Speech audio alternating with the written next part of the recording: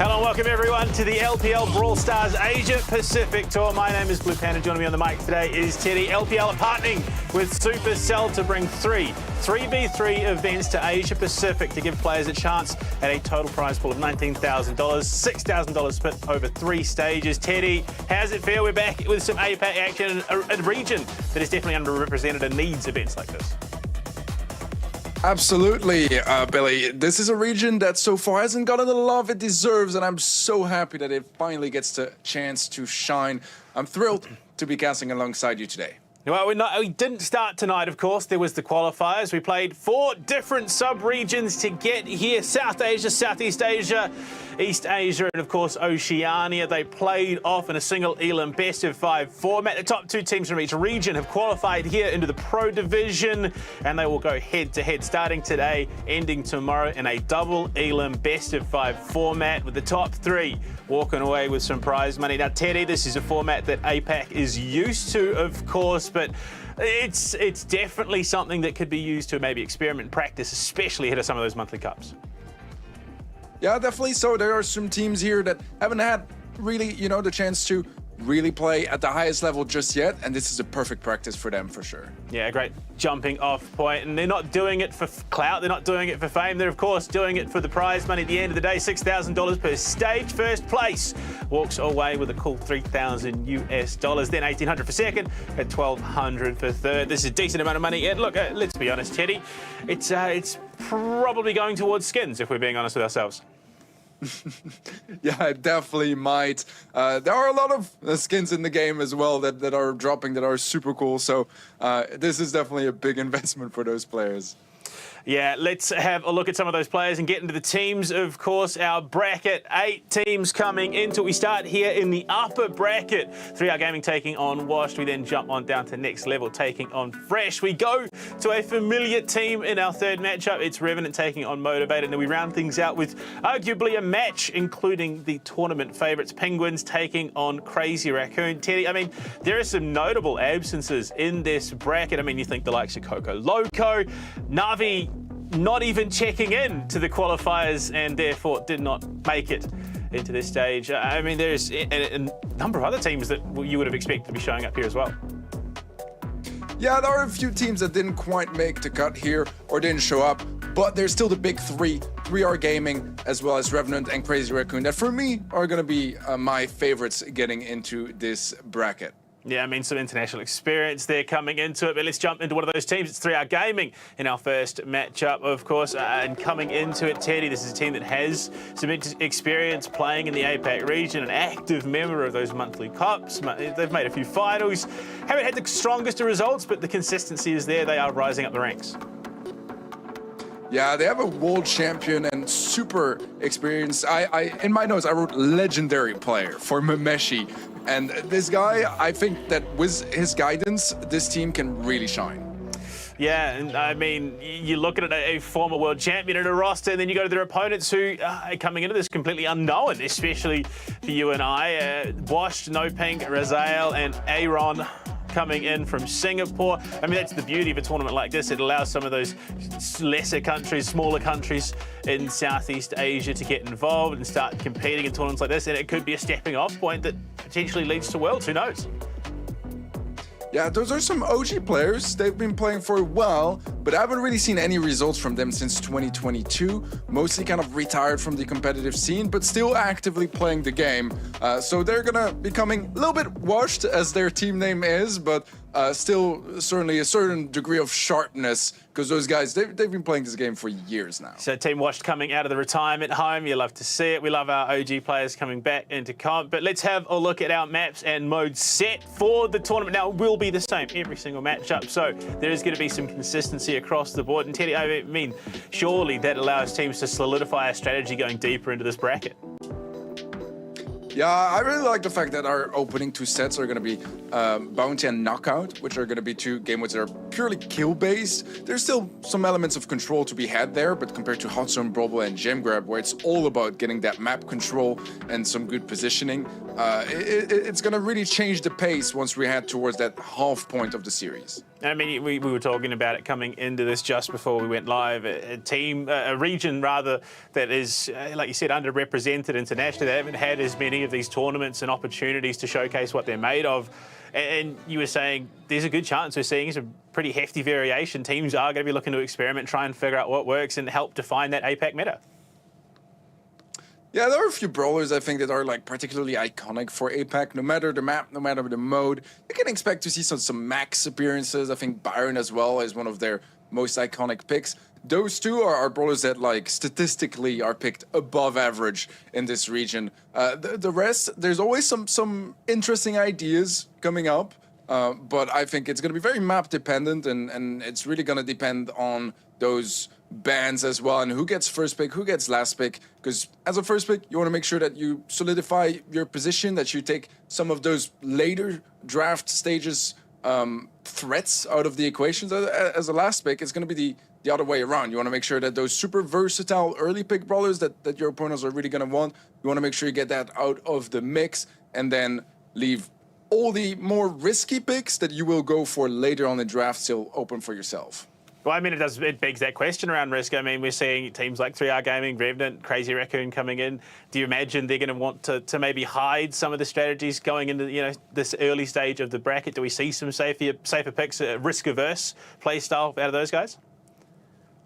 Well, I think that like so far, looking at the bracket, the 2 top matches seem like the most even ones, I guess. Even though 3R Gaming is definitely coming as a favorite here. I think the bottom side of the bracket is definitely where things are a bit more one-sided on paper, at least. So here, I would expect players to really try their best and make sure that they lock in those victories, because if they drop into the lower early on and then they end up meeting a team like Revenant or Crazy Raccoon, things could get heated like very quickly. Yeah, I mean, you want to establish yourself in this bracket nice and early on. Last thing you want is to make that lower bracket run. It gets a bit dicey without that safety net. And I mean, we've just heard Teddy, in terms of that favourable siding, I think 3R has the option to choose whether they want, first or last pick. And I mean, what do you reckon? What's the safe bet? I think that in general, they might be trying to target towards that Nani pick or a Piper, depending on the situation. As even though Nani did get nerfed a few months back, I still think that on the maps where Nani shines, she's still one of the top brawlers.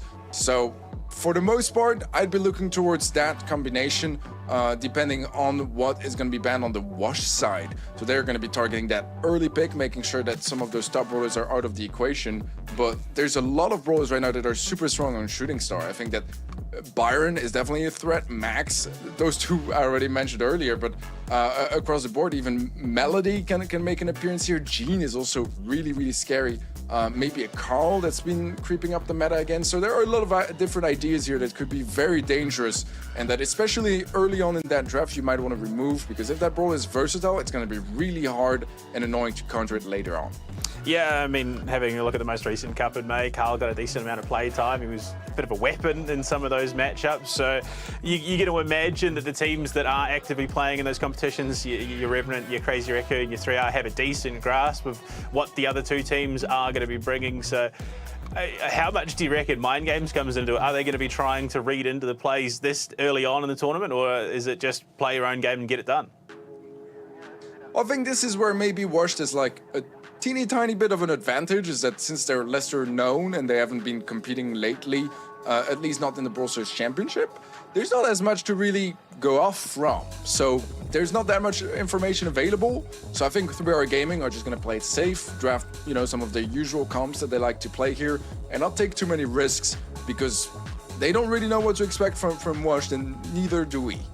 Yeah, it's going to be definitely, I think, a little bit of a litmus test for these teams. Those lesser-known players in this competition are going to be coming out of the gate swinging. And I mean, in terms of the current state of the game, is there just that particular chant that you are going to see consistently throughout this tournament? Or, again, is it just it'll come down to comfort picks and what people think is what they think is comfortable.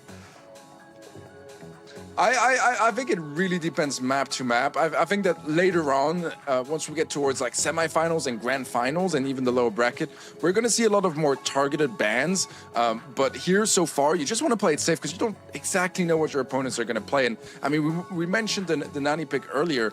It is going to be on the side of Washed. And for me, it's one of the major threats here still on this map. Now, I really like some of the other ideas we see as well. The Melody here has so much range, it's going to really shine. There's a thrower available as well for 3R Gaming. That's going to be the tick pick, which is going to give a little bit of an advantage regarding that mid fight, as it's the only one that's going to be really able to damage through those walls. For the most part, I like the ideas on both sides. The 8-bit's probably the wildest pick here, and there's not a brawler that we see a ton on Shooting Star, but it's not unheard of either. No, it's time to get on into it already. Early chip damage going both ways, just sort of scouting. This 8-bit really putting Meg under the pump, left-hand lane. Raziel just trying to get that HP back up. A lot of testing the waters, both teams just sort of towing the line. Raziel's in a bit of trouble though. Blue Star finally going to be locked in by Mameshi, giving the early lead to 3R Gaming. Let's see here if Wash can create an opening. Raziel out of mech is not going to have the easiest time on that left-hand side. Does have to be careful. And look at that, Yume with some nice steps on the right does find no pick. It's definitely going to put Wash in a bit of a rough spot. 3R Gaming definitely feeling like they've got a handle on things here on Shooting Star. Raziel back in. It feels like it's all a bit of a wash, ironically enough, for Wash. They're scrambling, not quite figuring out where they want to be playing this, and 3R Gaming seem to have this down. Raziel on the right-hand side, almost out of mech again. Mameshi not quite going to be confirming that just yet, but the 7-star lead so far is definitely dominant here for 3R, and with the damage booster in their hands as well, it's definitely making things a bit of an uphill battle to retake that mid control.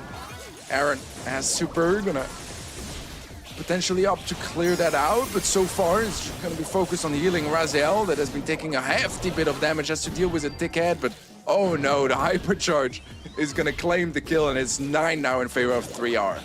Yeah, I mean, 20 seconds left, Washed. It definitely feels like it's slipping away from them, as Sakura's going to go on the offensive here. Raziel pinned behind the wall, can't really get away, there's just too much coverage, the head comes through. And this is a bleak spot for Washed. 8 seconds left, 15 to 0 the difference. Yeah, that's a pretty done deal here on the first round. Yeah, we knew 3R Gaming was coming in as a bit of a favorite here, and so far they're not failing to deliver. 3R, very, very solid opening game. And I'm going to be honest with you, Billy, I feel like it wasn't just a matter of outdrafting them. They're just really the better team and showing that early on in this series. I mean, confidence is key. You can see that at 3R Gaming. As soon as they started pressuring onto the Meg early on, they knew that they could take an aggressive position. And speaking of, Raziel again taking some early damage. Just full commits out of the mech as well. Maybe in a bit of trouble, but support there from No Pink isn't going to help, unfortunately. Raziel is dead anyway. Yeah, pretty much the same quality of start as the previous game. Not even more aggressive on the side of 3R, as you mentioned. They have all the confidence in the world right now, and very well deserved as well. Raz out of mech once more and in a troublesome situation. You're gonna miss the shot, but does hit the second, expanding that lead now to 9.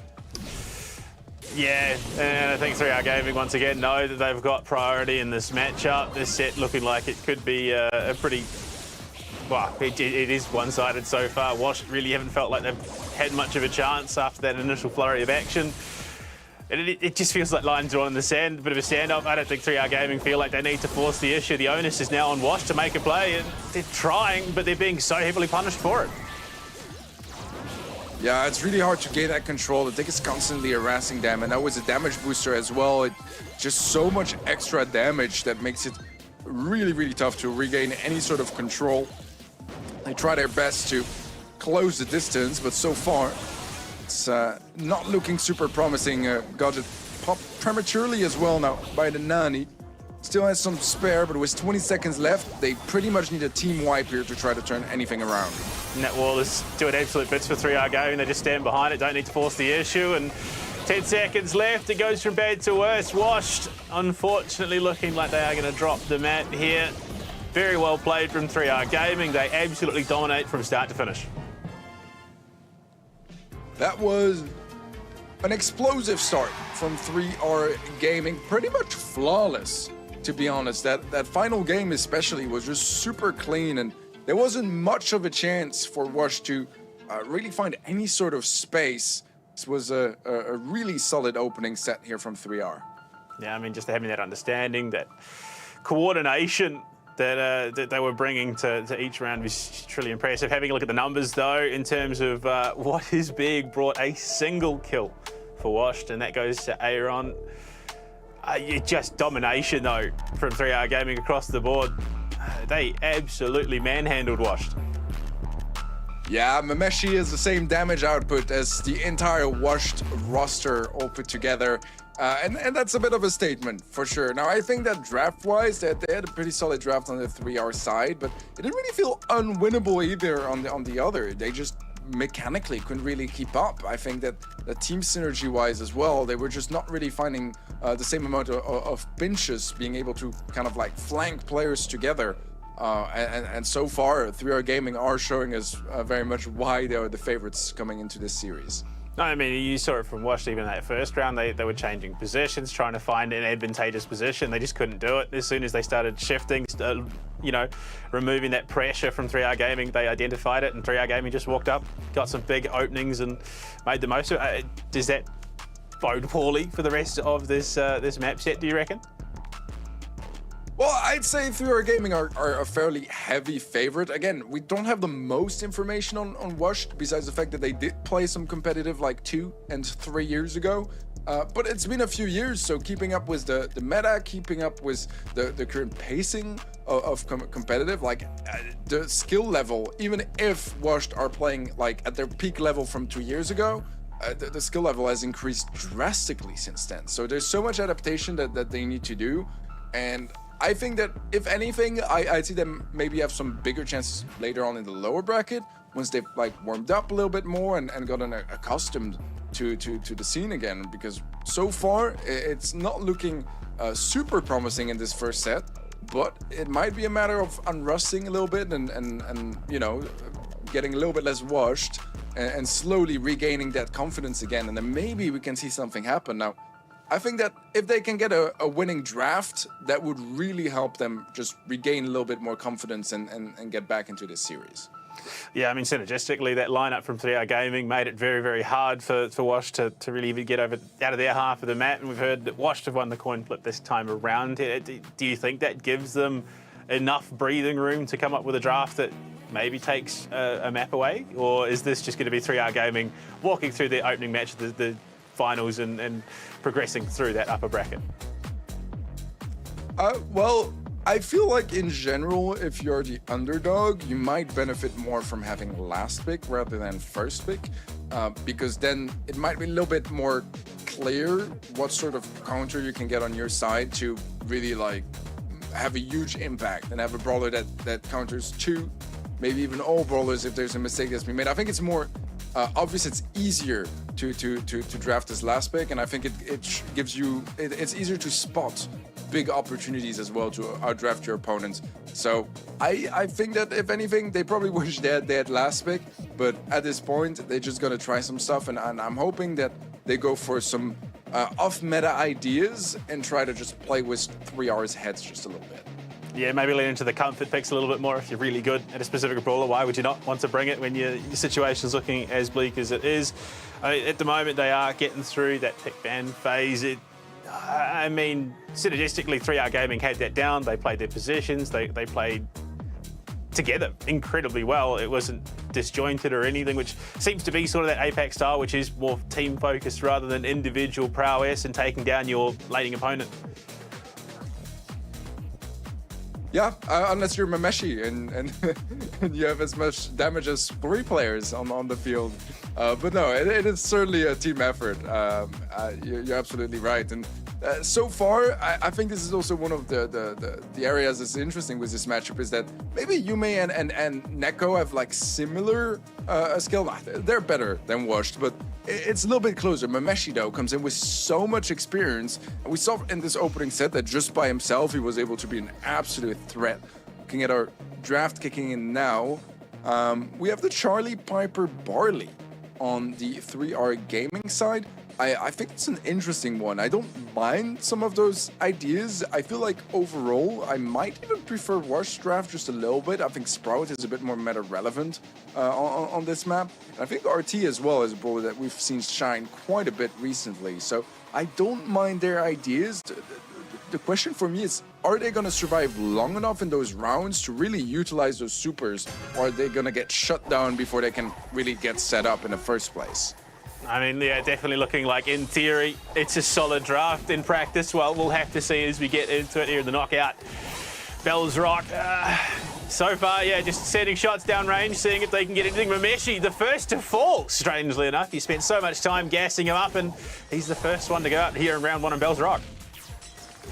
Yeah, beautifully done by Washed, and maybe a bit of overconfidence, maybe just a bit of a bad position, but so far, this is looking much more promising for Wash. Despite being a player down, though, 3R are making sure to hold down that mid control, and I think they might still try to see if they can either get some tags to get closer to those supers, or maybe even get an opportunity to get a kill and even things out. With Aaron pushing the left-hand side, that could be a problem, and they're holding on to that positioning really well, but it's only Yume left alive. He will find Aaron, 1v2 now. Pop super, but he missed it, and that should end it right here.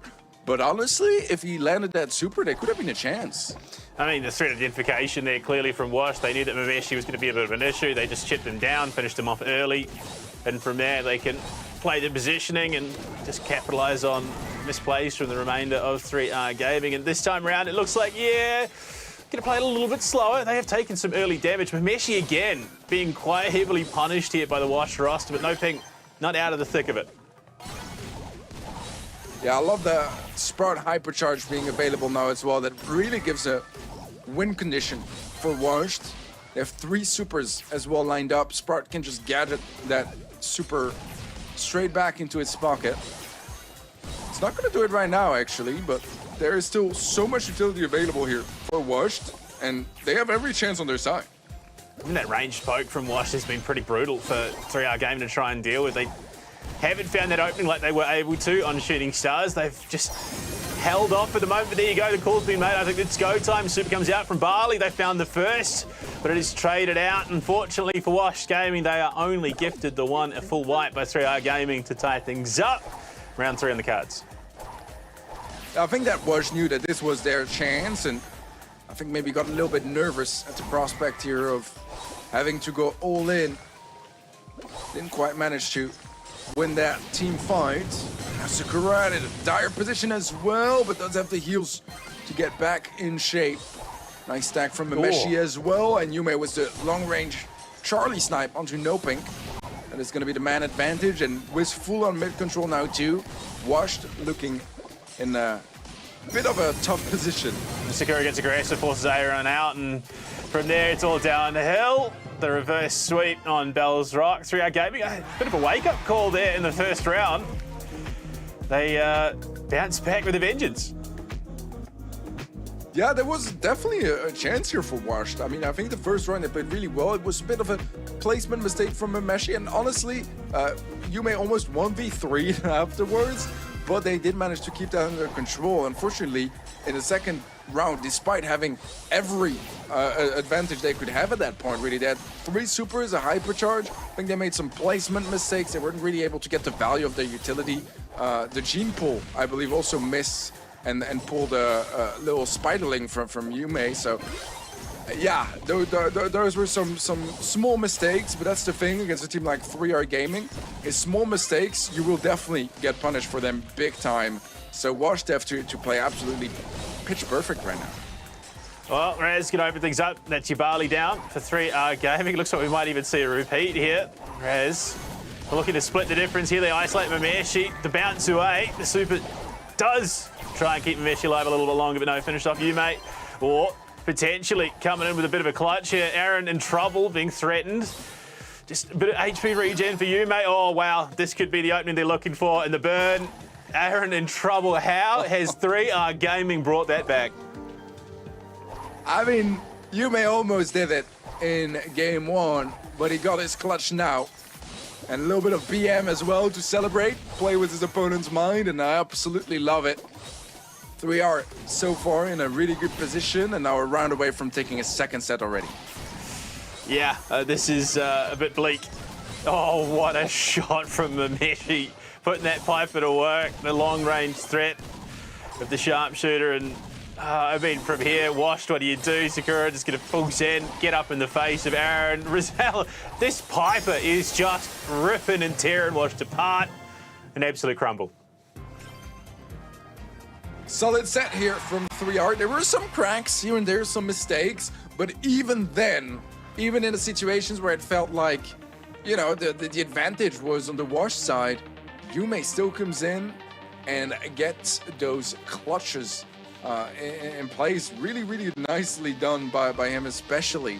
I think we mentioned Mameshi a lot in the opening set, and I mean, well-deserved as well, as he had a stellar performance there. But this one, Yume, for me, was really the player that shined the most, just getting so much value on that Charlie. And whether it's just like the basic utility of that ball, the spiderlings being so annoying, tanking pulls, that damage as well from up close, or just his in general performance. I mean, 6 kills. He doesn't quite have the most damage, but not far off. And overall, just a really solid performance from 3R. Yeah, I mean, that was rough. As soon as 3R Gaming found their feet after that initial bit of a hiccup, I suppose, it was just all on, and there was nothing Wash really could do. And I mean, Yume, that losing around like that to Yume was effectively in a 1v2 to clutch it back the way he did. That's going to be a bit of a tilter for Wash. Yeah, definitely. This is the thing as well in a matchup like this, when you are coming in as a pretty heavy underdog, you only get so many chances, you know? Your opponents are only going to give you so much to work with. And when you lose that man advantage and give away those clutch situations, it's really a shame. It's really a shame, because that was a chance. They actually had 2 chances here at taking games, and 2 games, that would be a set, you know? That would really give them a fighting chance. So the mistakes were there from 3R Gaming, but I feel like just the raw mechanical power that they have on their roster was enough to save them from some of those slightly more troublesome moments. Plus, I would imagine probably a bit of fresh competitive experience. These guys have been actively playing through the monthlies. So knowing what to do in those situations, being able to split the difference, isolate one target out and finish them off before going for I suppose the killing blow.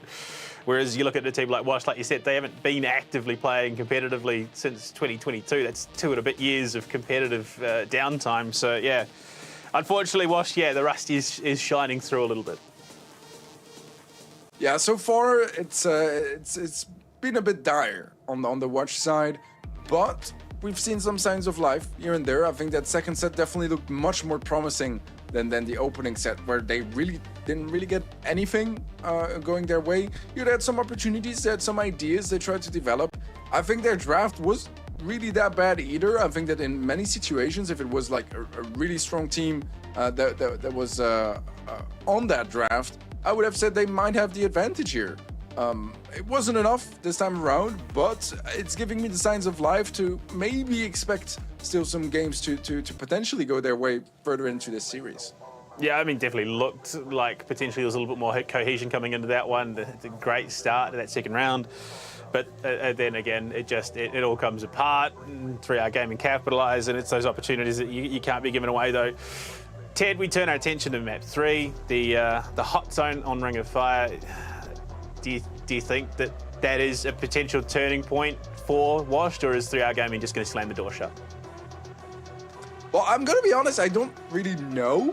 But what I think is really interesting about this question is the fact that, as we mentioned during when we were looking at the maps earlier, this is going to be a control-based game mode. We go from like more kill-based game modes to control, which means that maybe this is something that Washed are better at. I think that in general, control is a little bit harder, if anything, than kill-based game modes. So to that extent, I would still favor 3R very much. But I don't really know. Washed might just enjoy control-based game modes a little bit more. It's going to be very different. It's going to be much more team fights as well. As you can see on most maps, you have like 3 clear lanes. You have left, mid, and right.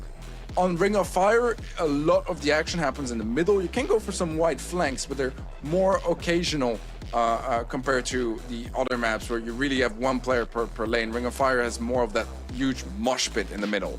Oh, we love a good bit of mosh pit gaming, and I mean, do you think they lean into that a little bit more? Go for maybe some utility picks over just the outright, I want to win my 1v1 and then move on type picks, or is it just going to be all you know, no holds barred, bare knuckle brawl in the middle of the map? Do you reckon? I think it's definitely possible, but to be honest, right now they got to focus on getting like a solid draft going. Maybe try some different ideas. They've had, I think, a winning draft in the second set, and that wasn't enough. So they might have to go even more risky. Try to go for some ideas that their opponents might not expect quite as much. Either something like hyper aggressive or something maybe with a lot of healing could be an option as well. As I don't think that going for raw mechanical power is really the best idea. It's a map as well where you can go for those brawlers. You know, you can go for those sharpshooters that require a lot of good aim and good dodges from afar because they're glass cannon. But I don't think that's necessarily the way they should play, as we haven't really seen them like. I think that where they've been able to compete here is in the comps and some of the team fights. I don't feel like individually they were as much on par when it comes to mechanics. So that's kind of what I'm hoping for in the draft here, not to go for hyper carries and try to win those 1v1s. I think they should try for some more basic and easy ideas to pull off, but at the same time, not necessarily the most expected ones. Yeah, I mean, simplicity in its base form is kind of what you want in the situation. You don't want to gamble in a situation where you lose this, that's it, you're in the lower bracket, you don't get that second chance after that. You lose in the lower bracket, you're done with the tournament. So, yeah, smart is probably the name of the game here in terms of that draft. I mean, if you had to call it, what do you reckon Washed are leaning towards in terms of that draft? I would have loved something healing heavy. It's somewhat what we're going to be getting, and actually they're going for some interesting ideas here. I respect it. I don't think it's going to work, but I respect it. Because right now the PAM is going to be bringing that sustain that I was kind of hoping to see, and it's also a brawler that's not too hard to pull off. Shelly is a bit of an interesting one. It's going to be direct answer to that early Buster pick that 3R Gaming went for. So I think it's an idea. It doesn't necessarily have the easiest time either against Buster, but Kit is really where things heat up here for this Washed Compass. It's a brawler that we don't see super much at the moment, but it's still very decent, and in the right hands it can do so much damage. I do think they need to fear that Baron. They do need to fear the Angelo as well, that are definitely top picks on this map. And in the hands of Mameshi as well. That's where things start to get very scary in Raz. Well, that's Raz dead. Mameshi's taken first blood. Sakura follows it up with a kill on Aaron, the kit down, and it's a full wipe. It is just an absolute wipe of Washed, and it's just going to be 3R Gaming taking position on that hot zone. They want to get this done as quickly as possible. Raz trying, threatening as best as possible, but again, 3R Gaming have this locked down. Washed can't even leave their third of the map. Yeah, so far it's not looking super promising for Washed. As 3R Gaming have full-on mid control and a really solid position. Aaron just hoping someone gets in range maybe for a super, but right now it's not really contributing super much. Will eventually stack on top of No Pink and tries to get some connections here and there, but it's a little bit too late, I think, to get started with this game, as 3R Gaming are very quickly running away with this one. That first elimination, I suppose you take that. 96% though. It's very quickly spiraling out of control. Mameshi's not slowing down with the Angela, and there you go. Aaron unfortunately cleaned up, and 100% to 9% is pretty decisive for 3R Gaming. Yeah, match point now in the hands of 3R Gaming. Things looking really promising on their side, and already a leg into the semifinals. Let's see if they can close it out as cleanly as they started, or if Washed maybe still have a trick up their sleeve. Well, I mean, I think first priority right now is to dodge the Angelo, because that charged shot is doing so much damage. And unfortunately, No Ping can't do that. Umate finishes off No Ping with the Byron. That's the first. It follows up soon after Mameshi and the Angelo going to absolute work here. This is pretty rough for Washed, and I think they're going to have to go back to the drawing board come that lower bracket, because that run is going to be upon them after this match. Yeah, right now, Washed not really seeing the light at the end of the tunnel. And Sakura is aggressive on the left side. And this is one of those maps where you can get spawn trap. You can get locked on your side of the map and get an advanced positioning on your opponent's side. And when it happens, it's a bit of a disaster. Nice double pull from Sakura. Misses that shield, and Aaron gets a kill as well, looking to get a second. But the poison will tick off. And actually, I think it was a gadget from Mameshi that got that kill. Wash still fighting for it, but with an 80% lead here, 3R Gaming should be able to just close things out. I mean, brilliant resurgence here, but unfortunately, very much for nothing. As 3R Gaming just reclaim that control, take it back, and get it done. Easy as you'd like. Yeah, 3R Gaming so far looking really, really strong today. A great opening match for them. A 3-0 sweep, not dropping a single game either, is very impressive. Washed still have a little bit of unrusting to do. Look at that, 11 kills from IC, 10 from Mameshi. Overall, just great stats along the entire 3R Gaming roster. But yeah, right now I have to say, Washed, they came here as underdogs and have yet to really prove themselves. I think in the second set, there was a little bit of a chance to shine for them, and we saw some signs of life. But besides that, it was very much just a 3R Gaming show. Yeah, look, I'll be honest, Teddy, if I know Twitch chat, they'll be saying that was easy. I could have done that. I could have picked up that one. If you think you can, well, we've got the opportunity to you. It's the LPL Showdown. We have Brawl Stars available. If you want to get involved and try your hand at competing in some LPL competitions of Brawl Stars, check out that QR code on your screen or !Showdown in chat. You could be fighting yourself on one of these broadcasts sometime soon if you think you're good enough. So it is what it is.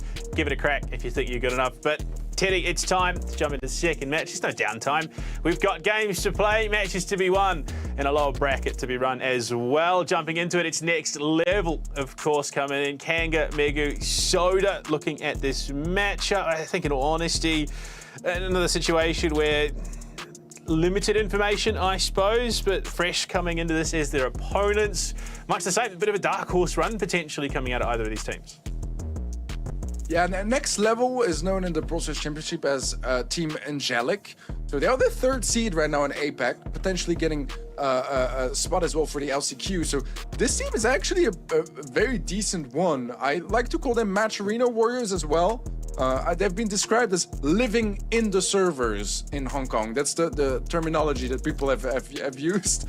So they're in a spot where they can definitely do some damage here. Of course, it's a name change that undoes me. Of course, my notes are all wrong. But look, their opponents, I think, yeah, coming into this Fresh, looking a little bit fresh. Man of Culture, Ash, and Horace Ankit as well coming in out of India, the South Asia representatives. And I mean, you look at a team like Revenant, Teddy, there is a real threat coming out of South Asia in Brawl Stars competitive. Do you think that we are starting to see a bit of a surge out of that part of the world? I'd love to. I think that India is one of the countries, as well as like OCE, really, that suffered the most from their regions being merged together again. So it's been a little bit tough. I feel like in general, servers are not very much in their favor. And when they're already in an underdog situation, it puts them in a bit of a challenging spot. But I know Ash is a pretty big Indian content creator, so maybe that inspires some sort of confidence on their side, and it definitely shows a certain level of commitment as well to the game and knowledge of the meta. So I'm kind of hoping that, you know, that maybe plays in their favor. But as you mentioned, these guys are dark horses, and for me, really the underdogs in this matchup. I think Next Level come in as pretty big favorites. Yeah, I mean, coming in as the third seed, you said, in all of APAC, it means you're pretty good at the game. It's a podium finish at the end of the day. But yeah, the content creator wildcard, maybe the fan base is behind them. That's where things start to get a little bit scary. That star power can really make or break a series, especially if the fans are getting vocal. But look, we've had something happen. We are going to be delayed just a little bit. We're going to throw it to a quick break. On the other side, we jump into our next matchup. It's going to be an interesting one. Come back for it. Okay.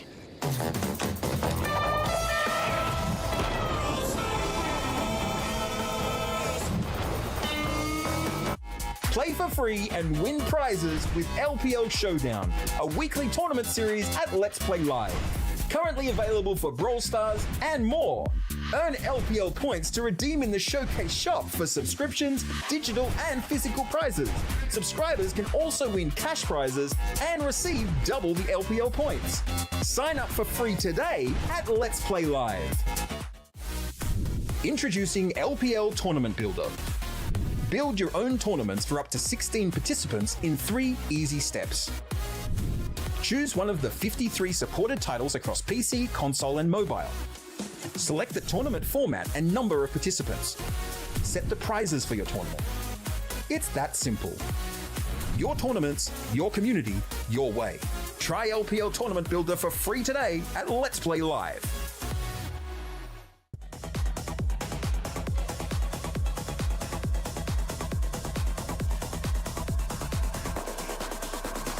Grind don't stop. Grind don't stop. Grind don't stop. Grind don't stop. Grind don't stop. Grind don't stop.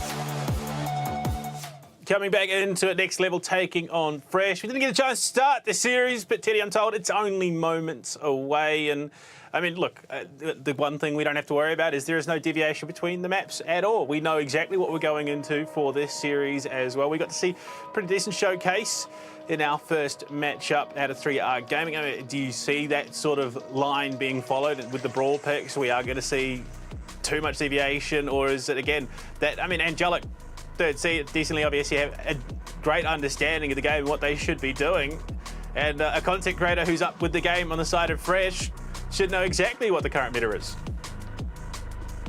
Yeah, I would expect them to go for some of those more predictable ideas, because if it works, it just does, you know?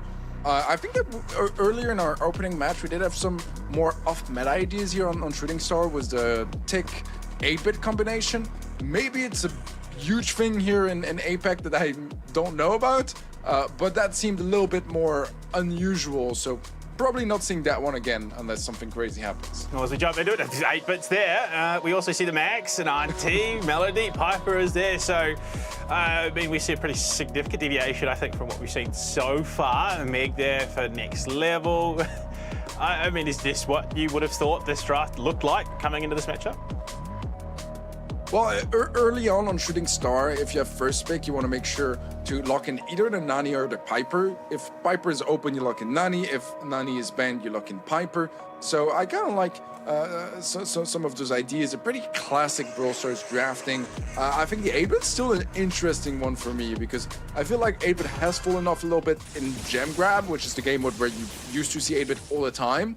And here we're seeing it so much in Bounty, where it's a game mode where you don't really expect to see it super much. So it's definitely interesting, but already closing the gap in the mid. Ash is low health, does pop the shield, but if he stays in range, he will go down, and eventually they do catch him. Plasma, low HP as well, getting pinched out.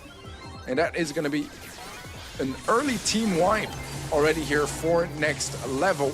There's a trade here at last, but it's still 5 stars. Make it 7 now in favor of next level. Megu went on a bit of a one-man mission there on the top right-hand side of the map, doing things while the rest of the team was looking to mop up. And so far, much in the same vein as that 3R Gaming matchup was. Heavy domination from the third seed out of the APAC region. Ash, that content creator buff isn't doing him any justice right now.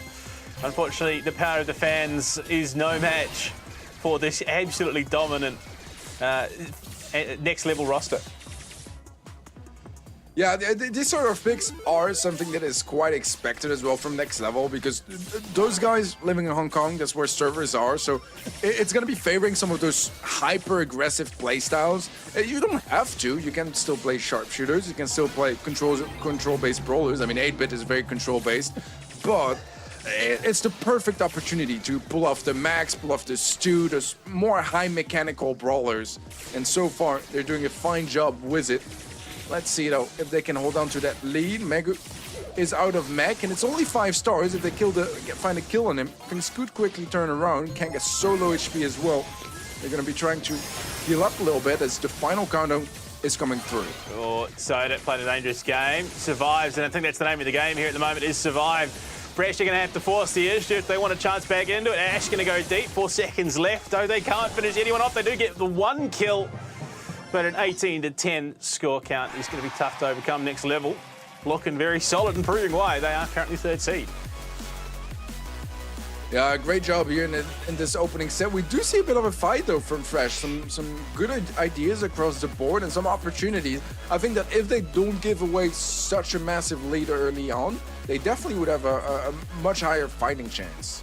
Yeah, unfortunately, it felt like very much a situation too little too late there for Fresh when they finally did, flip that switch and try and go on the offensive. But right now, into the second round, Ash missing out on that blue star, so they won't have that advantage. They want to go on the aggressive. Ash just sending damage, but it's Megu to finish him off and take that first blood. Now they isolate Renji. They see that they can go for a bit of a follow-up. No, Ash gets back into it. So, I mean, you said some life out of Fresh, and they are looking to brawl this as best they can. Yeah, so far, things much more promising. It's still a 4-star lead here for next level, but they're not feeding as much.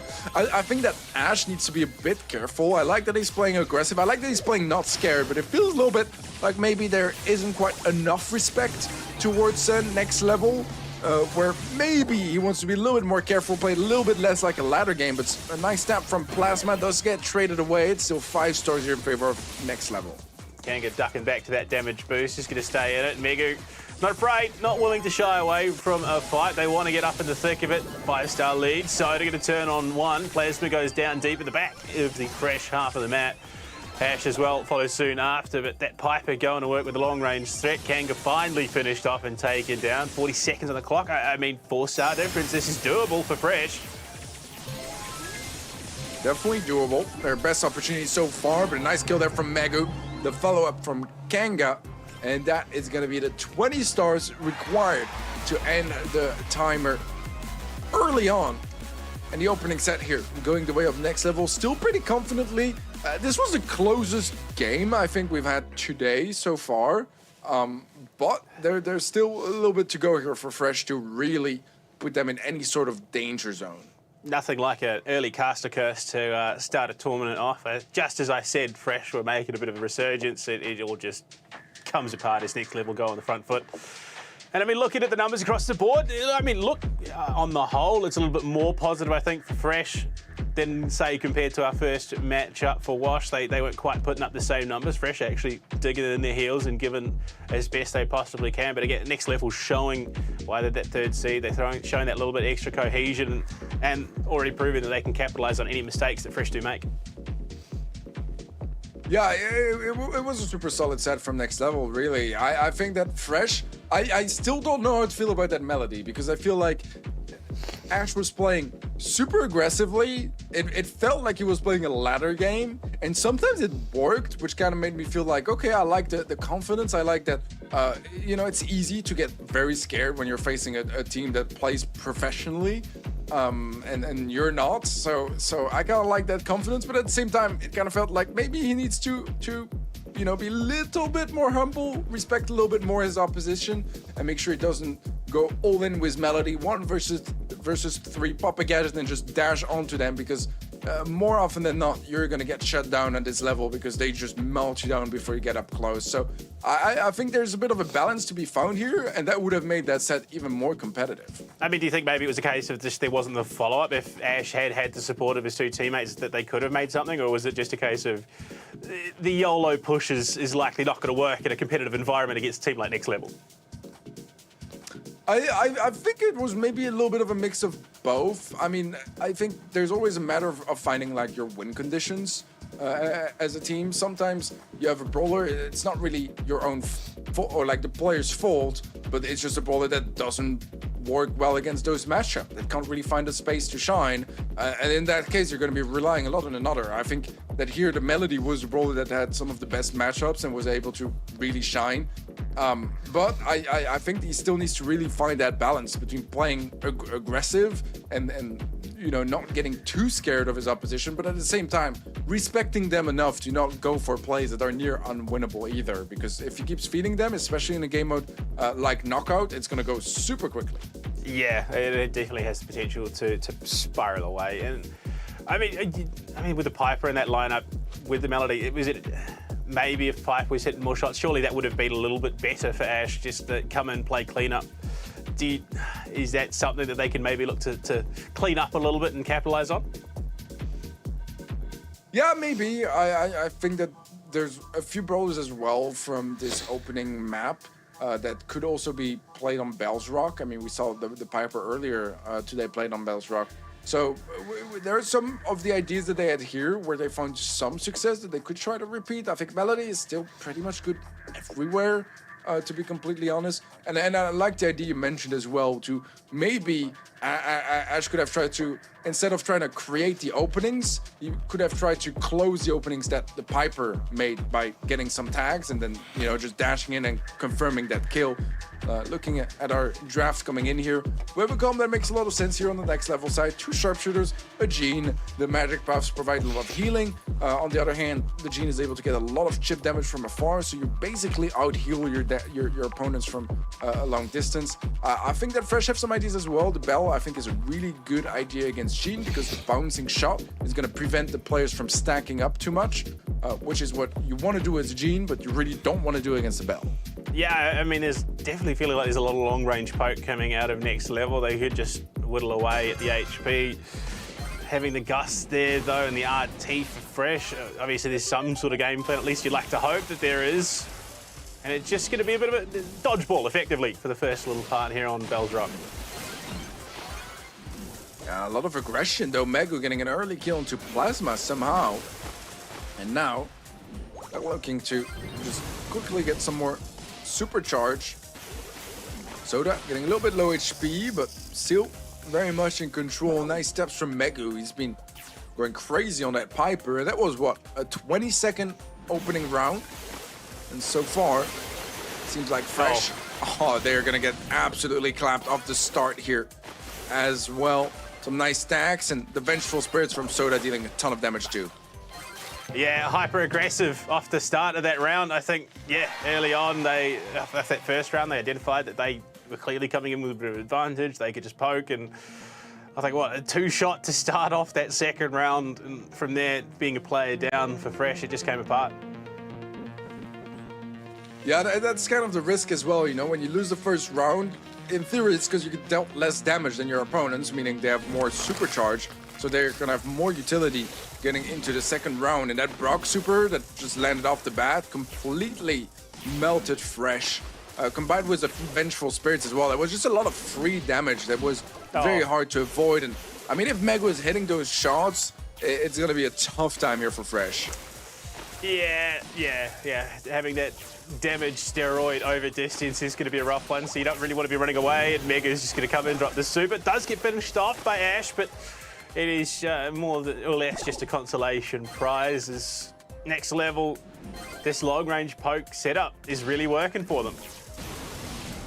Yeah, I feel like a lot of the kills we've been seeing so far in this set have less been Fresh really popping off and Next Level making big mistakes. It was more along the lines of Angelic trying to, or Next Level trying to be incredibly fast and speedrun this, and then like being okay sacrificing a player on the way if it's gonna mean they save 20 seconds. Yeah, early pick, RT's gone, Ash going to be finished off. That, Teddy, look, the only way I can think to describe that was like playing dodgeball with a brick. Yeah, I mean, pretty much. It also felt like one team was throwing the bricks and the other one was not dodging it. Yeah. You know? So a bit of a troublesome set there. Well, I mean, that last round started, and with the first 5 seconds, you had 2 players who had lost a good 60% of their HP because Megu was just doing his thing on Piper. And look at it. He's almost double the damage of, well, he is. He's doubled the damage of Soda. He's putting some huge numbers, but they've spread the kills at least. Yeah, I think we see again Ash being kind of the saving grace here for Fresh. But I think in this mode, and this is what I mentioned earlier, if he plays too aggressive, if he tries to go for trades and just takes a lot of risks, it's not nearly as forgiving than Bounty. Now, I think that maybe Hot Zone is somewhere where this sort of playstyle could shine more. I would love to maybe see some comps built around him. We saw him play the Melody. That could be an idea to bring back. Maybe combine it with a Byron so it has some extra support, some extra heals. And then I think we're talking business a little bit more here for Fresh. If they could find a way to get him on a hyper carry brawler, get some nice support with him, I think that there's some chances here they do something. But so far, I mean, the comp here was a little bit flavorless, I think, on the side of Fresh. Just not really anything too exciting to bring in. And when you're in such an underdog situation, you do need that spice on your side.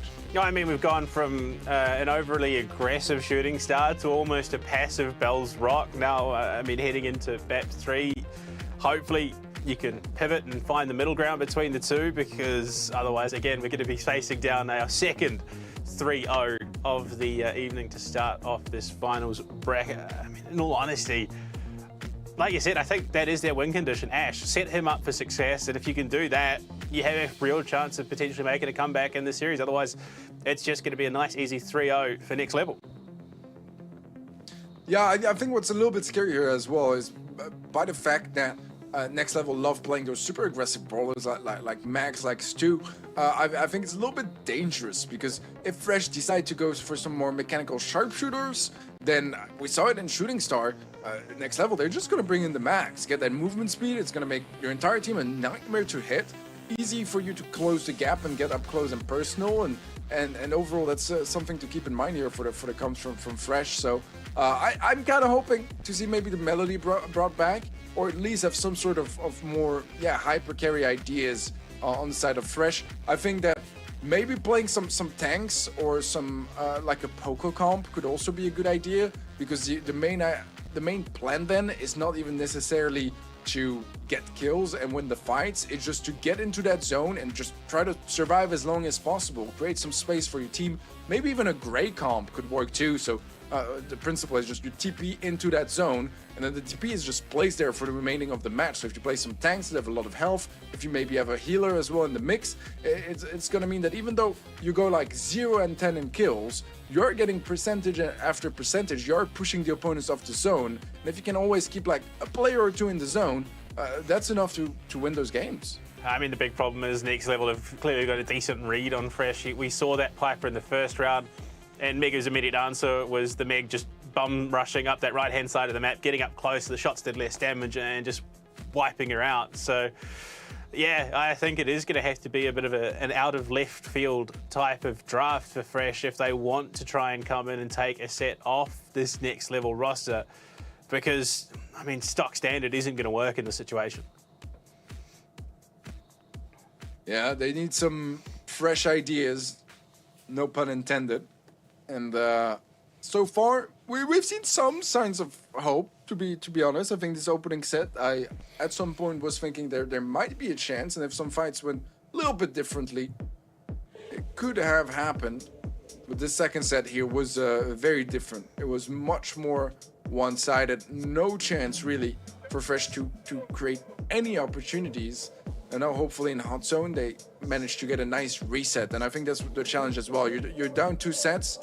You need to make sure you get like that mental reset, get back into a winning mindset, and hopefully go in with a good mood and good calms, not be upset at your mace, and just try to have a clear head overall.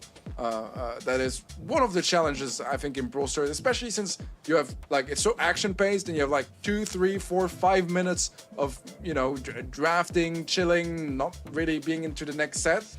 It's your chance to reset mentally. I mean, reset mentally. We've had word Man of Cultures being subbed out for Fresh. I don't know whether that's a case of maybe that, a bit of anger at mates. I don't think that was probably an issue. I think they just want something a little bit fresh, a little bit different. So Horace is going to be jumping in to round out this 3-man stack for Fresh. I mean, do you reckon the fresh blood, maybe a new perspective coming in for the team, might revitalise them?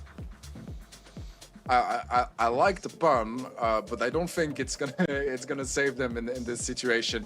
I think in general, like you're gonna do switches like that mid-match when you just have some players that either aren't really feeling it right now, or if maybe there's some preferences on the game mode. Maybe it's more of a control player. Maybe he's the only one that can play, I don't know, Pam, and this is the map they want to bring a Pam comp. So those sort of ideas are possible. It's not going to be as predictable as it would be for some top teams, because I don't think Next Level did particularly much research getting into this match.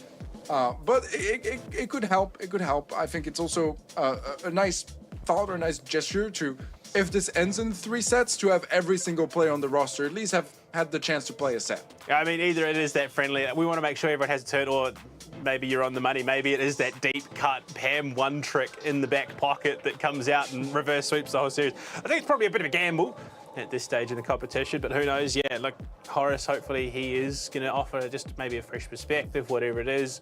Maybe some new blood coming into it. Maybe someone that can back up Ash on those slightly more aggressive plays coming into this Hot Zone. But I mean, it's hard to discount Next Level when they've looked so onto it. They've consistently performed well this year, and they definitely have a decent read on top of the fact that they've got the coin flip as well. So at the moment, it's looking like everything is just lining up for Next Level. Yeah, I think things are very nicely lined up, as you mentioned. Next Level, they came here as favorites. So far, they are delivering as expected. I think Fresh have surprised me positively in the opening set. The second one, they kind of calmed down quite drastically. But I think that Next Level, they also know what they're doing. They're used to playing a lot of match arenas, a lot of community events. And you can see from their mindset as well, like they're not here to waste any time.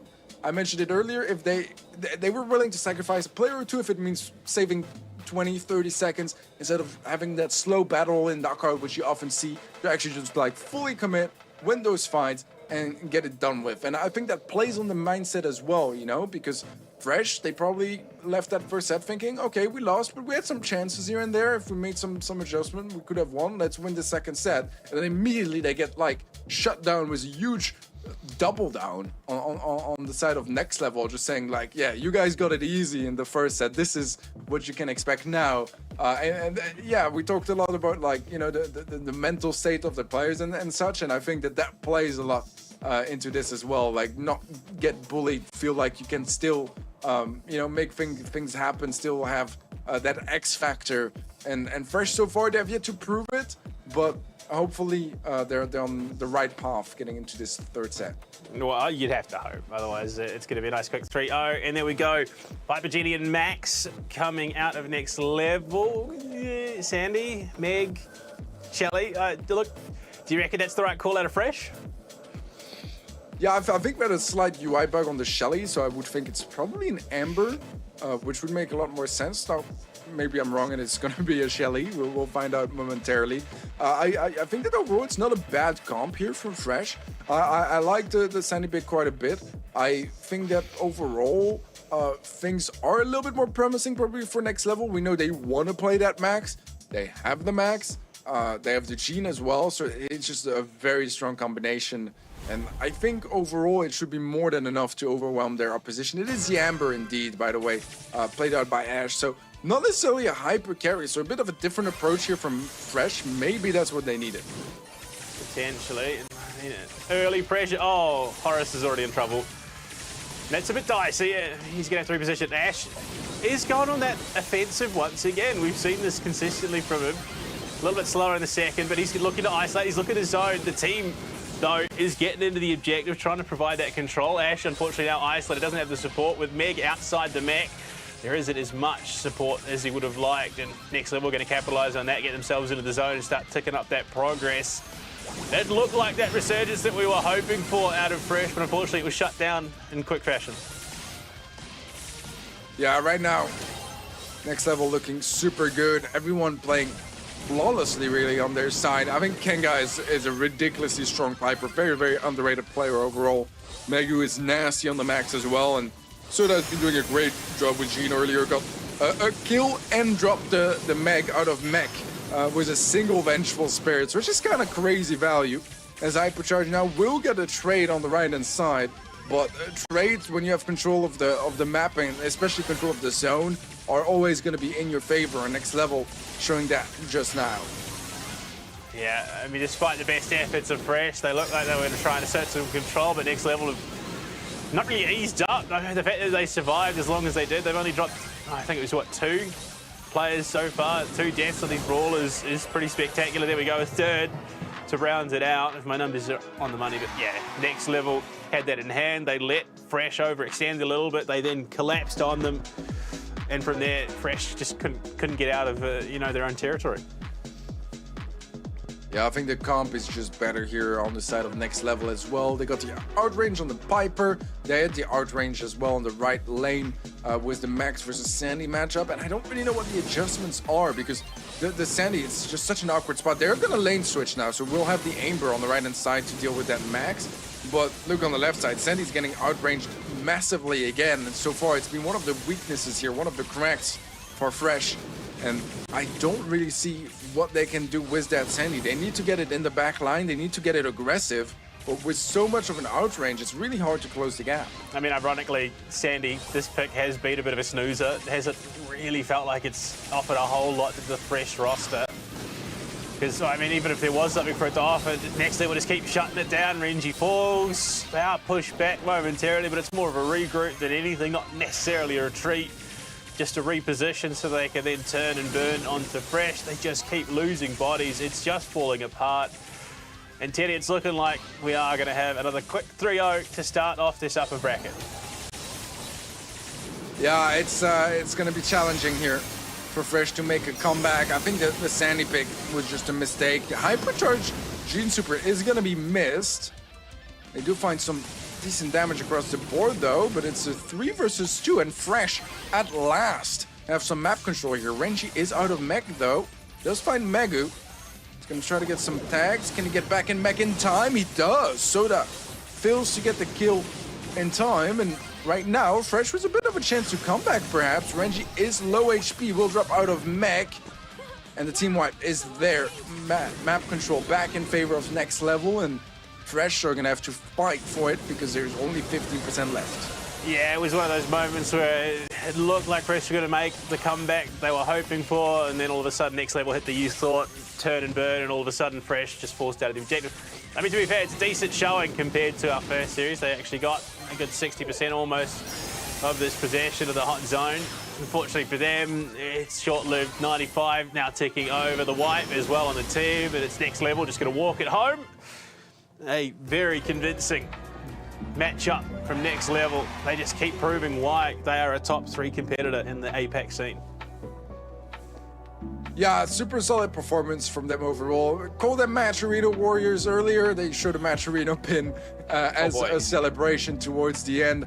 That's where they've been getting their practice. That's where they've been making themselves known in the last year or two. And right now, I mean, it's all paying off very nicely as they make short business of Fresh. Was a clean 3-0 instead. Look at those kills. They have 25, 28 kills compared to the 4 on the side of Fresh. That is a stomp and a half. Only 7 times the kills that Fresh was able to put out. It's just numbers at the end of the day if you break it down. But I mean, that was an absolutely dominant showing out of Next Level. They weren't letting Fresh get away with anything.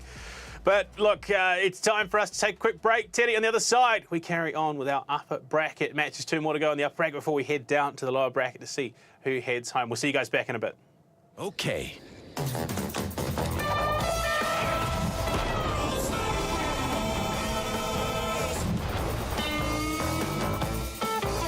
Play for free and win prizes with LPL Showdown, a weekly tournament series at Let's Play Live.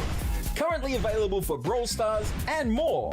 Earn LPL points to redeem in the Showcase shop for subscriptions, digital and physical prizes. Subscribers can also win cash prizes and receive double the LPL points. Sign up for free today at Let's Play Live. Introducing LPL Tournament Builder. Build your own tournaments for up to 16 participants in 3 easy steps. Choose one of the 53 supported titles across PC, console, and mobile. Select the tournament format and number of participants. Set the prizes for your tournament. It's that simple. Your tournaments, your community, your way. Try LPL Tournament Builder for free today at Let's Play Live.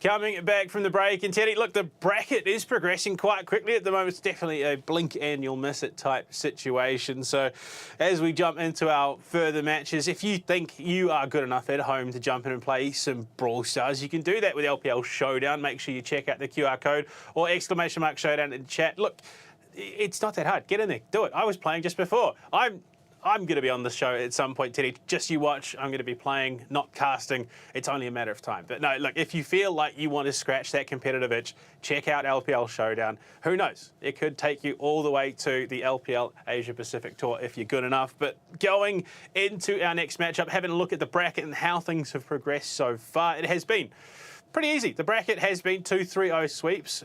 Potential for more on the horizon. I mean, when does that start to stretch out, do you think, Teddy? When do we start to see these slightly more competitive matchups?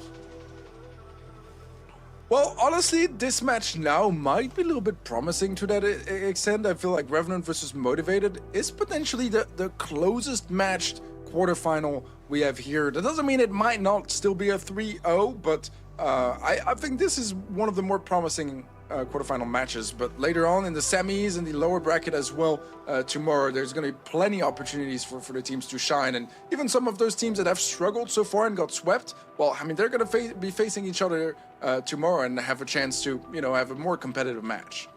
Well, of our teams, 4 of them are top 8 in APAC right now, and currently coming in as 5th seed, Asterisk. Teddy, it is, of course, Revenant, but like you were saying in the break, this isn't the Revenant that we know and love in APAC. It is a slight variation with the single core coming into play. Yeah, only Surge and Clash is from the official roster. Captain Rox and Prime are coming to help out for this event, but just as a notice, Prime is an ex-teammate. He used to be on Revenant last year. Captain Rox not so much, but he did get some good performances last year as well. Did win some match arenas this year. So those players are definitely still competitive, still getting some results. And I think they're also good friends of Surgeant, which is why they're together here. But it does change things a little bit in the equation. Yeah, I mean, playing with a single core, and yeah, look, former teammate, but then a sub, it does definitely mix things up a little bit. You're not going to be coming in your peak form. On top of that, I mean, Hong Kong servers, Indian-based players is definitely going to potentially give Motivated an opening into this series. And speaking of, let's have a look at Motivated coming into this competition. Star Dragon, Danku, and Bangi coming out of Korea. I mean, I've seen a little bit of what these guys can potentially do. I mean, they qualified to the Pro Division. I mean, you're expecting a heck of a lot here, Teddy? Well, it's a bit of an interesting team. First of all, I don't think I've seen any official matches where this roster competed together before. This month in May, there was Danku and Bangi, 2 South Korean players who played under the team name Team S2. And then earlier this year as well, in March, we had the team Goan Oishi. I probably butchered that. I am so sorry. It's, I think, Japanese, but that was Star Dragon and Mira. So it's kind of 2 duos that are put together now. And to be honest, they've had some results. I mean, all those players have qualified for some monthly finals this year. I think that they did face Revenant in March. That was Mira and Star Dragon, and they got swept in the quarterfinals. So it was a bit of a short match, but there are some players with some experience. And looking at like this match in its globality, I can definitely see a chance here for Motivated to do some damage because, again, they know each other, but not only that, they are going to have a little bit of a ping advantage when it comes to the Hong Kong servers. Revenant Esports are not playing with their full roster. Revenant also did not manage to qualify for the monthly finals of May, so they've been a little bit of a loss streak and having some tough few weeks when it comes to competitive Brawl Stars. So I could see Motivated maybe pull off a little bit of a miracle run here. Yeah, I mean, there's always upset potential, especially in a tournament like this. It is, I suppose, not quite the stakes of qualifying for Worlds at the end of the day, so it does allow for some experimentation, some slight deviation, but you've also got a reputation to uphold for a team like Revenant. You're an international competitor. You're top 5 at the moment, looking to make your way to the top 4, potentially qualify for Worlds later on down the line. You kind of want to solidify your reputation in the region.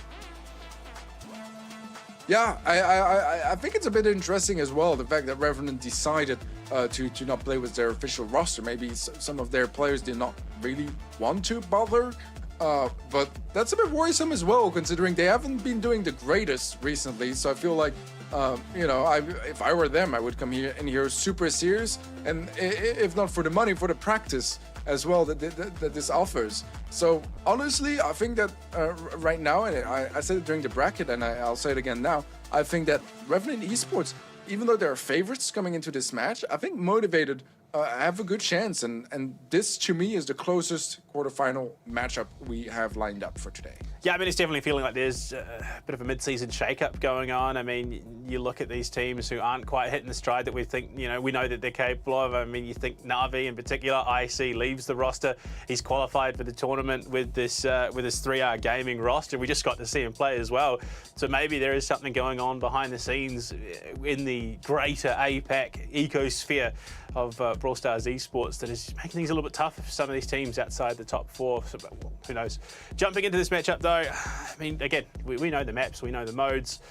Revenant, you'd imagine this is pretty comfortable territory for them. How likely do you think that this draft is going to impact things? Well, Revenant, we see the tech, we see the 8-bit, and we've seen what that can do already tonight. I really like this idea here from Motivated, because Revenant, you can see from their picks, they're not playing heavy mechanic brawlers, right? They're playing it safe because they know they're outpinged on the server. They have to try some different ideas, play a little bit more control based, a little bit more defensively. Motivated, they're looking to completely abuse that. They're going for the gray, which offers some very aggressive ideas, really nice for confirming some kills. The Kane gadget as well is super strong, and they also have the max to bring in that aggression. So I like the ideas here across the board. I think Revenant are playing to their strengths, and Motivator are trying to match that energy with their own strengths. And the max here in this matchup against the Tick is going to give them a free blue star as well. They did pop a gadget, didn't really have to either, but at the end of the day, they have the lead locked in, and that's what matters the most. Yeah, I mean, having that damage booster steroid and on top of the Tick range threat, there's potential. And S2 roster now playing undermotivated. I mean, look, 1-for-1 to start things off. The grey goes down. Star lead still in favour of Motivated. Like you said, this is their chance to strike. Having that advantage in terms of the ping, not being a core Revenant roster. They're looking like they might just be able to take it. Danku, what a kill onto Sergeant. Reducing the numbers allows them that priority position on the map. And it feels like Revenant are being corralled right now. Yeah, so far, Motivated doing a really good job, and you can see them trying to abuse the ping advantage too, with the Max going super aggressive against Sergeant earlier. They swapped lane, having the Mandy in the mid now, and it's not a brawler that does the best in that position. Does need to be careful now, gets pulled, but will be fine for the time being. TP from Danku, though, gets 1 kill. He's looking for a follow-up maybe onto Prime, but I think he overextended his welcome here. Surely he's going to get caught on his way out. Still standing for now, but eventually Prime does get that kill, and that will close the gap to 3 stars now. Yeah, definitely Revenant feel like they're being outmaneuvered and outpaced a little bit. Motivated, feeling very much like they've got their number. Danku looking to cut deep with his teleporter, picks up the kill on this side of the Mandy going down. Prime being followed. Danku in a bit of trouble. Will have to back off for the moment. Has the teleport option, repositions, goes aggressive. It's a 1-for-1 trade, but the advantage still there for Motivated. They're holding this one quite well. As they take down Mira, this could be the opening that they're looking for. 1 single star. They're Motivated to read this brilliantly. They back right off. They don't want to get caught. They have just avoided disaster there. Motivated was a strong showing in that game. Honestly, a little bit of questionable attitude, I think, from Revenant. We saw Surgeon shooting his mates a little bit there towards the end. I think there was still a bit of a chance to make a play there. So not entirely sure about that one. But at the end of the day, Motivated are going to be more than happy to take that opening game. Let's see if there's a bit more of a fight for that blue star. Again, Bangy gets it pretty much for free. I mean, at the expense of just a single phase shifter. But that's definitely a worthwhile trade as he's trying to close the gap, see if he can get up close against anyone. Pool is going to be missed by Denku, and for now it's just that blue star giving the lead to Motivated. Yeah, feeling like it's a little bit of a wet noodle fight. Revenant not really finding the priority they're looking for and going for a commit. They just sort of sit hold on the halfway line, throw shots down range, and I think that's largely what this is going to play out as. The one-star difference is just going to be whoever makes the first mistake, the collapse then happens and the other team looks to capitalise. Neither team really willing to be the one to make that mistake though, and despite banging, going a little bit aggressive, playing off the front foot a bit more, just backs off. And they're I mean, look, Motivated are happy to hold with a one-star lead because that'll get them the win if they burn the clock. Right now, as you mentioned, the clock is in their favor. All they have to do is hold. They do want to be careful. Super from Surgeon is going to be missed despite hitting the slow onto Mira. A nice movement speed pop by Bangy. Denko finds a kill onto Surgeon. Prime is going to be the next kill, and this is an absolute stomping from Motivated, getting the team wipe, and now a 7-star lead. I mean, I don't know where the hesitation was. Revenant, as soon as Motivated spot the opening, they absolutely flip that switch and go on the offensive. Denku making some big plays to open things up here for the team. 23 seconds on the clock, 7-star lead, and if Revenant don't want to lose out here in the bounty, they need to start making something happen. But unfortunately for them, it doesn't matter because Motivated has opened up the opportunity for themselves to go on the aggressive once again. 10 seconds remaining, and they just completely wipe Revenant out of existence. The front foot play. Nira can look to cut deep, has the support, has everything, and it is an absolutely dominant showing there on the bounty from Motivated. We got a match on our hands, and I'm absolutely down for it. What a performance here from Motivated. As soon as I saw their draft, I knew that they had the right ideas in mind.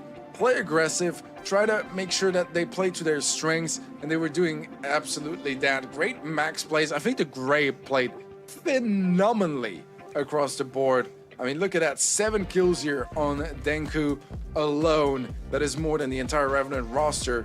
And yeah, Captain Rock sitting at a 0, but he did get some decent damage. I think they had the better comp, and I think a more aggressive playstyle was just favoring Motivated by quite a landslide here.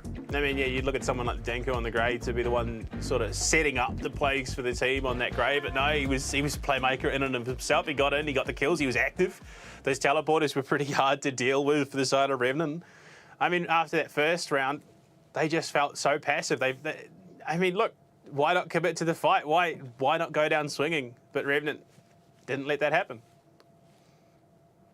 Yeah, Revenant, they tried their best here. I think that their comp overall showed that they were aware of the situation and maybe played a little bit too safe. I don't know. I'm not the biggest fan of the 8-bit tick comp in general, but I understand under the circumstances that they want to give the least away and not have to rely on an overly mechanical brawler. So right now, I think that for Motivated, it's a matter of trying to do the same thing. You know, play aggressive brawlers, try to get up close and personal, and come down to those mechanics where every single millisecond of delay comes in play.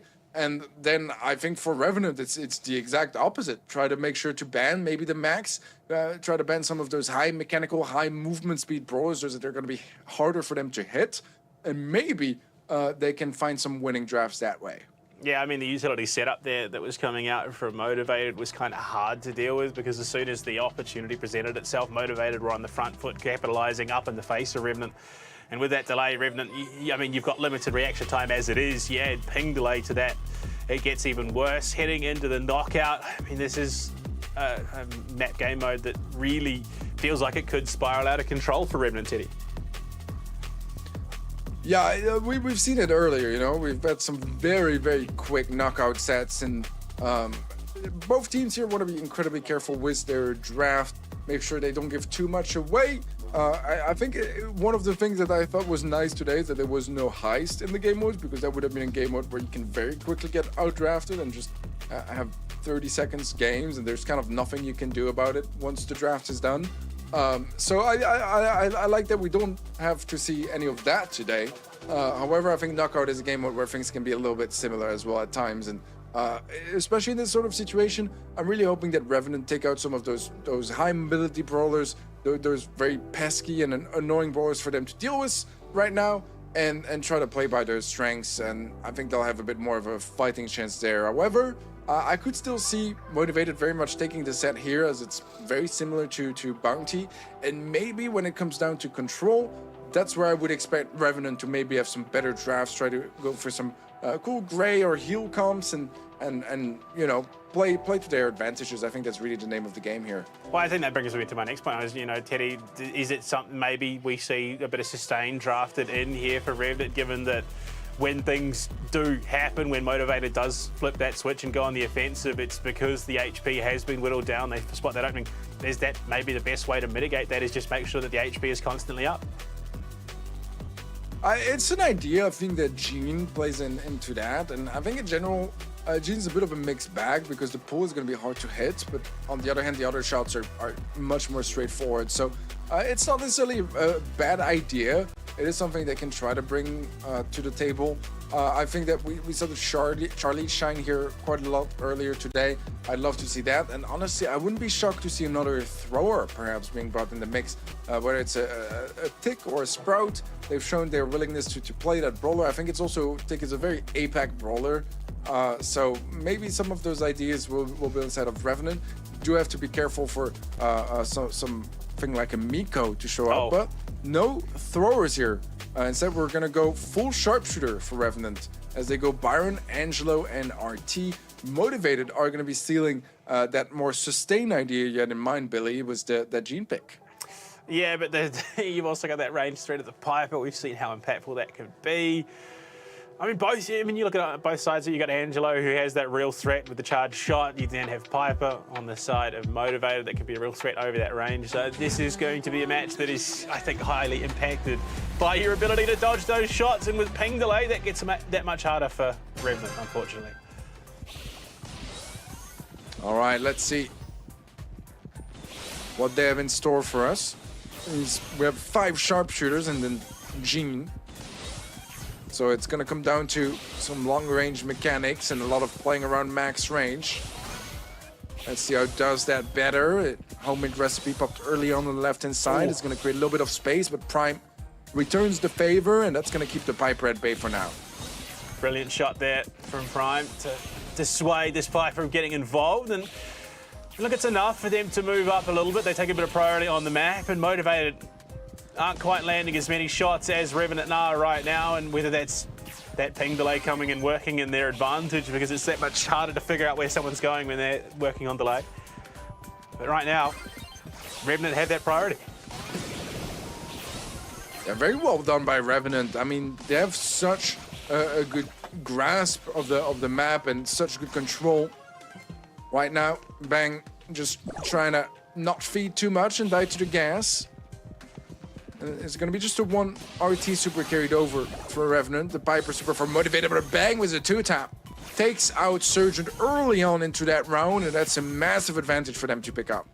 Yeah, that ability to dodge, it's important, especially in the knockout, because that chip damage can quickly stack up if you're not careful, especially when you're having to worry about delay. All of a sudden, things are stacking up on you. You don't have the time to react. Danku finishing off Captain Rocks, and it is Prime on the Angelo, alone versus the world. Can he pull off a miracle clutch? I don't think he's got that Yume Goku energy. No, unfortunately does not. So, one apiece. Revenant, I mean, they showed that they had what it took in that first round. If they can get those shots connecting, especially that charge, I say that as Prime takes a Piper shot to the face, unfortunately. Yeah, this is a huge round for Motivated because they got 3 supers carried over as well. And the Gene shouldn't be too far off his hypercharge either.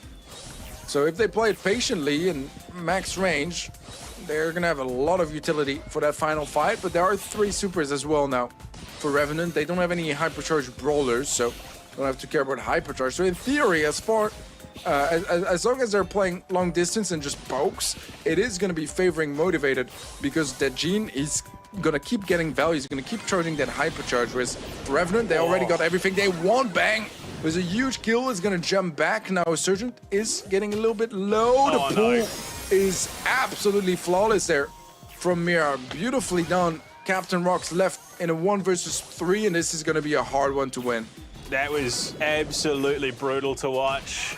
I mean, Danku just making it impossible, gets aggressive. The Magic Hand follow up, and they just chip each member of Revenant down 1 by 1. That is a rough round, I think, to be on the receiving end if you're Revenant. Yeah, that was a tough one. I mean, especially since that first round went so well for them. But then suddenly Motivated started popping off. I think the Piper is having some incredible plays across the board and really shining here. This is why Piper has been consistently one of the greatest duelists in the game. So good at those 1v1s versus sharpshooters. And that's pretty much the only thing Piper excels at. Oh, right now, I feel like Bang has been showing us just that. It's getting so rough. Just every single time they take a shot here, I think Revenant respecting that they then become, if the follow-up is just guaranteed death at that point. It's disaster just around the corner if you're not careful. And the Rockets from Brock looking to try and zone Prime a little bit if they can. They really want to take Prime out of this equation, I think, first. If they can get him, oh my lord, what a shot onto Sergeant. That's a rough spot.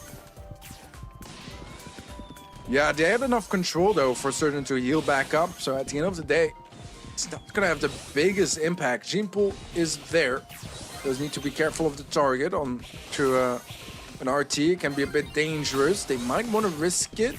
So far, they don't. They're playing it safe. Amira is low. The kill is there onto Rocks. 1v2 now from Danku. I don't think he wins that. And there you have it. Revenant, again, taking the first round, but can they close out that game?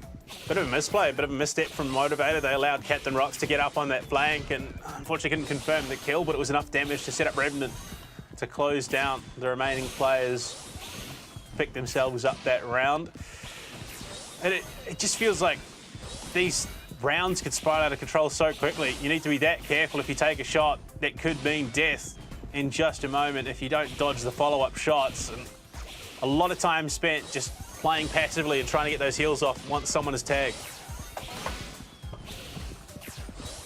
A few tags across the board. Prime to live super, which is going to be huge for the late game of this round. Let's see if Motivated can find any openings by then. They have the Brock super as well, which is also very valuable when everyone is stacked up. Captain Rocks playing very aggressive is going to be dodging and baiting that Brock super, but Surgeon gets caught by Mira.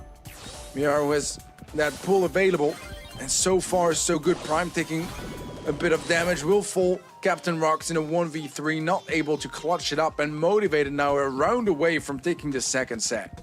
I mean, this Piper is just doing so much work for Motivated.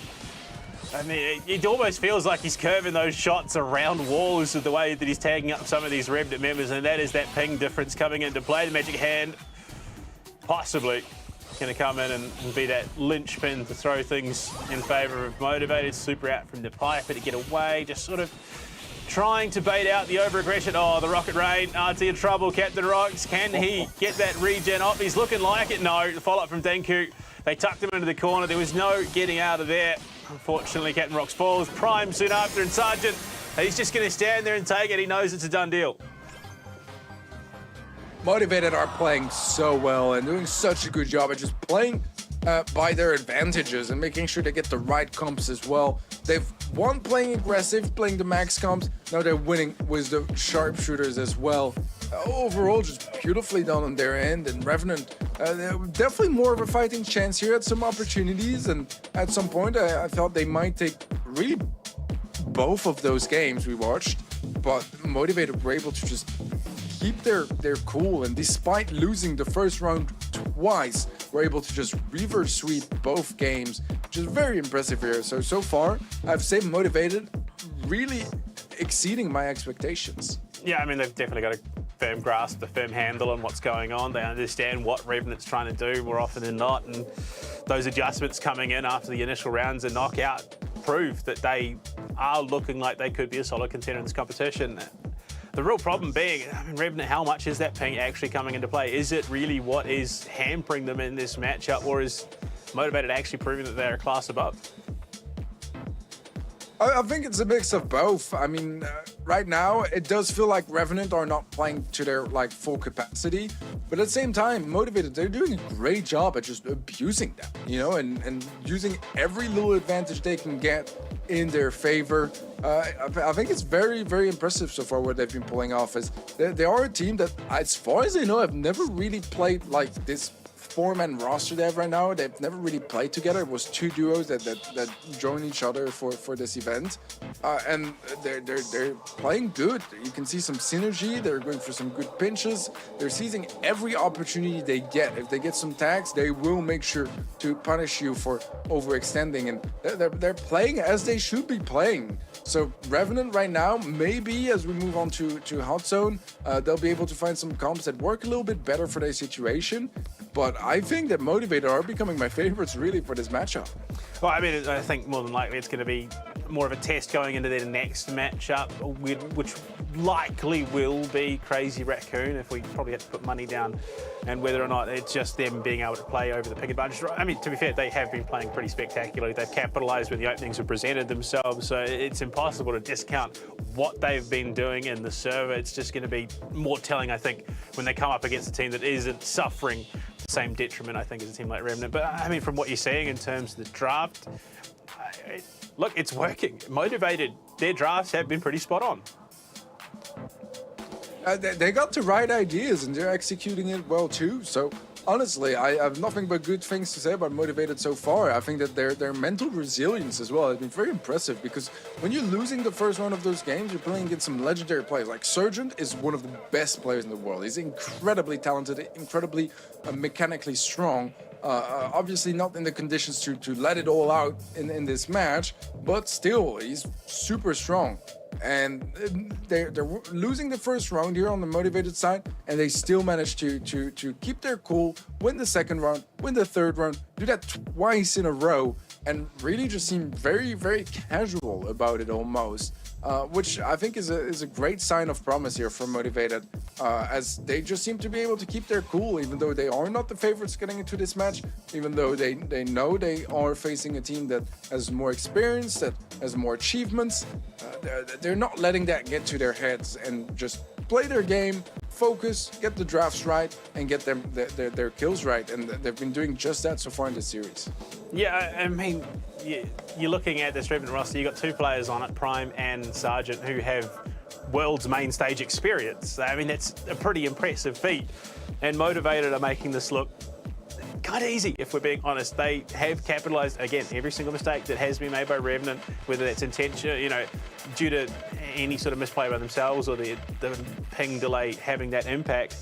And that's a pretty important trait to have in a competitive team, being able to capitalise, identify those opportunities, making the most of those openings in the way that they have. If they keep that play style up, there's a good chance they make a deep cut in this tournament.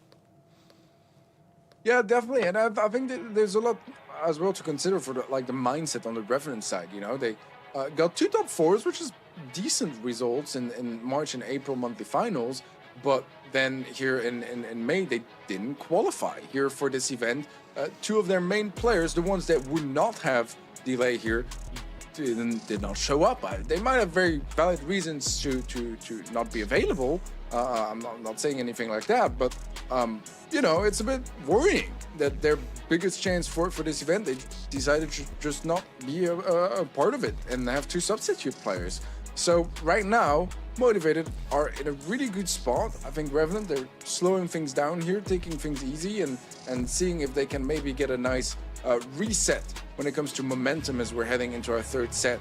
Looking at the draft, this is along the lines of something we would expect here in this situation. I think Griff, Pam, brothers you can play, even though you might not have the greatest mechanics or not be in the greatest conditions, they're still going to be able to shine. I think it's an Amber instead of the Shelly, as we saw a couple times already today. Really same story. Motivated, very different approach here. Squeak as well, which is a brawler that we very rarely see. Barley on this map is also very rare. Colette is pretty interesting. I don't really see the point of it. I think it's a very clear draft here for Revenant, but let's see the execution. Look, I think maybe a case of they just feel that confident in the situation that they're in. They may be looking to bring something a little bit different. But right now, Danku heavily on the flank with that Squeak already, making things a bit tough here for Revenant. You can see just the amount of control that he's exerting allows the 2 other players of this Motivated roster to control the Hot Zone. And yeah, Revenant made that right call. We need to avert that aggression. try and threaten the two players, try and get that overmatch, but not to be. Deep cut there. Bangy finds first blood. Danku will follow it up with one of his own. Somehow motivated, still making this comp work here. Another gadget pop by Danku, and those sticky residues are such a pain to deal with in the mid area. Squeak is a brawler that has definitely fallen out of the meta, but it's not visible when Danku's playing it. And so far, look at that. Revenant, they barely even stepped into the zone earlier.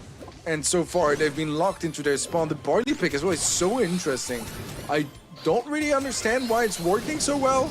I'm not gonna lie to you, but somehow it is. And they're playing it safely on the right-hand side, shutting down any sort of aggressive ideas. Prime gonna try to lock in that left lane and go for a bit of a flank, see if he can hold some more aggressive positioning. But I think this is the reason the Squeak was brought in. It's so good at dealing with that turret as well.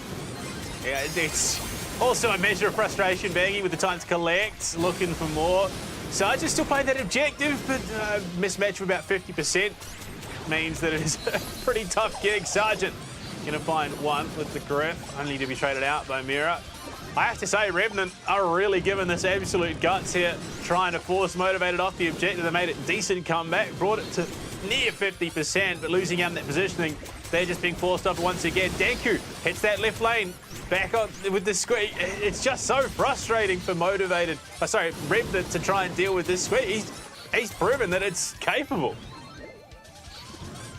It definitely is, but they've been struggling and retaking that mid control. They're back in the zone here for Revenant, evening things up percentage-wise, and there's a double kill now going the way of Revenant. It's looking like they're going to close out this game. Are we going to see just a series of reverse sweeps out of Motivated, do you reckon, Teddy? Because that's the third opening round that Revenant have now won. In the last two maps, they got both openings on knockouts before being a reverse swept, and they've now taken the opening on hot zone. Revenant, that was brilliant. I mean, they looked like they were playing off of the back foot. Motivated looked like they had their number, and then all of a sudden they just get the positioning that they need, and they bring it back. I don't know how they turned that around. I mean, it's the first game that Revenant are able to pick up, so bit of a sign of life, but that start was still pretty miserable, let's be honest. They were behind by like 80%, and then suddenly they regained control and never let Motivated back onto that zone. If they can repeat that, that would be huge. I think the main factor for this story really is the fact that Danku has very limited gadgets on that Squeak. He has 4, and they're so valuable, but once those are popped, it's like 4 times 10 seconds roughly. I mean, the Squeak loses so much value, and it makes it so much less useful for its team. Right now, it's a much more even start on both sides, just able to find some good trades here and there, but it's still Motivated with a little bit of a lead. I mean, Baggy with the collect has just been such a nuisance. That time to collect coming in repeatedly, just diving into the thick of this Resident roster and making them just take so much punishment. It genuinely still baffles me that Revenant were able to pick up that first round. Captain Rocks looking to punish Bangy once again with the time to collect, but takes so much damage along the way. Captain Rocks is able to finish him off, and Revenant seemingly in the driving seat now. The Surgeon opening the top right of the map as well with his gadget is huge, because that dislodges that Barley very much. He just doesn't have the chance to be as close and cause as many problems. And I think that this is the win condition here for Revenant. Get that Barley out of the equation. Now he's a terrible pick, and I think it was a bad pick in the first place. They just couldn't really figure out a way to deal with him in the beginning of that first game. Now they really have a winning comp, just because that Barley is left out in the open, really struggles to find much value, and in the meantime Revenant can lock in percentage after percentage. Very well done, very much a better comp here from Revenant, and I think that Barley was just not a good idea for Motivated. I mean, I'd like to think that I understand what they were doing. It looked like they were trying to pair the Barley and the Squeak for a bit of zone control, and then have Bangy on the Colette play cleanup. I mean, it did work in that first round for a bit, until Revenant turned it around, then of course won the first round. But I mean, you look at the numbers, Danku and Bangy, both with 100,000 damage each. No one on Revenant had 100,000 damage, but they still won the set. That's the thing with Hot Zone, you know, it's not about getting damage. I mean, of course it helps, and in general, the more damage you deal, the more likely you are going to be to close out those games. But a huge factor is just being in the zone, you know? If you are in that zone, if you're getting some heals, the BAM as well is going to mean that you can take more damage, you're going to be healing more. So all those factors are very much in favor of Revenant. I think that their approach has made more sense under the conditions as well, and so far at least, things are looking much better here as we got through Ring of Fire and Revenant have started showing their signs of life. Would you believe it, Teddy? We go further than a 3-0 sweep in the upper bracket.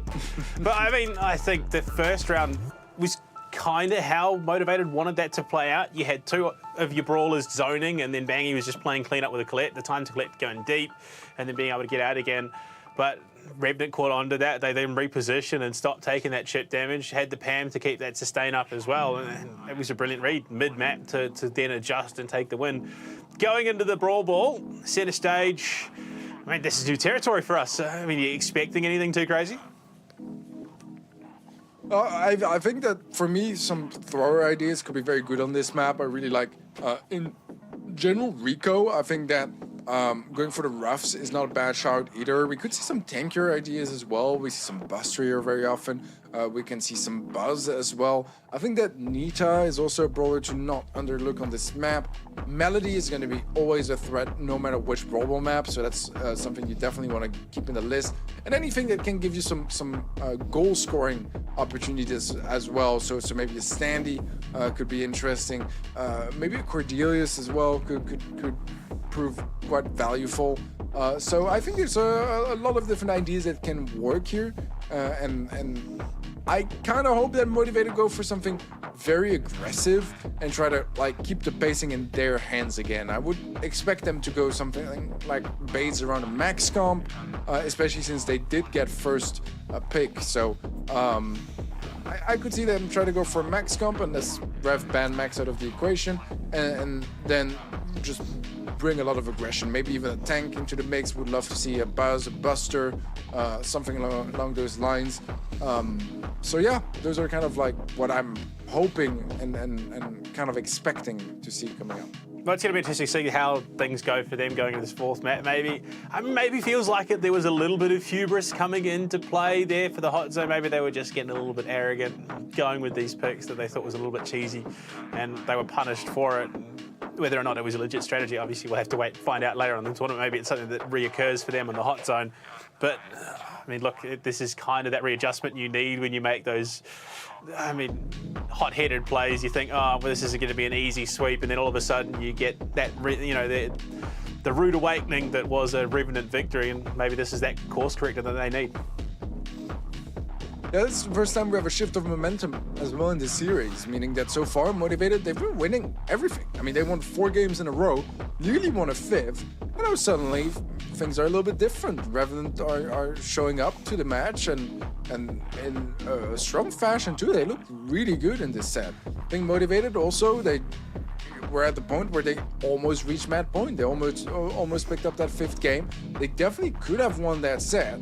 And now they're going to be kind of like, regretting that things didn't go a little bit different. Maybe that the party pick wasn't what they were hoping for. Maybe they made some mistakes here and there that if they hadn't made, they could have finished the match with a 3-0 and be on their way to the semifinals now. Instead, we're going to this 4th set where Revenant gets a new chance to draft and get some opportunities at closing the gap. And before you know it, you're in set 5. So I definitely can see this series going all the way to a 5th and final set. And Motivated right now, even though they still have the lead, they did lose that momentum a little bit. Yeah, I mean, it can be an awakening, you sort of realise, actually, we maybe got a bit of ahead of ourselves, now we need to course correct. But it could also be the opposite of that, which is it just pushes that mental to the brink. All of a sudden, that mental resilience that you were talking about is looking a little bit shakier than maybe we initially anticipated. There is potential for Revenant to then leverage that into a victory, something else, but I don't know. Playing with that ping disadvantage on Brawl Ball could potentially be something that is even more punishing for a team like Revenant. Yeah, it's not going to be the easiest task. It's definitely harder than Hot Zone. I think for them, their goal is really going to be to make it all the way to gem grab if they can.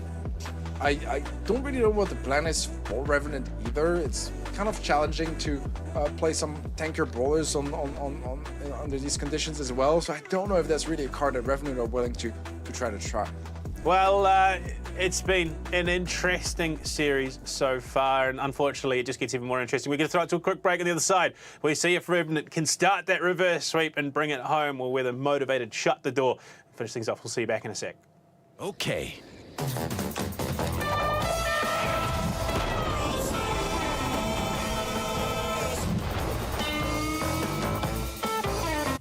Play for free and win prizes with LPL Showdown, a weekly tournament series at Let's Play Live. Currently available for Brawl Stars and more. Earn LPL points to redeem in the Showcase shop for subscriptions, digital and physical prizes. Subscribers can also win cash prizes and receive double the LPL points. Sign up for free today at Let's Play Live. Introducing LPL Tournament Builder. Build your own tournaments for up to 16 participants in 3 easy steps. Choose one of the 53 supported titles across PC, console, and mobile. Select the tournament format and number of participants. Set the prizes for your tournament. It's that simple. Your tournaments, your community, your way. Try LPL Tournament Builder for free today at Let's Play Live.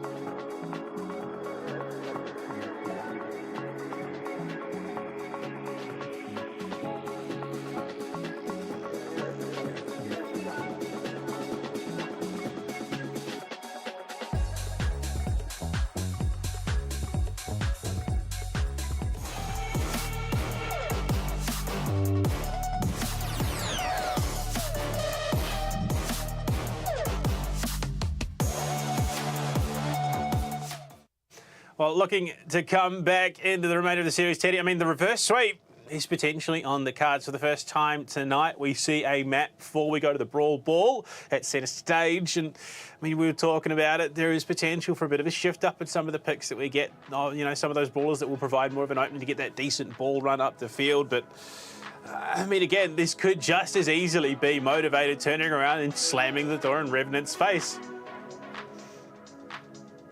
Yeah, right now, momentum is going to be in favor of Revenant, but Motivated, they're still set ahead, you know, they're still in the better situation. They just have to remember it themselves. And I think that, as you mentioned earlier, moving on to Brawl Ball is a chance maybe for Motivated to close the series out, just go back in with a ton of aggression and just try to, you know, shut Revenant down completely.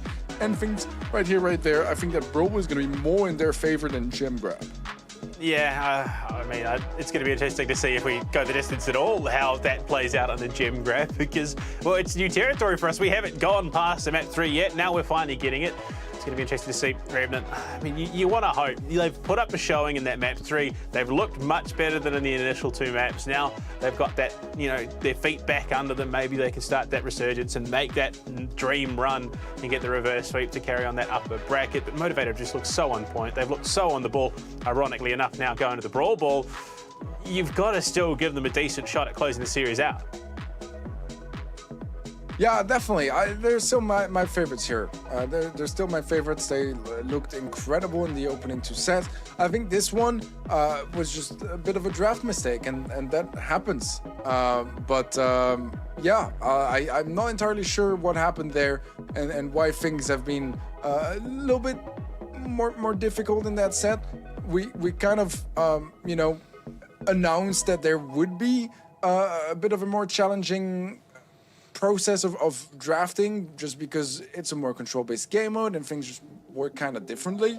But overall, I didn't really expect it to be that sudden of a switch, especially not after that first game was so dominant on their side. So I hope they can keep some composure, not try to focus too much on that set, and just, yeah, put their entire focus and mindset onto winning this set number 4. We have our bans and picks already through here, and we're seeing some interesting things. We announced some aggression. It's going to be back here with Max, Buster, Gale on the motivated team. Revenant going for Rosa, Jackie, and Ems. I mean, honestly, it is going to be incredibly hard to predict what's going to happen with those comps. We have Ems that's going to be countering the Buster. We have the Gil that's going to be having a double counter against the tanks as well. But then the Max is going to shake things up with his speed. So it's all over the place here. I don't really know which comp I prefer. I think maybe slightly motivated comps, but honestly, it's really hard to predict. I have to wonder, with the Australian skin there for Danku, is the spelling different? Do you reckon it's Buster rather than Buster? Because I've never known an Australian to pronounce the ER at the end of a word. It's always an A. Right now, decent clean up there from Motivated, the ball run. Looking to get it deep, but the respawn's coming through. Prime stuck in the middle of the goal, going to make it a little bit harder. Shield coming out there from Danku. He's trying to get up in the face, and Captain Rock's going to give a bit of breathing room to Revenant, but at the cost of his life, it seems. Bangy was in a bit of trouble. Takes some decent damage. Prime looking to mop things up. The drill can't get it done. Will send it deep and finish him. That could have been a bit rough, and Danku is just going to capitalise on the opening. Unfortunately, mispositioning there from Revenant allows Motivated to slot the ball home. Yeah, I honestly don't even hate the idea from Revenant to go double tank, even though they get countered by the Gale. They can still try to just kind of just force their way through. However, so far, it really hasn't been working that great. Bang gonna get some great value here as well. Should be able to just kind of face tank against Surgeon. Will do just that. Prime on the left side got reset on his heels, meaning that he has to fall back and play it safe. They still have 2 hypercharges to work with, which to provide some nice value. Captain Rocks does get super at last, but gets shut down before he can use it. Prime pops hypercharge, gets the double pull. Can he get the triple kill? That is going to be a 3-piece for Prime, and all of the sudden a goal from Revenant. I mean, it's playing to your win condition. They knew exactly what they needed to do. Prime in the right position at the right time, had the hyper, dumps it. Captain Rock's not going to cut deep, just getting some decent damage out, but unfortunately, Danku will play clean up. The ball set into the motivated half. Sergeant on the M's answers back. The Gale's down, but it's just looking like Prime might be the one that tips the scale here in favour of Revenant.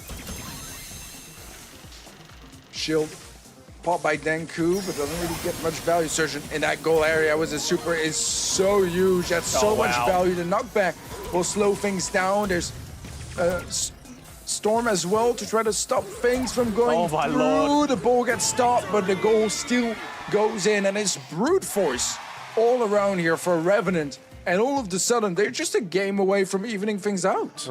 Revenant with the Wombo combo. I mean, just the sheer amount of AoE damage that Motivated just could not deal with. All of a sudden, it comes together, and this is looking like it might be a 5th set here coming through. If Revenant keep this up, that was very impressive. Looking for it though, slightly. Again, Rocks, they're going on the aggressive here. They want to get up in the thick of things. They want to be the ones to make the plays. It's going to be a 1-for-1. Sergeant is very low, 2-for-2, and Prime just slots it home. What a shot. That was brilliant. Revenant are on fire. Yeah, that was really good here from Revenant. Motivated, not doing too bad in that team fight, but player got isolated on the left, and Prime was able to capitalize. He's been absolutely shining on that Jackie so far. Mira aggressive, nice tornado, gonna keep that left lane locked. They still have plenty of time here on Motivated to turn things around, but they want to make sure they do it and don't let things go to a set 5. But Captain Rocks, a huge kill. Mira in trouble as well. He does manage to get the kill into Captain Rock's. Prime wants to go for a goal attempt, but he's not able to get the angle in time. And for the time being, Motivated still live. A nice kill from Denko onto Surgeon. Prime trying to close the gap. Captain Rocks as well, pushing up. Gonna get up close and personal here. Things getting messy, but Bolt will get lost. And at last, a team wipe here for Motivated, giving them a chance maybe to find a goal. Bit of clearance there, just in front of the Revenant barrier in front of the goal. All the spawns are back up and very much corralled at the moment. If they can get some key utility off here. Dangy looking to get fast. Captain Rock's taking some big damage to push back into the goal. Looking to slot it home, but no, it's not going to be in the right position. The angle's just a little bit off. They need a clearance kick here. Revenant want to get this ball well away. Captain Rock's back up. Prime tucked in, trying to stay alive. And Captain Rock's and this Rosa can really disrupt the max. Potentially it might make it happen. Mira very low, having to back off. And that is going to give them the opportunity to reposition, get that ball control, try and play it up the right flank. But Rosa down, the holy moly coming in. Prime, that win condition falls. But they at least clear Bangy out and keep that ball close to the halfway mark. Yeah, some opportunities here and there, but so far a failure really to commit from Motivated to capitalize and get that goal. They only have 15 seconds left now to make it happen. And instead it's Captain Rocks pushing up with a hypercharge, a shield, and maybe even a goal-scoring opportunity. Does get shut down. Can Denku find a goal? I don't think so. It's a little too late, and it's not going to happen here. Revenant pull off the comeback as we are going all the way to a fifth and final set in this series. That's that was. I think you may have just hit the nail on the head, Teddy. This might be a case of Revenant are just the better objective team when it comes to the bounty, the knockout motivated at the top. But I mean, thank you again. 11 kills. He's pumping out 120,000 damage. It didn't matter. The objective play from Revenant was that much cleaner. And Prime, my God, the setup that he had to enable the string of goals that Revenant found was brilliant. Revenant are doing such a great job at playing despite their current conditions and making sure that they aren't focusing purely on duels and on just winning the fights. They're focusing on playing the objective. Here it's just to score, and it doesn't matter if you go down. They just brute force it. They have two tanks that can just push through.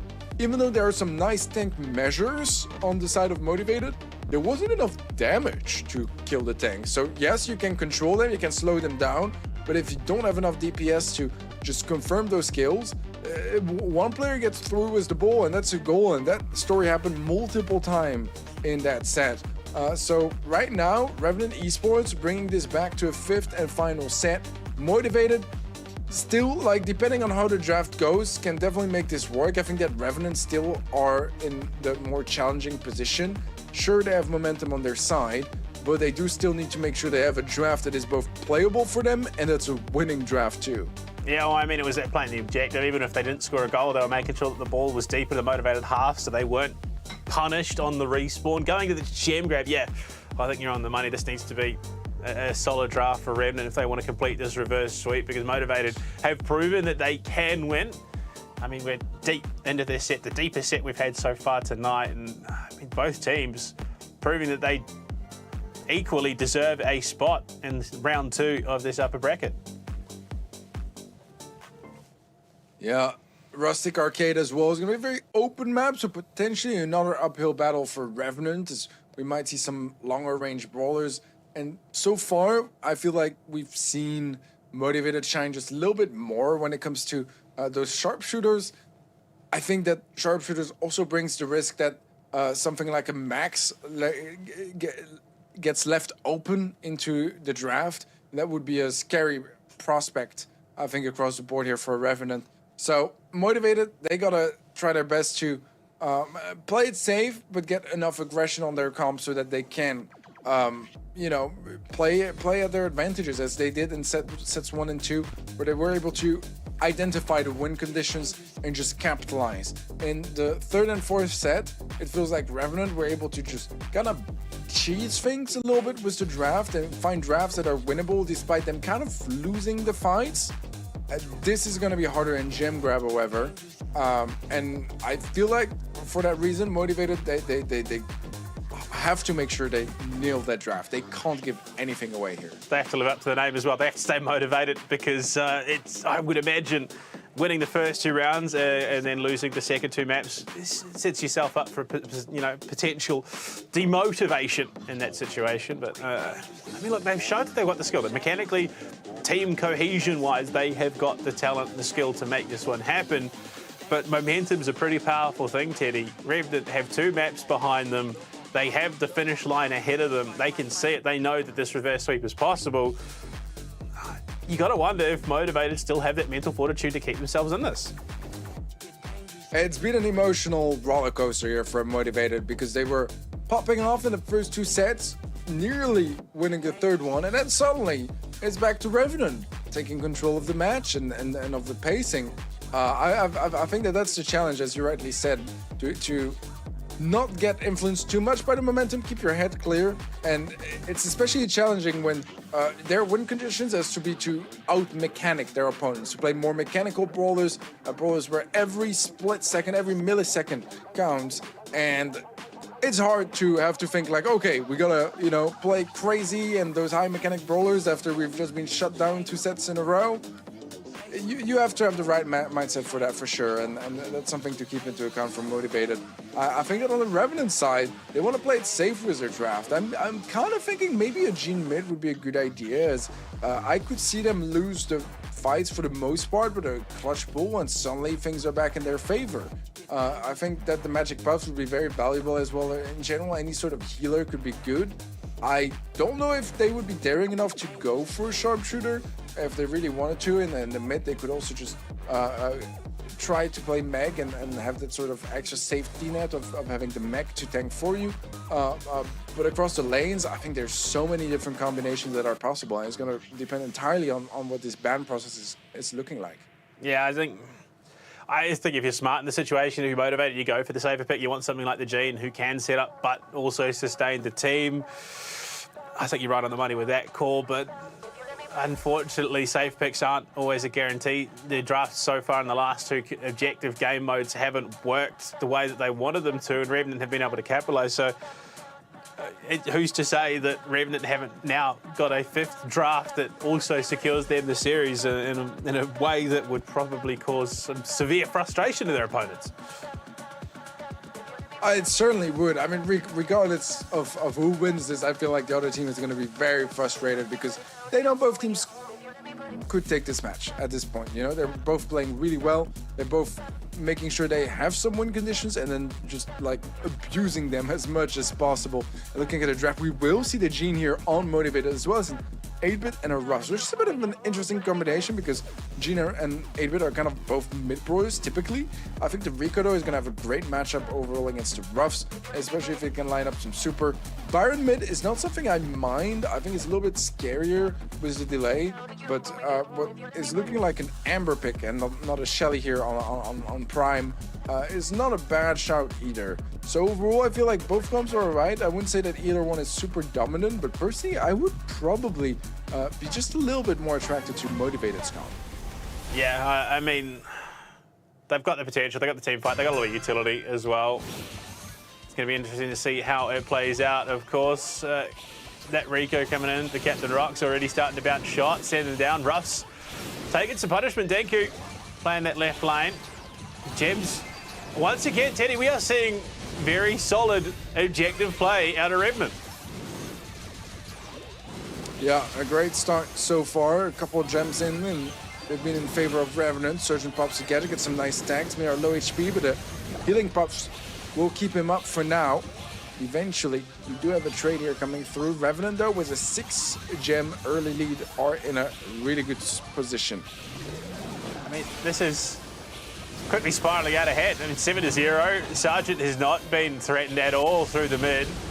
Danku in this right lane, he's dealt out a decent amount of punishment, but the fact that we saw Motivated push so deep into their own half off a Revenant feeling that comfortable despite the ping difference, and there you go, Prime on the Amber takes out the 8-bit. Danku stuck behind the wall, calling in the supplies.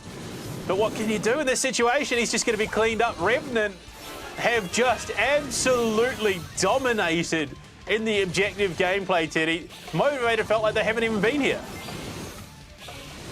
Yeah, this has been so good here from Revenant. So aggressive, so much mid-control as well, and completely denying any aggression opportunities. A nice kill from Danku. It's going to reset the countdown, but every single gem is still on that left side. And they're going to be in the hands of Prime now, who's looking to put a huge puddle across the map. Make sure to slow anyone down that wants to get up close. And I don't see any way here for Motivated to interrupt that countdown again. Revenant are going to be the first team here to reach a match point. They go the full distance. They're on match point of the reverse sweep after a hugely dominant objective run. The tail end of the series has been all theirs. Motivated, looking anything but right now. It's been tough. It's been tough. They had some great ideas in the first two sets and some great results. But ever since that third set, it's been a wall.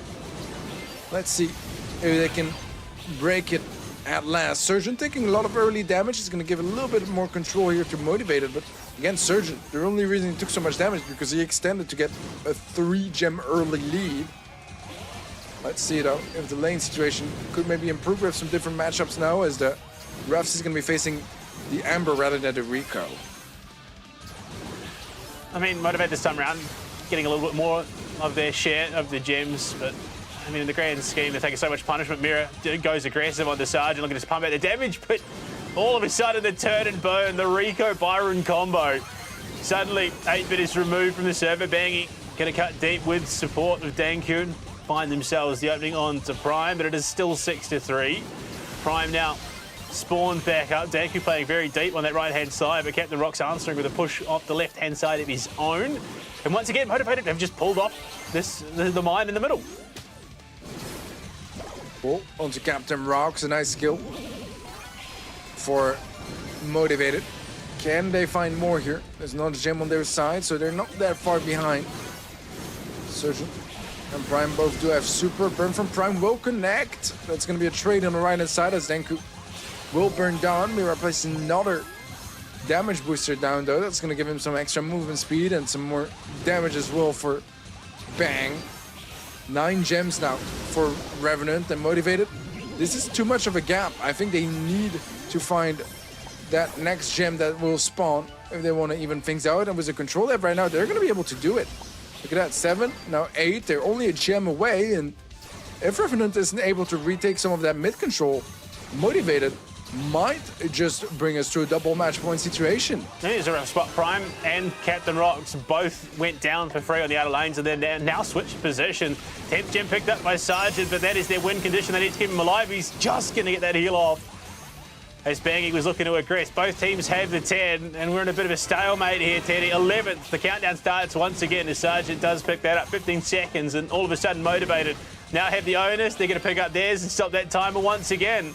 This is where someone needs to make the call. They need to make the play and cut deep on the other team, but it could also be the situation that causes a loss. The red team fighting the 12th gem, and they set themselves up. Sergeant, is he going to go for a 12th here? No. Motivated, get up in their face. 10 seconds on the clock. Sergeant, he's going to walk up. They should not have let that happen, because all of a sudden, now Remnant are the ones who have forced the clock. Captain Rocks finds an opening, Bangy in trouble, and all of a sudden, it's just coming apart at the seams. All the gems getting picked up. A great save there from Motivated to keep themselves in it. Yeah, that was the chance, really, but looking at time, it's starting to run short. 14 gems to 13. The last gem is going to be spawning now. I think it spawns on the bottom side. So on the Revenant side, meaning Motivated, they will have to contest it. And the countdown is going to be starting now. Prime has 15, meaning they need a kill onto Prime here. If they want to stand a chance at interrupting this countdown and winning this game, it's a 3v1. Prime in the corner, 3 seconds left, and the kill is there. That's enough. Motivated, bring us to double match point. Oh boy, Motivated really just sitting there making us wait. I thought for a moment they just let that happen, but they do go on the aggressive. They look to make themselves a play, and unfortunately being left alone with all the gems, Prime backed into a corner, there wasn't much you can do. Now, Teddy, we find ourselves in the situation, winner takes all. It's going to come down to a singular game between Revenant and Motivated here to see who makes it to semifinals, who goes down to the lower bracket. Let's find out how this goes. So far, both teams very respectful, playing for their gems, the ones that spawn on their side. They know how close this series has been and how closely matched those teams are as well. Surgeon taking quite a bit of damage here. Does have super in case he needs that burst heal. Oh, He's gonna play it safe for now. Actually gets shut down. I don't know if it was a vengeful spirit or just a shot connecting from Bang, but that kill will open up the opportunity to at least pick up another gem here in the mid. And a pull onto Surgeon, but Surgeon pops a gadget and instead is gonna reverse the favor. How is that possible? He gets pulled and still manages to kill the opponent gem carrier and steal his gems. that was clutch. That was huge from Sargent. Now motivated, maybe a bit of desperation setting in because they're looking to go on the front foot, go aggressive, but the shots onto the 8-bit mirror falls. Sargent played clean up there. They need one more and they could force that timer. Bangy has 2 in the pocket and Danku as well, also in a bit of trouble. This could quickly be spiralling away from the Korean team. They want to force it. Sargent in trouble. Has the super, gets the heal off. Another clutch opening. Danku fighting Prime. Sargent being forced away. Doesn't have the HP to contest this. Captain Rocks doesn't either. This is getting a bit dire. 4 gems though, now only 5 for Motivated, so they've still got a decent gap to close. Sargent with another snipe. The countdown starts. 10 gems in the pocket. And Captain Rocks, he's playing proxy, keeps them away. Motivated now have to turn, get in position to threaten this. If they take down either of these 2 gem holders, it would stop the clock. 5 seconds. Bangy going aggressive. Danku in trouble. How have Revenant reverse swept this, Teddy? This is an absolute heist despite it not being in the map pool. This is crazy. Revenant should never have gotten away with that one. I still can't believe that Bang, the gene here from Motivated, pulled Surgeon, the Byron, and somehow it was a kill from the Byron. Byron killed the gene, stole those gems, and ran away with them. No trade. Like, at least getting the trade would have been a bit more normal, but this is completely insane here. Revenant, as you mentioned, was a huge robbery in that final set, and they will see those upper bracket semi-final. Instead, it's going to be Motivated going down to the lower bracket, and honestly, so far looking like one of the biggest threats in that lower bracket. Well, I mean, Revenant feeling like it's a bit apt. They look like they were a bit ghostly coming into the tournament, but now they're haunting Motivated, and we'll carry on that upper bracket. Right now, it's time for a quick break. On the other side, we look to close out our opening round of the upper bracket before we head down to the lower elimination bracket. We'll see you back in a sec. Okay.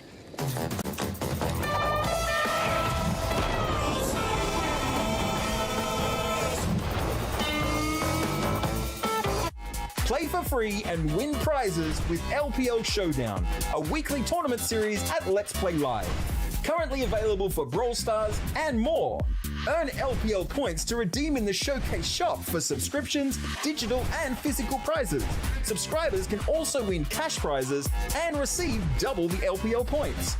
Sign up for free today at Let's Play Live. Introducing LPL Tournament Builder.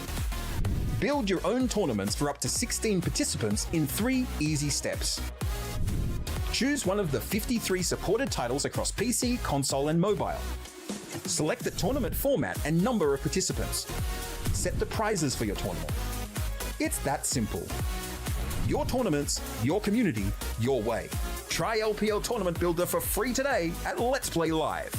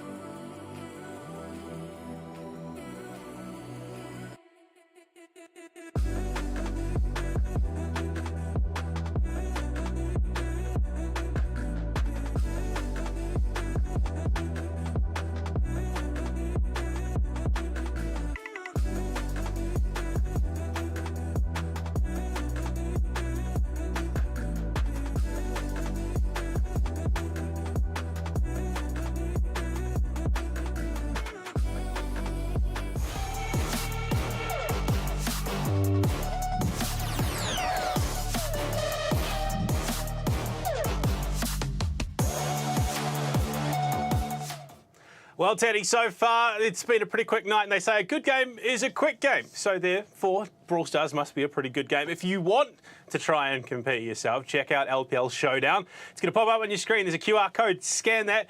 Or if you're in Twitch chat, !Showdown, and you could find yourself competing for some potential prizes in Brawl Stars thanks to LPL. But Teddy, look, we've gone from 3-0 sweeps to a fifth mapper. Final match point. We go the full distance as far as you can possibly go in that series, and Revenant pull it back. One more match in the upper bracket before we head down to the Elam, and it's Penguins, our Oceanic team, taking on arguably the best team in APAC at the moment. I don't even think it's an argument. It's Crazy Raccoon.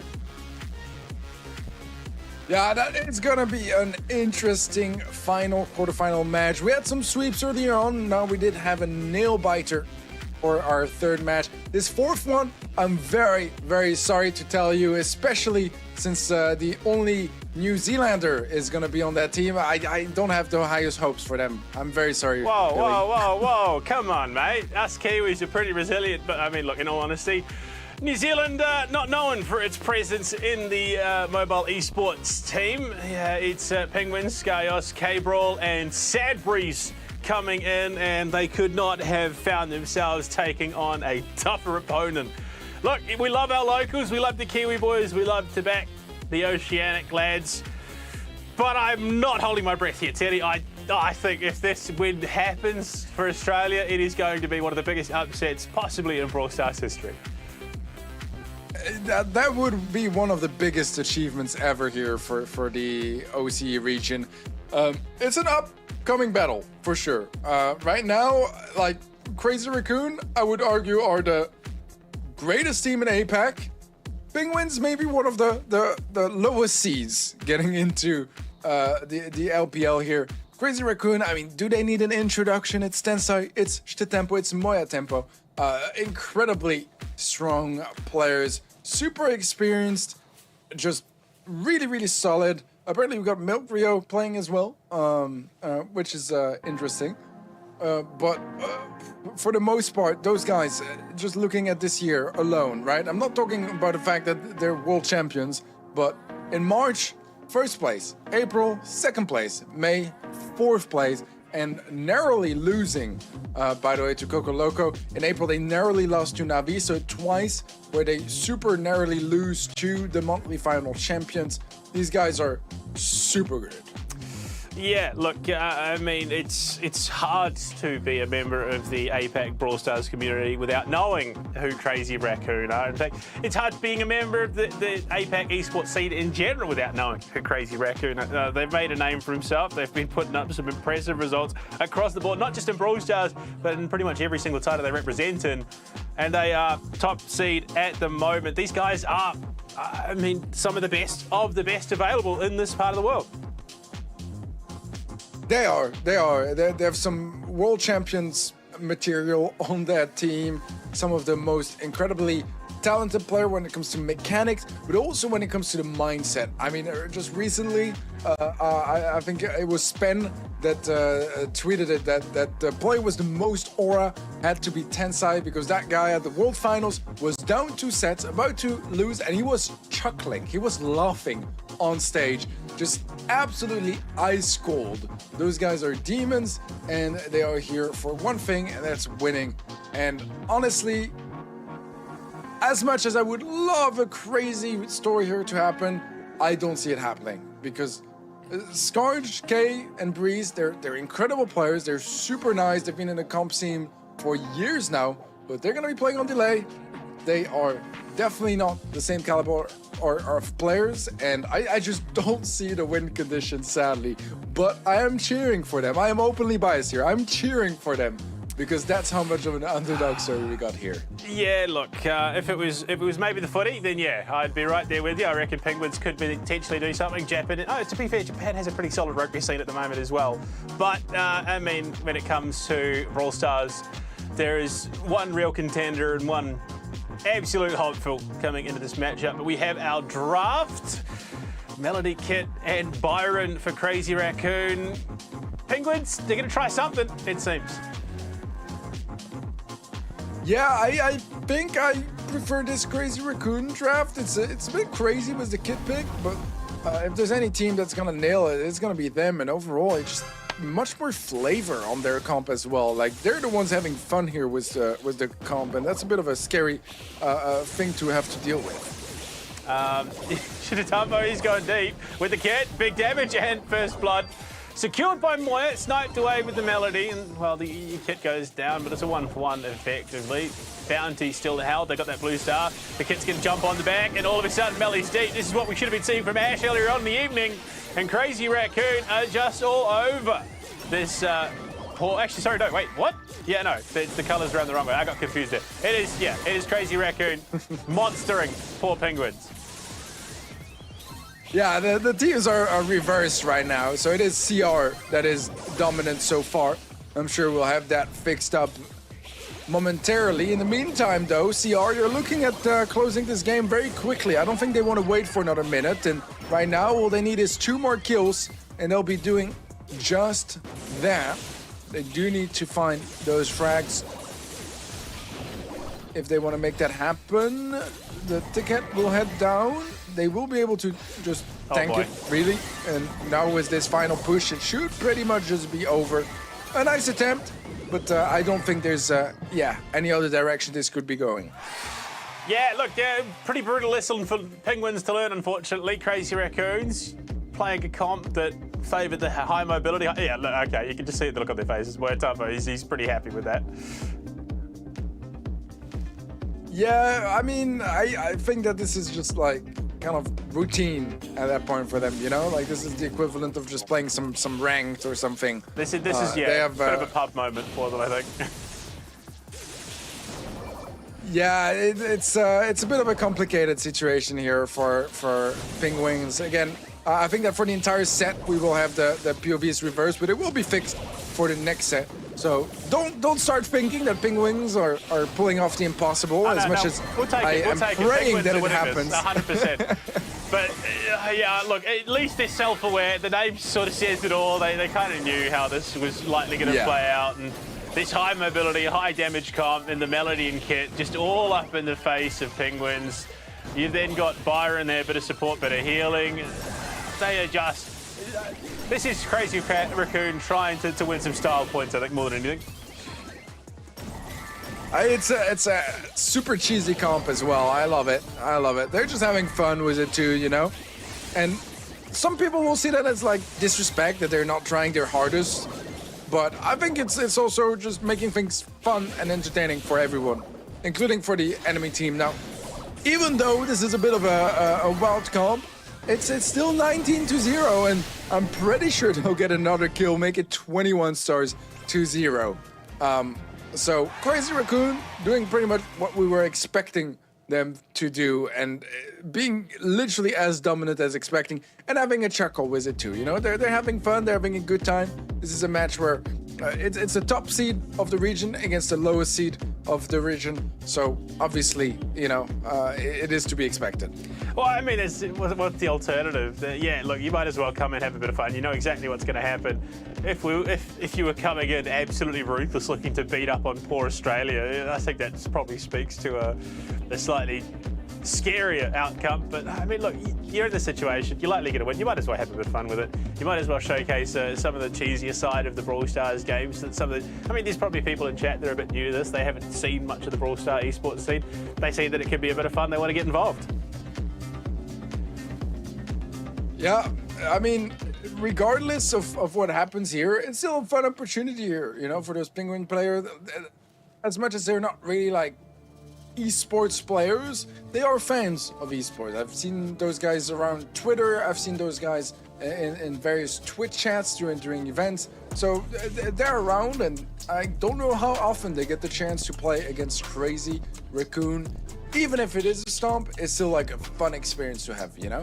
Oh, and look, you get into play, it's being broadcasted. You could just say, you go say to your mates, hey, look, fellas, I'm going to be playing this game that I do for fun, but I get to do it competitively. Come cheer us on. And hey, look, it's fun. It's great. You love to have. It's not every day that you get to go and play against the top seed in your region, like you said. It's a pretty big opportunity. So look, you might as well make the most of it. Crazy Raccoon. I'm glad to see they're having fun at least. You don't want to take things too super serious in a situation like that. It gets close to bullying if they're going super sweaty against a team like Penguins, playing that advantage that they do have. So, yeah, look, it's good to see that they aren't taking themselves too seriously. I think they have no advantage to, really, because if they're revealing some of their better comp ideas, it's a risk that they're taking. They're revealing some of their cards, whereas here, I mean, they can really just do whatever and they should be fine. I think we can expect some more fun picks like that, some more fun ideas, and I also think that if at some point they run out of fun ideas, we'll just see some comfort picks, you know? We'll see some max, and that will be the end of it, really. So far, though, we haven't really seen much from Penguins. I'd love to see some more. They did manage to get, I believe it was a kill, one kill in the opening game, but that was really about it. And it's gonna be hard to find more than that. That 100% is going in the Twitter bio by the end of the evening. One time killed Crazy Raccoons player. That's all you need. That's all you're here for. That in and of itself for an Australian Brawl Stars player is a victory. You can just sign off for the rest. I killed a guy from Crazy Raccoons in Brawl Stars on broadcast. He can clip that, take it home, put it in the bank. I mean, out of context, you know, if you remove the scores, just show the kill, like... Yeah, I mean, clip it, put it online. You know? All they know is that you killed someone from Crazy Raccoons. Doesn't matter how the series ended. Context is everything. Me destroying Crazy Raccoon. Yeah, one time killed Crazy Raccoon, tick it off the leaderboard. I mean, look, it is what it is. I mean, you're playing as an Australian on Hong Kong servers. I've done that myself. It can be pretty rough, and having a New Zealand player, you're even further detached. Look, if you can get a couple of clips, that's it. That's all you need. That's the tournament won, 100% as an Australian. Knowing those players as well, they're coming into this with a fun mindset, you know, with the goal just of having a good time, not taking things too seriously. I don't think they've been overly preparing for this either. Just, yeah, knowing that, first of all, they are going to have some limitations when it comes to competing. And secondly, the fact that, I mean, they're facing Crazy Raccoon first round. Any team here would be in a dire spot. Yeah, I think everyone else in the bracket is breathing a sigh of relief that they didn't draw Crazy Raccoons. Maybe not so much motivated, because I don't think that series went the way that they wanted. But I mean, look, we've had Bounty. We now go to Knockout. Is there a possibility that some Penguins cheese could potentially take a map away in this set?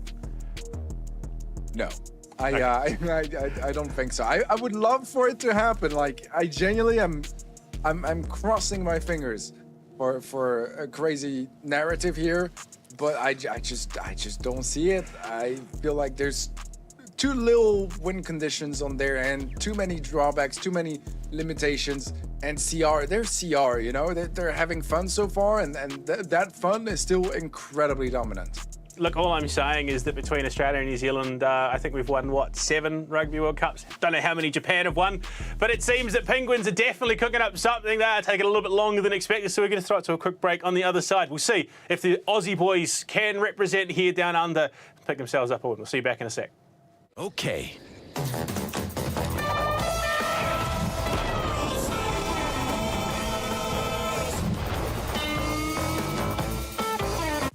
Play for free and win prizes with LPL Showdown, a weekly tournament series at Let's Play Live. Currently available for Brawl Stars and more. Earn LPL points to redeem in the Showcase shop for subscriptions, digital and physical prizes. Subscribers can also win cash prizes and receive double the LPL points. Sign up for free today at Let's Play Live. Introducing LPL Tournament Builder. Build your own tournaments for up to 16 participants in 3 easy steps. Choose one of the 53 supported titles across PC, console, and mobile. Select the tournament format and number of participants. Set the prizes for your tournament. It's that simple. Your tournaments, your community, your way. Try LPL Tournament Builder for free today at Let's Play Live.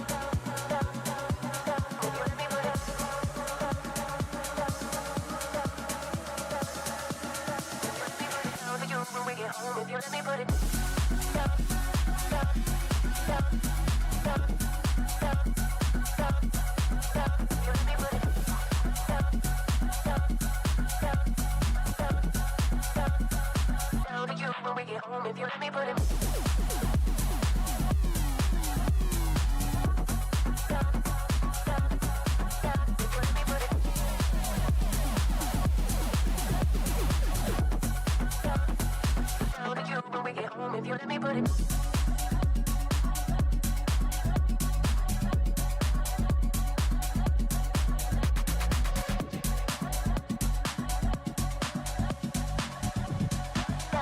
let me put it down to you when we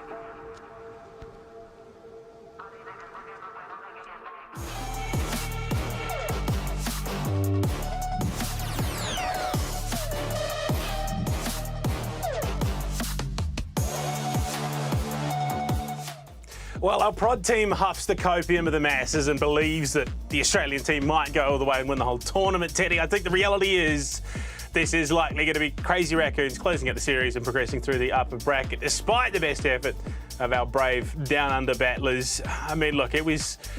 dominant is not even the right word for that first map. It was an absolute shutout from Crazy Raccoons going into the knockout. I think the likelihood of that repeating itself is pretty high. Yeah, I mean, I like their enthusiasm. Just so you guys know, during the little break here, I went on Twitter and I saw that Scarge tweeted, "CR is so cooked."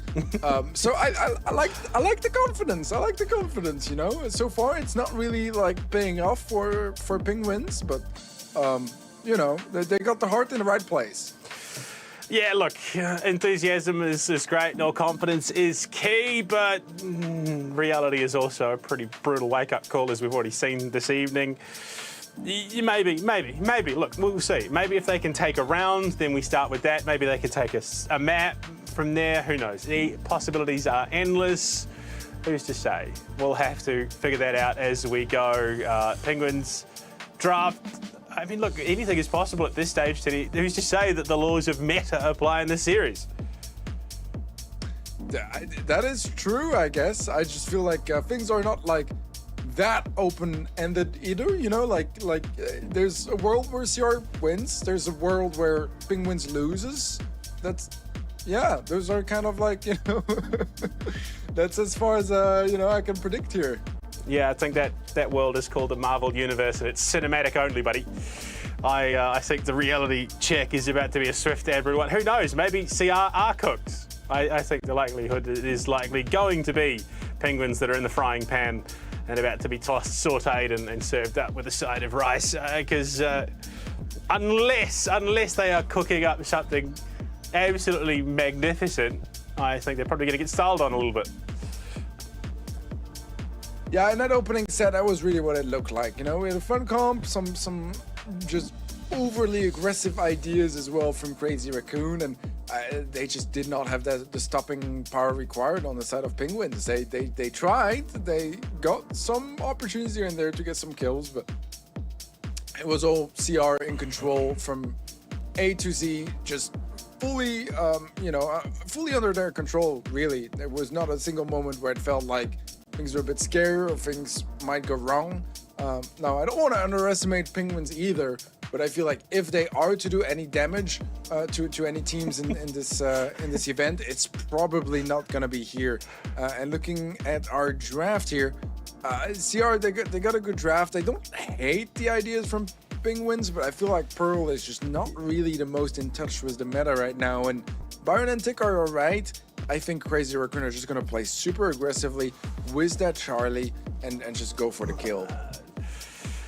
Oh dear. Look, okay, clearly Pearl wasn't the issue in the Penguins map 1 draft.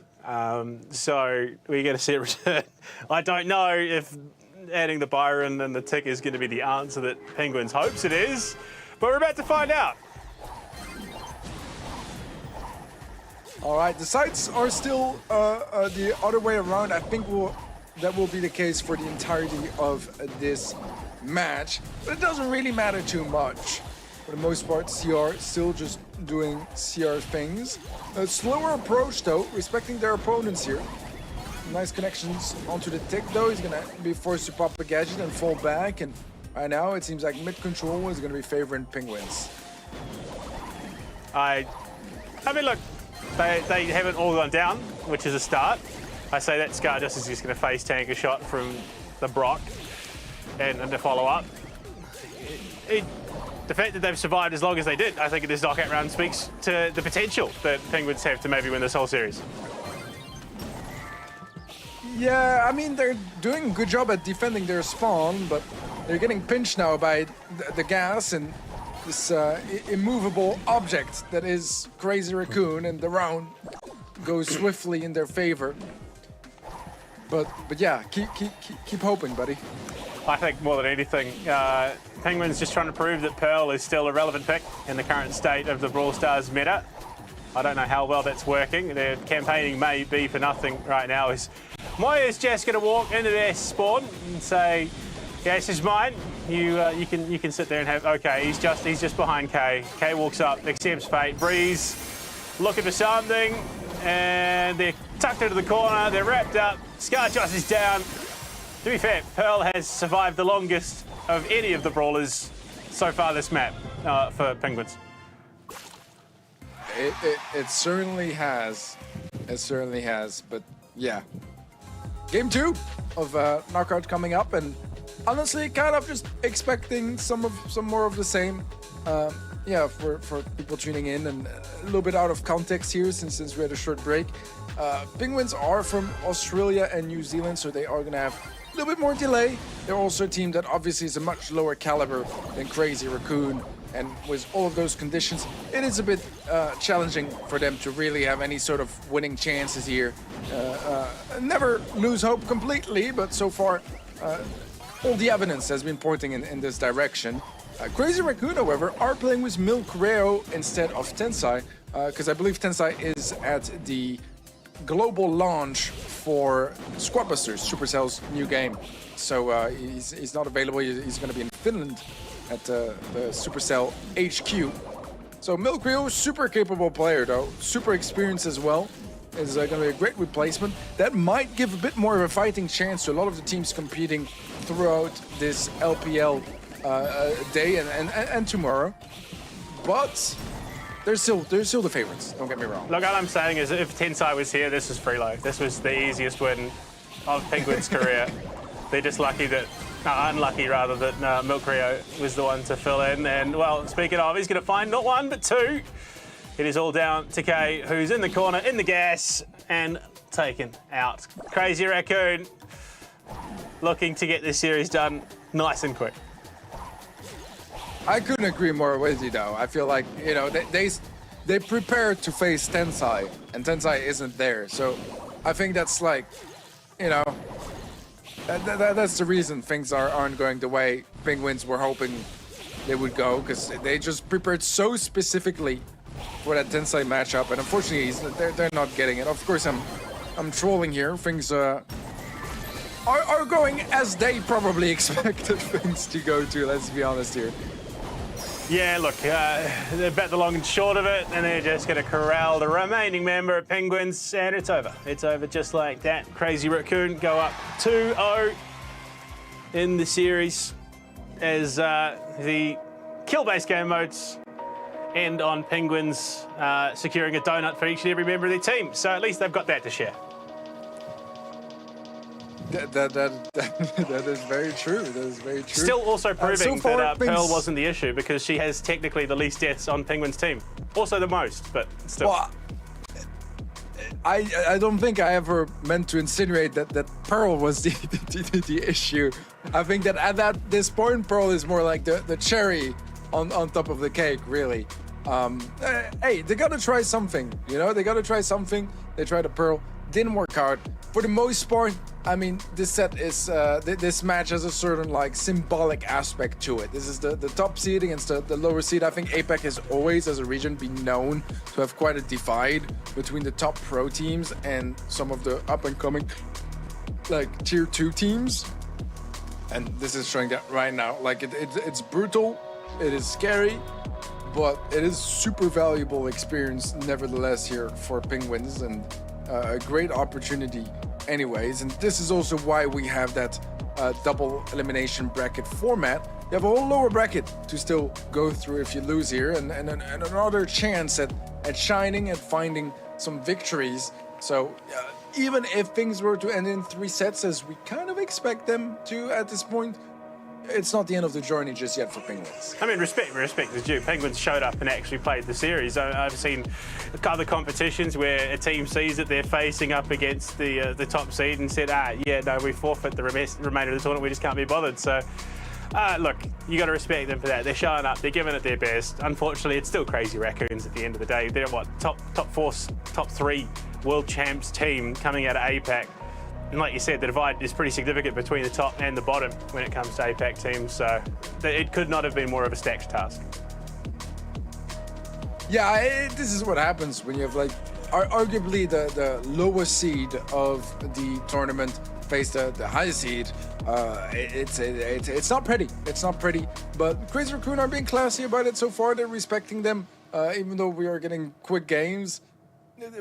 They are playing seriously, you know. They're going for some more questionable picks at time. I think here their draft was pretty regular. Nothing too crazy.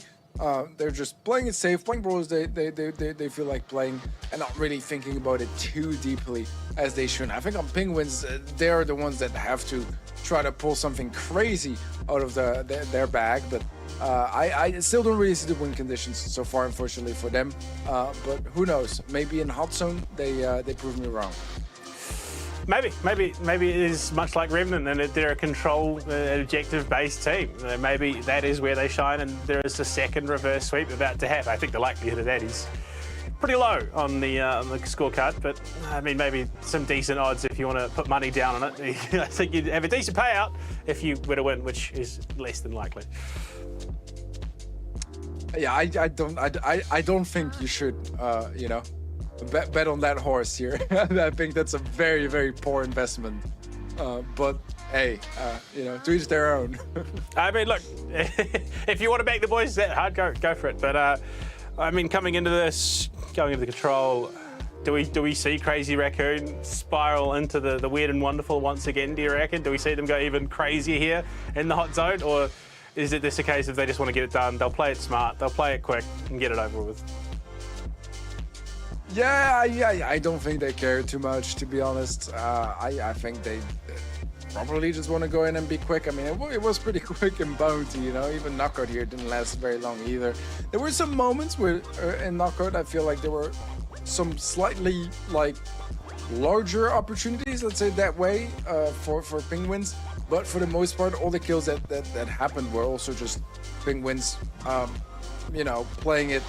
Not Penguin, sorry, Crazy Raccoon playing it overly aggressive, trying to end things quickly and then losing a player, but well aware that they are still in the advantageous position. So for the most part here, I think Crazy Raccoon has truly nothing to worry about. And I love like dissecting matches and going like deep into everything, but I don't think it's that deep for this one, you know. I think it's just a bit of a skill diff. This is, yeah, it's not an Olympic pool, it's a kiddie pool. It's not that deep at all. I think at face value, it is going to be exactly what we expect. It is going to be a 3-0.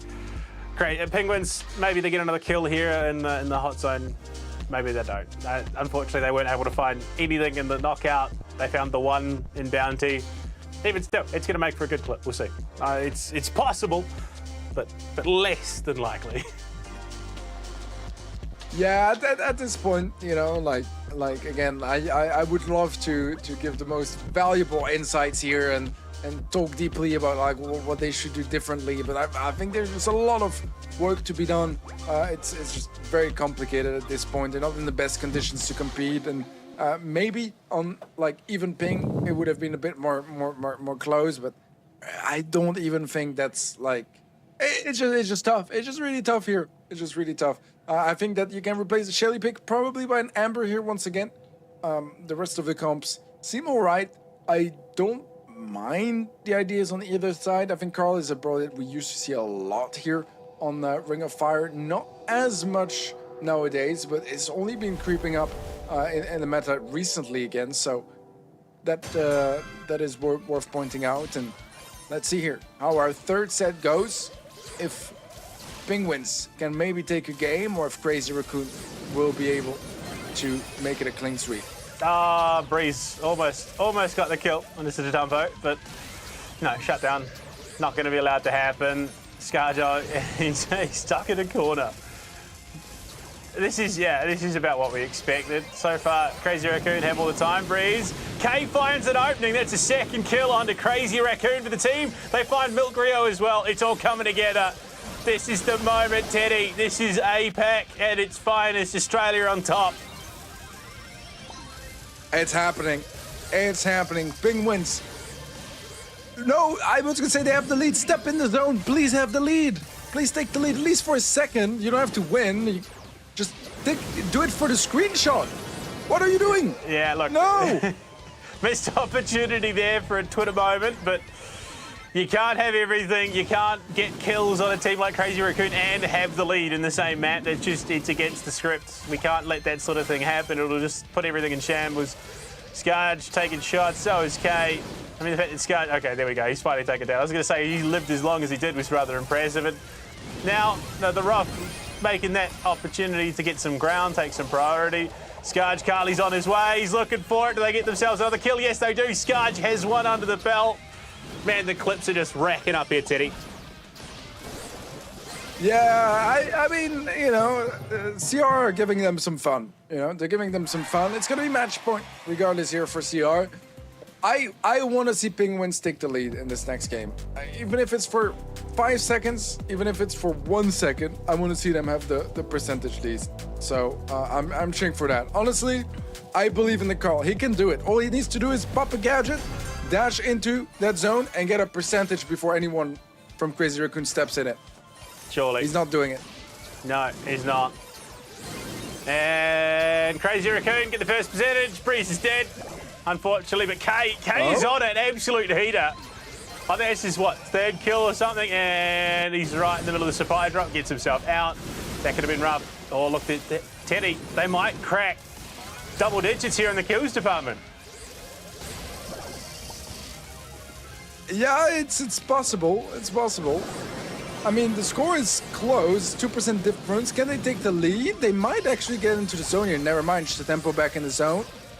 Does get melted down quite heavily.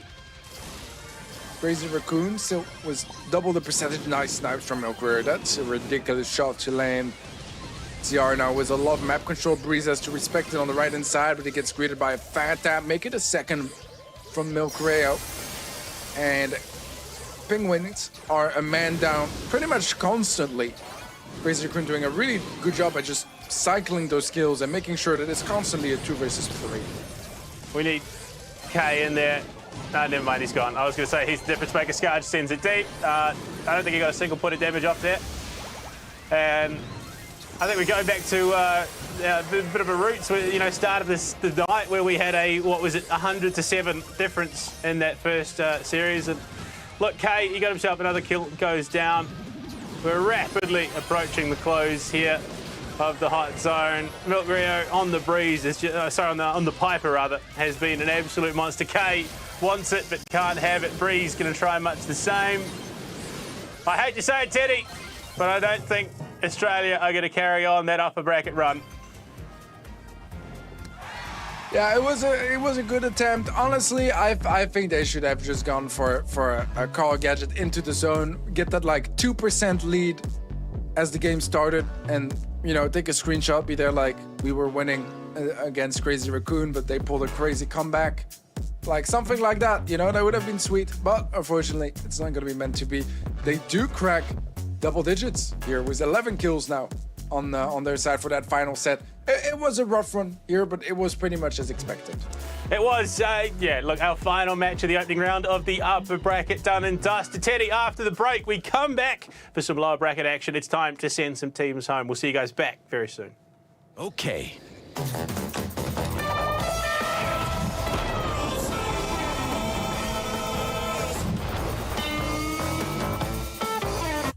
Play for free and win prizes with LPL Showdown, a weekly tournament series at Let's Play Live.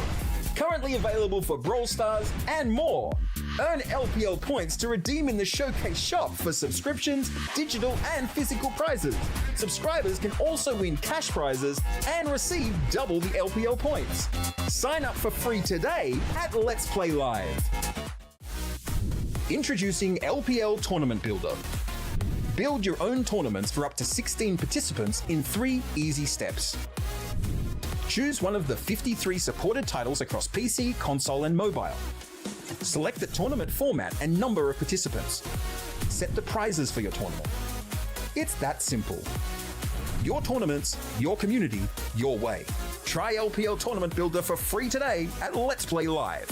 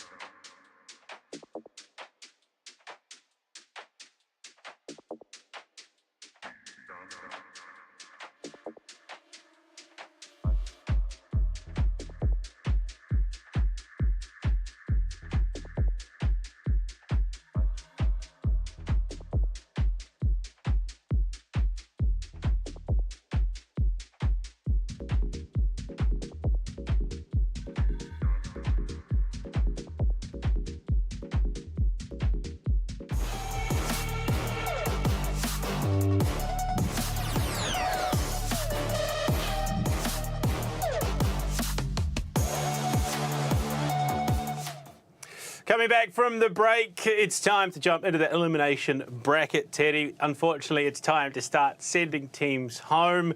Having a look at the bracket, we've played 4 of our matches tonight to see who makes it into that upper bracket, semi-final, I believe it is. But now we head down. Someone has to go home. Unfortunately, one of the, 2 of the 4 teams in this lower bracket will have to end the tournament here tonight. But are we that surprised that our, top 4 teams are those that are currently sitting, top 7 in the APAC region as a whole? Yeah, I mean, so far things have kind of gone in the direction we expected. Third match was the closest one, as we also kind of correctly predicted. So far, things going pretty much according to plan. Now, did I expect Revenant to reverse sweep motivated? Probably not. I would have expected it more to be like, a 3-1 and somewhat close match that Revenant had the driver's seat in. It wasn't the case. Motivated looked super strong, but they didn't manage to win, so they will be dropping down to the lower bracket and they'll be facing Penguins later on. Yeah, well, our lower bracket matches, Washed versus Fresh, and then, of course, Motivated versus Penguins. Looking at our first matchup, Washed taking on Fresh, and let's have a look at the boys that started off the evening, unfortunately, ceremoniously being washed out of the upper bracket. No Ping, Raziel, Aaron, and I mean, coming into this, like you said, some experience, not a huge amount, but enough that maybe against a team like Fresh, which is, it's content creator, a bunch of mates, there is potential that maybe there could be some damage dealt. Yeah, I mean, it's kind of ironic that it's like Washed versus Fresh, like they're like completely like polar opposites and like just the words, you know. But that aside, it's a bit of a tough one to predict because those are probably the two teams that are the least known, or maybe if we put Penguins in the mix as well. But I did know of those players before, so it's a bit of a tough one to predict here. I don't really know in which direction this could go. I think that Washed have a little bit more experience. They also have servers on their side. Fresh, on the other hand, they did show some good signs of promise in their matches earlier today, all coming from India here, Man of Culture, Ash, and then Ankit. So, yeah, it's a team that looked promising. We're gonna have to say goodbye to one of those two teams today, so it's a little bit sad, but on the other hand, I'm excited to see both teams here in matches where they have a solid chance at winning. I mean, to be fair, Motivated also had the server advantage, and it didn't count for much against Revenant in the reverse sweep, so who's to say that it is going to be the be-all and end-all? We have confirmation that the Pixie bans are almost done and ready to go. I think that is going to be a huge fight. I mean, it is going to be the deciding factor. We know what the maps are, we know what the modes are, and exactly which format and order they come in. So it is going to have to come down to these drafts. That is going to be the real decisive factor. And I mean, the biggest thing that was lacking for Team Fresh was the follow-up on Ash's aggression. We'll see. I mean, do you reckon they've had the time to adjust here coming into this lower bracket match, that they can build a team around Ash in the way that he plays so they can follow up and give him the support that he needs? I hope so. I hope so. He did show some nice capabilities in their opening match. Is it enough to just like try to build a team around him? I don't know. It's always a challenge as well to have like a team that has a very central mechanical player. It's not an easy task. It's not an easy task. I think that they really struggled to find that sort of balance in their first match of the day. I don't know if they will have it all figured out by now, but this is the nice thing about being in the lower bracket, you know, is that the teams have had the chance to have a little bit more experience now, and at least if there was any sort of mental like blockade, they're through it now, and they can just focus on this upcoming match. I admire your optimism. Trying to find the silver lining in the lower bracket is a pretty hard thing to do, and well, look, you've done it. You're right. You've got that opportunity. You've sat, you've watched your opponents. You kind of have a grasp on what they're going to be bringing to the table. So, yeah, look, you take the positives where you can, because if you only focus on the negatives, it's a pretty easy way to throw your mental in the bin and get yourself swept out of a tournament. Coming into this matchup, going to Shooting Stars once again for that bounty. I mean, look, I think this does sort of favour that Fresh play style. If they can enable Ash, get that aggression pop, and have that support that he's needed so desperately in their matchup earlier, this could be them carrying on that lower bracket run. I love to see it. They showed some great potential in their first match. Just didn't quite get the openings they were hoping for. I think that for me, it's the experience on Washed that is favouring them, but it's a really tough call. If I had to put a percentage on it, it would be like 55 in favor of Washed and 45 towards Fresh. But let's be honest here, those are teams that I haven't watched. I mean, I don't think I've ever watched Fresh before today, and Washed, I haven't watched them play in 2 years. So take it with a grain of salt, and yeah, expect the unexpected, honestly. Yeah, well, I mean, in terms of numbers, both players having picked up the 5 kills here between Ash and Noping. It's a more test for Ash there, but a whopping 66,000 more damage. I mean, he was pretty active. He was pretty in the thick of it. He was one of the main instigators for Fresh going into that matchup they played earlier, but unfortunately there was only so much you could do in that situation, battling as they were. So, I mean, look, maybe they can leverage that aggression against a team like Wash. Maybe that's where they look to pick up their victory.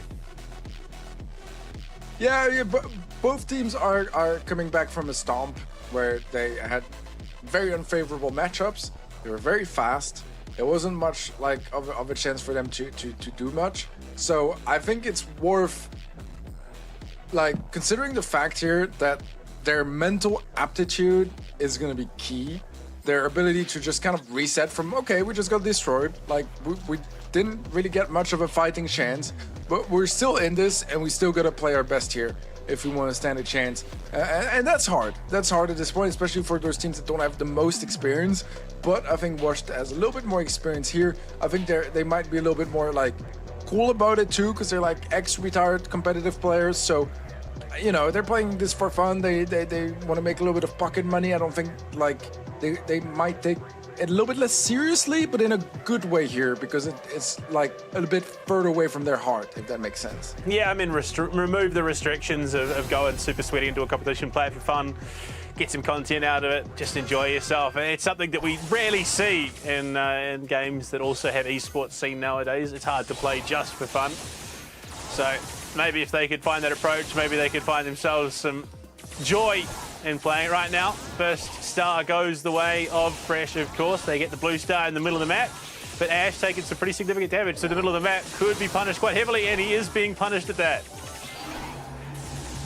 Yeah, some nice tags across the board. An early kill from Raz, and a single star lead here in favor of Washed. You know, the advantage of getting that early kill as Fresh try to get the blue star. People's going to be heading upwards. Can it find a valuable connection?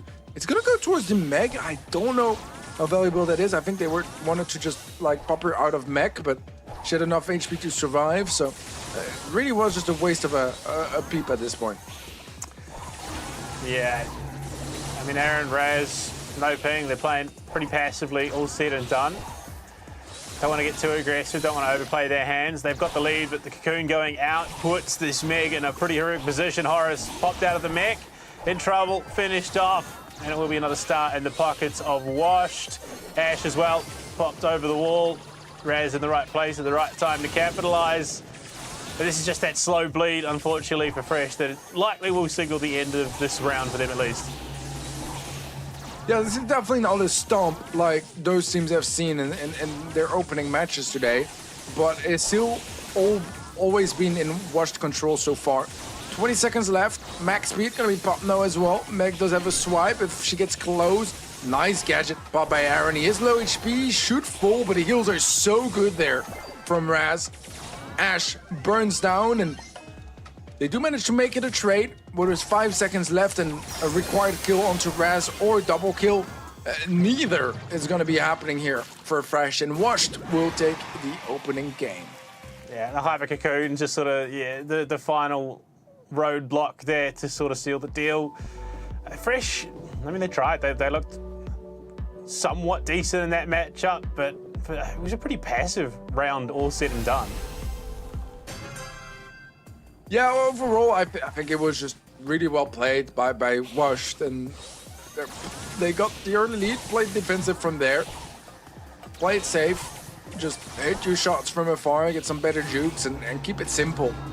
I like their approach. Let's see if they can replicate it. Blue Star was once again picked up by Fresh, but once again, an opening on the side of Washed. This time around, it is no pink that gets the first kill. Yeah, I mean, it's a tough spot to be in. Even all the more frustrating, I feel, as well, because these matches, the last round and this round, haven't been sort of all action, all fighting. It's just sort of the slow bleed, but a chip damage over time, and eventually someone gets low enough that you can finish them off. Horus, gonna be that person. Nani, no ping, gonna take that kill. The Cocoon goes out as well. Renji isolated, but will get away as Ash falls as well. So it's, yeah, I suppose the equivalent of going quietly into the night. Nice lead still for Washed here, and Fresh fighting an uphill battle. Can they turn things around here? Ash low HP, nice gadget though, gets a kill. Only 2 stars in it now. A Cocoon gonna be popped by Aaron. It's low HP, and that kill as well as the blue star is giving the lead to Fresh for now, so they do have the lead. There is some util here to come back as Aaron has hypercharged and super, no pink has super as well. So lots of things to work with, but only 30 seconds left. And that slow burn chip damage does add up. Horus back in the mech. Raz through mid, trying to send some chip damage. There we go, Charlie makes a call. The Hyper Cocoon comes out. Aaron gonna cocoon himself as well. Stays alive for the moment. It's a close done thing, but no ping, finds the kill onto Ash, claims the stars.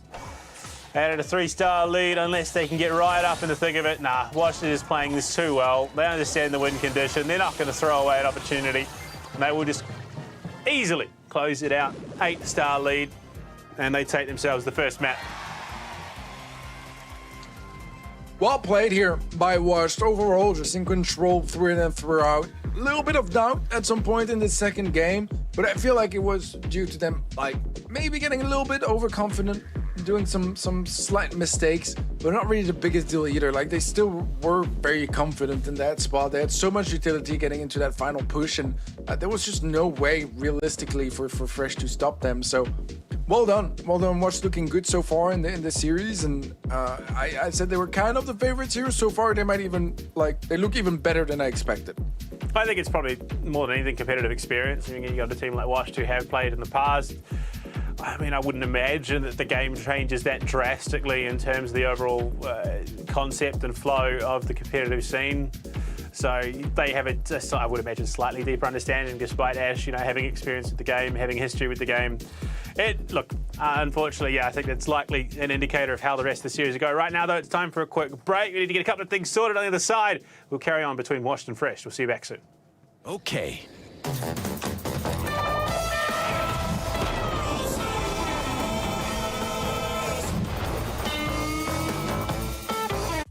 Play for free and win prizes with LPL Showdown, a weekly tournament series at Let's Play Live.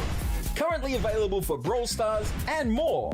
Earn LPL points to redeem in the Showcase shop for subscriptions, digital and physical prizes. Subscribers can also win cash prizes and receive double the LPL points. Sign up for free today at Let's Play Live. Introducing LPL Tournament Builder. Build your own tournaments for up to 16 participants in 3 easy steps. Choose one of the 53 supported titles across PC, console, and mobile. Select the tournament format and number of participants. Set the prizes for your tournament. It's that simple. Your tournaments, your community, your way. Try LPL Tournament Builder for free today at Let's Play Live.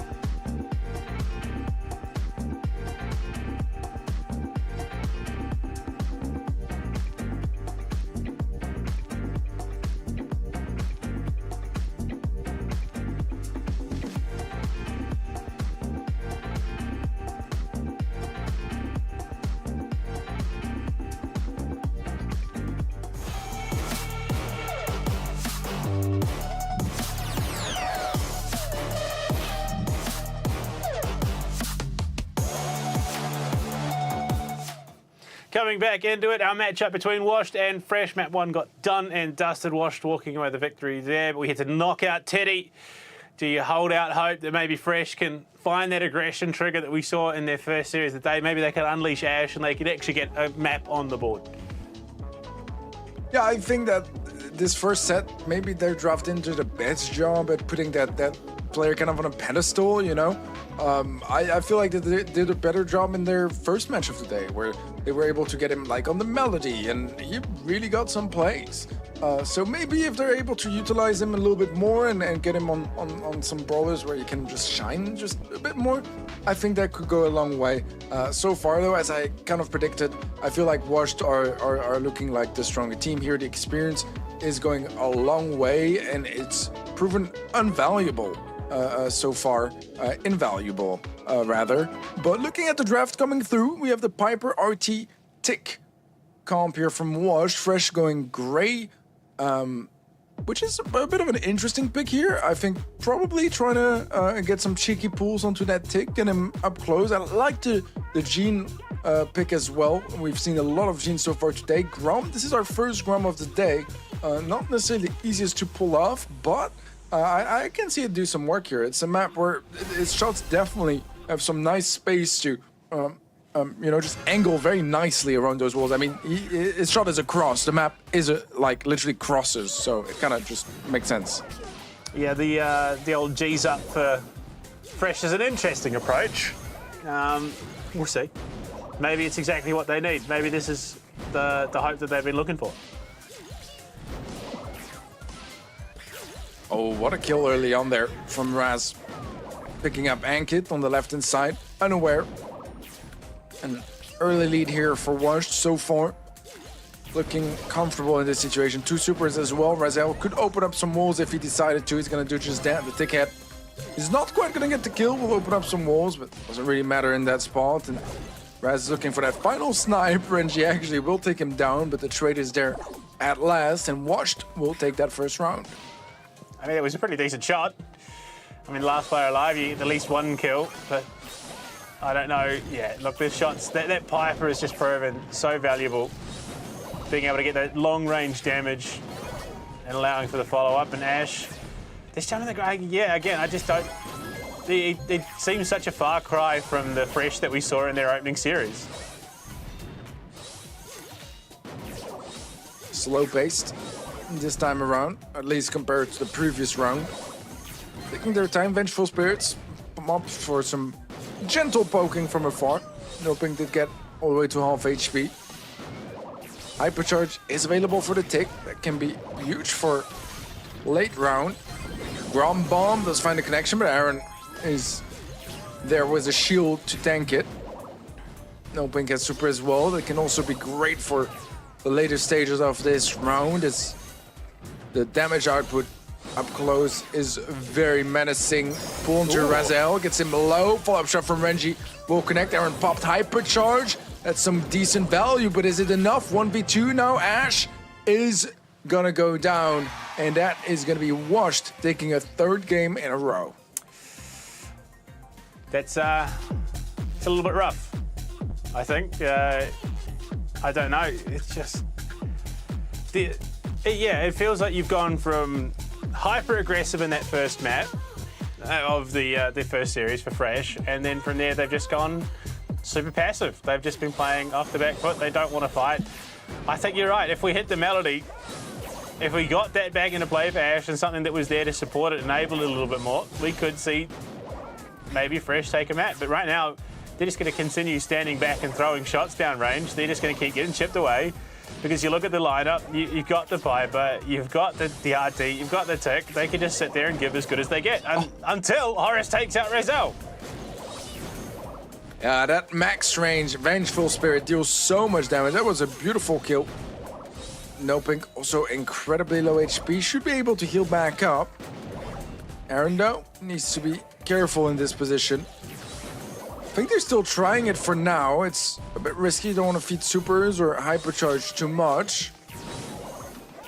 Let's see. Now that kill should settle it. Aaron immediately running for the gas that just spawned in as well, and they're going to hope to settle it in the next two rounds. Well, it's a round nonetheless. Renji actually going to start that one away. Kill, if nothing else. The possibility that we see this two go to the final set here on Knockout, but as it stands, I can't say for sure. If Rizal just lands a couple of shots, this is likely another map that goes the way of Washed. Rum Bomb could be huge. We saw him utilize them quite nicely earlier. Obviously, against the Tick, you do need to be a bit careful because he can just pop his gadget and shield it. And yeah, that's a bit of a waste of a Ground Bomb. Even though it does hit two players, there's no possibility to follow up. I think I'd rather just keep it for the later stages of this round. Hypercharge popped very prematurely here from Aaron, but nevertheless does find a kill on Akid that went way too aggressive there in the mid. Will get punished for it with his life and Washed with the man advantage. TP from Ash, but Raz survives with 240 HP, and that is going to be huge because Washed get to keep the man advantage. Check a little hook there on no ping, but Renji in the thick of it, in trouble on this Grom. He's just going to keep taking chip damage. Finished off by Rozel's Piper, and it's Ash to snipe away the kill, teleport into the mid. Needs to find two, but he can't find either. There you go, Washed. Take that follow-up round. Push it to a third, trying to deny Fresh the chance at maybe even a match point here. It was a good attempt. I think that maybe if he TP'd onto the RT and one-shot him, there could have been a chance to make a play there against the Tick up close, but it was a tough situation regardless. Let's see that. Right now, Fresh have a lot of control. We saw earlier that they made a few placement mistakes and got punished for it. Can Washed find the angles? Can they find the opportunities? I mean, they need to in this situation because a loss in this round would put them on tournament point. One more map and they'd be eliminated. So you kind of want Fresh. You kind of want Fresh to show that life that they did when they were playing aggressive. Give Ash something that he can really pop off on. Give them the ability to really do some damage. Aaron in trouble. He's taking some big damage. His head goes out. And he will be finished off by Renji. Lovely little pickup. The bomb's going awry. Ash sends it deep behind them. Aaron taking some big shots, but no ping will find his one. But it's an absolute wipe. And there you go. We take it to a third round here on the Knockout. It took all the way until game 4 for Fresh to pick up their first game of the match. But they're able to finally get onto that scoreboard. Ash doesn't seem super thrilled about it either, but he's staying focused, and you need to make sure you don't drop the ball, even if you get excited, even if things start going a little bit your way. You want to make sure you're still with your head in the game, and I respect that. Yeah, it's not done until it's done. Renji getting a bit aggressive there through mid, taking some big punishment. I'll have to back off for the moment. Still sending shots, and it's Ash again, going on the aggressive. That's what you want to see. Renji finishes off Aaron. Ash is just going to absolutely eat it. And it's a 1v1, no ping versus Horus. The Gene versus the RT. Teddy, who does it? Who takes it? it should be pretty free for the RT. I think there was a bit of a mistake there from Ash. Like, he played very aggressive and then he TP'd very randomly towards the end there as well, which just wasn't required. Puts him in more danger than anything else. But positioning-wise here, especially with Super onto No Pink, like, this should not be winnable for Ankit. I mean, crazy things happen. Especially in APAC, especially in Esports, crazy things do happen. He's going to take Cloud. Oh, okay, never mind. He's just going to walk into the gas and perish. I mean, yeah, there was kind of no win condition here, because if Noping just hits that yellow button, he suddenly becomes a Jackie with more damage. And up close and personal, the Gene does nothing against that. The Gene pull is going to be missed now as well. This is looking a bit tough here for Fresh. A few mistakes, and as much as I don't think it was winnable earlier, there is no RT hypercharge yet, and RT had super, so there was nothing he could feed. So I don't understand why he died to the gas instead of like running towards the RT and at least trying to get some shots off, get some damage, get closer to that Gene hypercharge. Yeah, I mean, at least making something happen. But no, it is what it is. Well, as it stands, Horace going to take some big damage. Oh, my Lord, Renji taking big damage as well. Now it's on Ash. He's got to do a lot to get your team in it. Horace falls. So does Renji. And the round and match are over. The map goes over towards Washed, who are now one map away from dismissing Fresh from the tournament. Washed looking solid so far. Fresh finally taking a game. I think that was their first game of the day as well, as they did get swept earlier today. So that's going to be at least somewhat reassuring. However, I mean, it was very short-lived, you know, and that follow-up game was just very strong from Washed. I think Fresh, they didn't really manage to remain, I don't want to say emotionless, you know, but keep their emotions under control. And they probably got a bit excited that they won that game and suddenly started believing, but just, yeah, lost track of where things were at and made a few mistakes. I think that in general that Ash made a mistake in the was it second round of the last game. Just a kind of useless dash, like he used a super for nothing and it actually cost him his life as well. So not only is he a super down, he turned that into a Gene versus RT 1v1, which is not really a winnable 1v1 for the Gene. So that was a little bit of a blunder.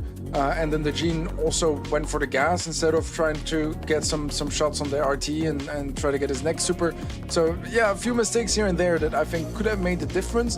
But unfortunately, at least unfortunately for Fresh, it's not made the difference in their favor. Yeah, I mean, why not commit to the fight? Even if you do lose out, I mean, there's a chance you still turn that fight around and win it, whatever the case may be. But Fresh winning the coin toss there will get choice going into the hot zone for Ring of Fire. I mean, do you hold out much hope for their objective gameplay after what you've seen from Bounty and Knockout? I think it's definitely possible. It might be a better space as well for them to find a draft that just kind of corresponds to their playstyle. They have to cook something here, because otherwise it's going to be their last set of this LPL. So yeah, it's all about this right now. You know, it comes down to this final set for them, and if they don't manage to pull through and find a winnable draft, it's going to be their final draft of the tournament. Yeah, look, it could be. It very well could be, but it could be your first if you're keen. LPL has Showdown going on at all times, so check out the QR code, !Showdown in chat. You could find yourself competing in an LPL tournament in Brawl Stars. Why not give it a go? Give it a crack. You never know what might happen. Maybe if Fresh give it a crack, maybe they could pick themselves up a map win, Teddy. I don't know, because at the moment it doesn't really feel like they're giving it too much. Very passive so far, despite that first round out of Ash and him playing the melody and being aggressive. I honestly think they just give it a crack. At this stage, you're facing elimination. You've only got one map left to potentially flip that coin. Go for it. Go aggressive. Go off the front foot and try and make them stress a little bit. I think you got to go all in. I think you have to go risky on the draft. I know it's scary because if you lose this, you're out. But so far, it seems like playing it like the regular way is not working out for them. So I think this is the moment where you go all in. You just go for your craziest drafts. You go for your craziest ideas. You try to get those hyper carries. As we did see that Ashe could do some damage against some strong teams. If you put him on the Melody, put him on a strong brawler. We'll have to see if they're able to line that up in the draft, though. I mean, I'm sure their opponents are going to be aware of that possibility, and they will treat it as such. They also know that like some of those more mechanical brawlers are going to be in their favor, and so far they've made sure to go in the right direction every single draft. I mean, you'd rather in the tournament with a bit of a blowout and try something drastic than just sort of sit there, be there, and get rolled over, which is basically how you describe the last two maps of play. So, yeah, audacity is key in a situation like this. If you're going to be eliminated, you might as well do it in style. Yeah, I agree with you. I mean, there's a lot of what ifs at that point as well. You know, what if you did take the risk, and this is a chance to do it. Try to turn some momentum in your favor.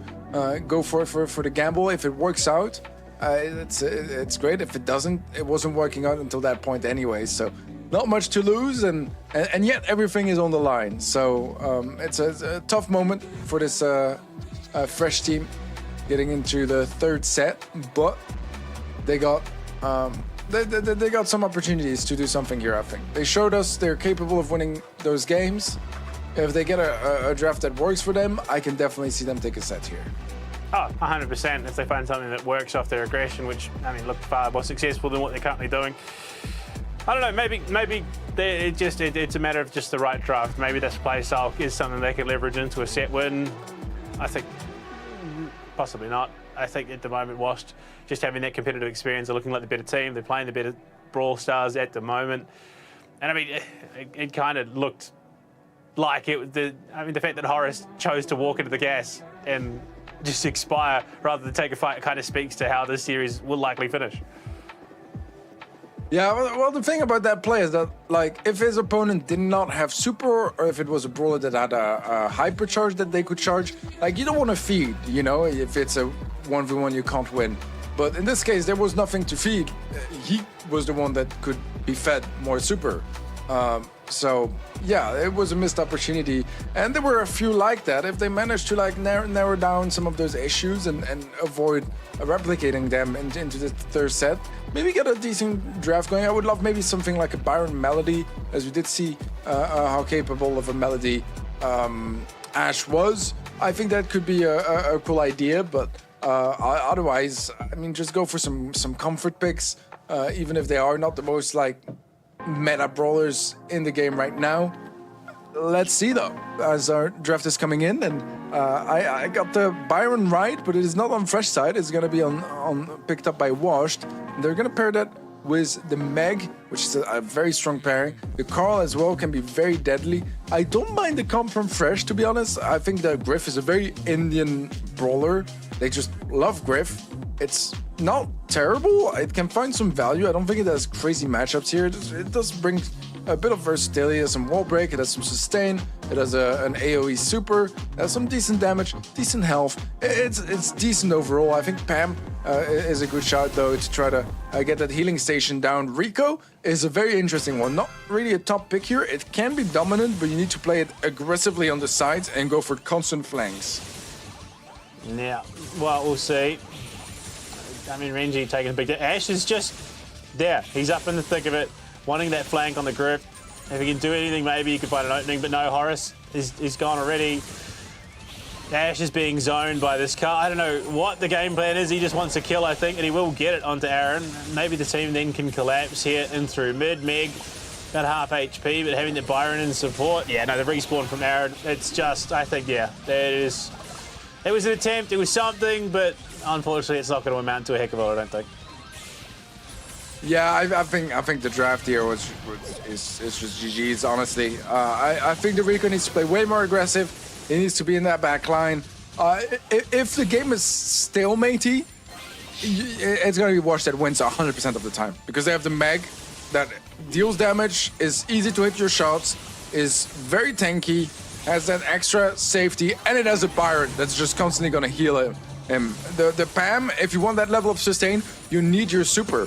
Byron doesn't. He can just shoot at you and give you those heals. So to that extent, it's just very easy in case of a stalemate for Wash to just have a player in the zone, have Nopink in the zone, getting heals, getting percentage for his team, even though the position is stuck, even though he can't go all the way in the center. All they need is to remain on the edge of the circle, and they're still getting percentages. And that's exactly what they're doing. They know that Fresh are looking to fight, so they're just towing around the line, just sending that damage out as best they can, and I mean, it speaks for itself. They've just cleaned out Fresh so many times off of the mid-objective. And I mean, it feels so effortlessly the way they walk home that first round. I like the idea of the Rico. I think it's not really played well. It does have a tough matchup against the Carl regardless, so it's complicated. It's complicated. It took some risks. I just think the comp is better on the side of Washed, and so far it is definitely working in their favor as they get to match point and are a game away from going to the next round in the lower bracket. Now, they're keeping that run alive a little bit longer.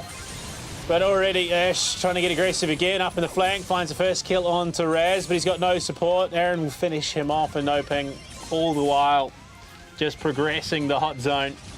They are going to look to try and shut this one out as best they can. Aaron finding Renji on the side, that Rico really not achieving much. I mean, to be fair, the entire draft, other than Ash getting aggressive and finding a couple of picks, hasn't really achieved the traction I think they were hoping it would.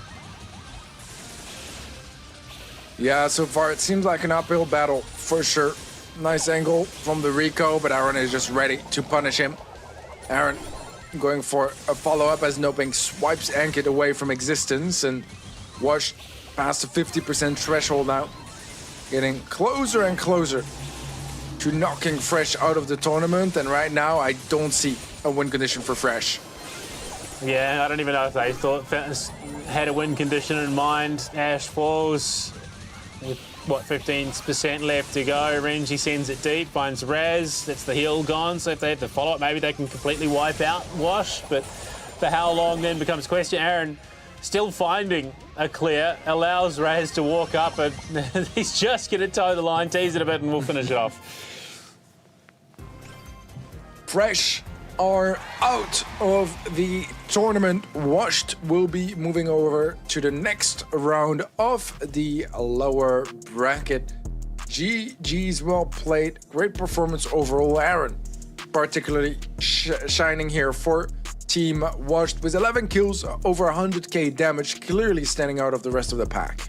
Yeah, he's putting in some big work for the team to help them get over the line. Washed will progress in that lower bracket. Fresh, unfortunately, the first team to be sent packing. Look, they got in, they got something done. They found themselves some openings, and look, if nothing else, took a couple of clips. Teddy, it's time for another quick break. On the other side, it's unfortunately time to send another team home, and things aren't looking good for the Aussie boys. We'll see you guys back in a sec. Okay.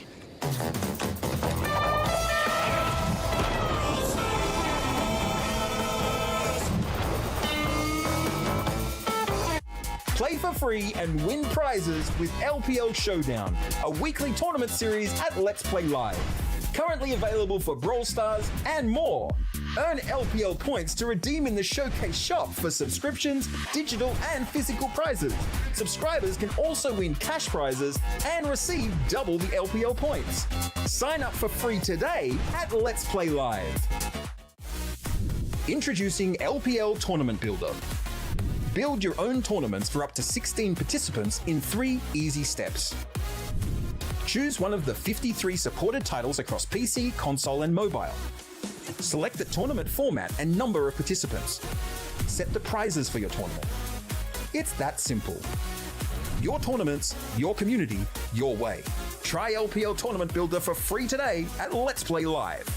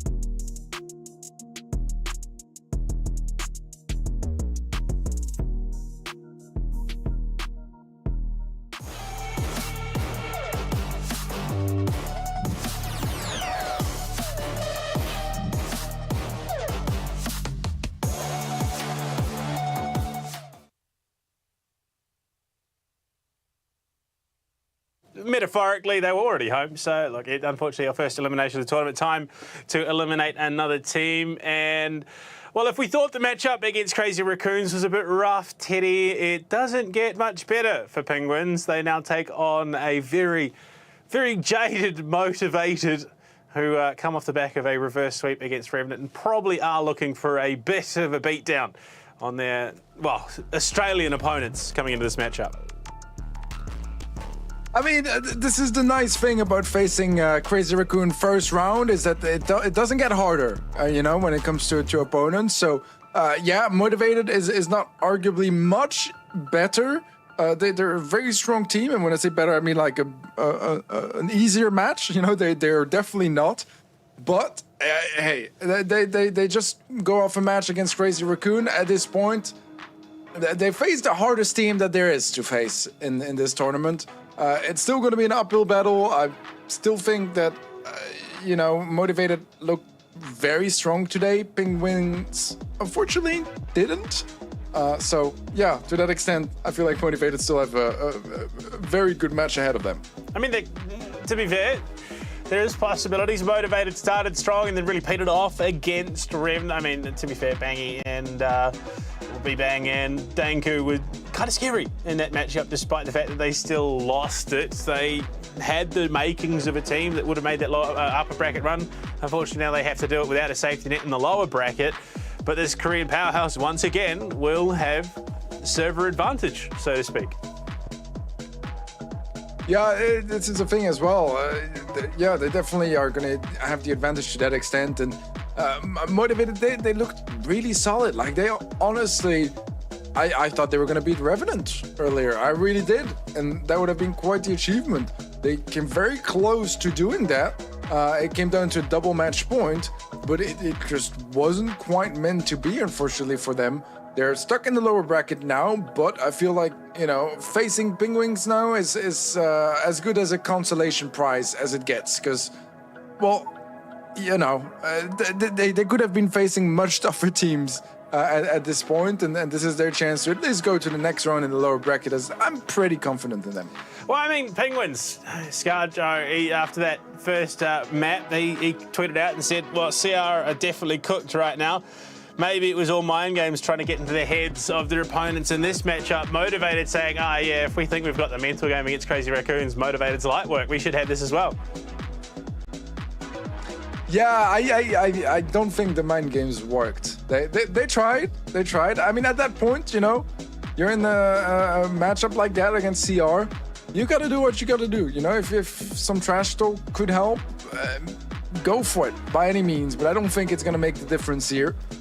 Our maps, again, are the same as every other series. So, Shooting Star, Bells Rock, Ring of Fire, Center Stage, Rustic Arcade. So, same order for maps and modes. Very kill-heavy for the first two. Then it turns into a little bit more of a control affair. Back to Brawl in set 4. So, back to a little bit more about kills, but there's still quite a bit of control to handle over there. So, nice variation overall. I think that here, if I have to go like numbers, I'd go like 80-20 in favor of Motivated. As much as I would love Penguins to make some plays here, I feel like the mix of delay and the experience advantage, also the current like form advantage, Motivated, they're currently playing in the BSC. Not as this team. They have like two duos. Denku and Bangy play for Team S2, and then Mira and Stardragon have been playing for Go and Oishi. But both teams have found some results. Both have qualified for multiple monthly finals already this year, so they're active right now. I think that Penguins is kind of their downfall as well, is the fact that they're just not really like actively competing much in the Brawl Stars Championship, meaning they're probably not as aware when it comes to drafts, and also just not as experienced when it comes to just like, you know, taking it in the field, fighting in the mud. Well, I mean, that's why tournaments like this are so important. There's opportunities few and far between in APAC. So getting to see these teams go toe-to-toe, a meeting of the regions that really happens outside of those monthly tournaments is pretty important for the ecosystem and the health of the Brawl Stars esports scene. So getting these opportunities, it's going to be everything for them. You have to make the most of them. And for Penguins, well, look, they don't have much more opportunity past this. They have to make the most of this against Motivated if they want a showing. I mean, otherwise their attention then has to turn to the next one later on down the year. So, look, this is likely going to be a big opportunity for Penguins as we go to the draft. RT, Gray and Byron for Motivated. Gene, Tick coming through. So there is possibilities, and of course rounding it out with a rather interesting Bell pick. It's not a bad draft on either side. I think Gray is a bit of an interesting one. It's very targeted towards dealing with that tick. You got to go for some gadgets to pull the tick closer, try to TP on it to confirm a kill. I don't mind it. I think it's a bit of an interesting approach, to be honest, a bit unusual when it comes to shooting star.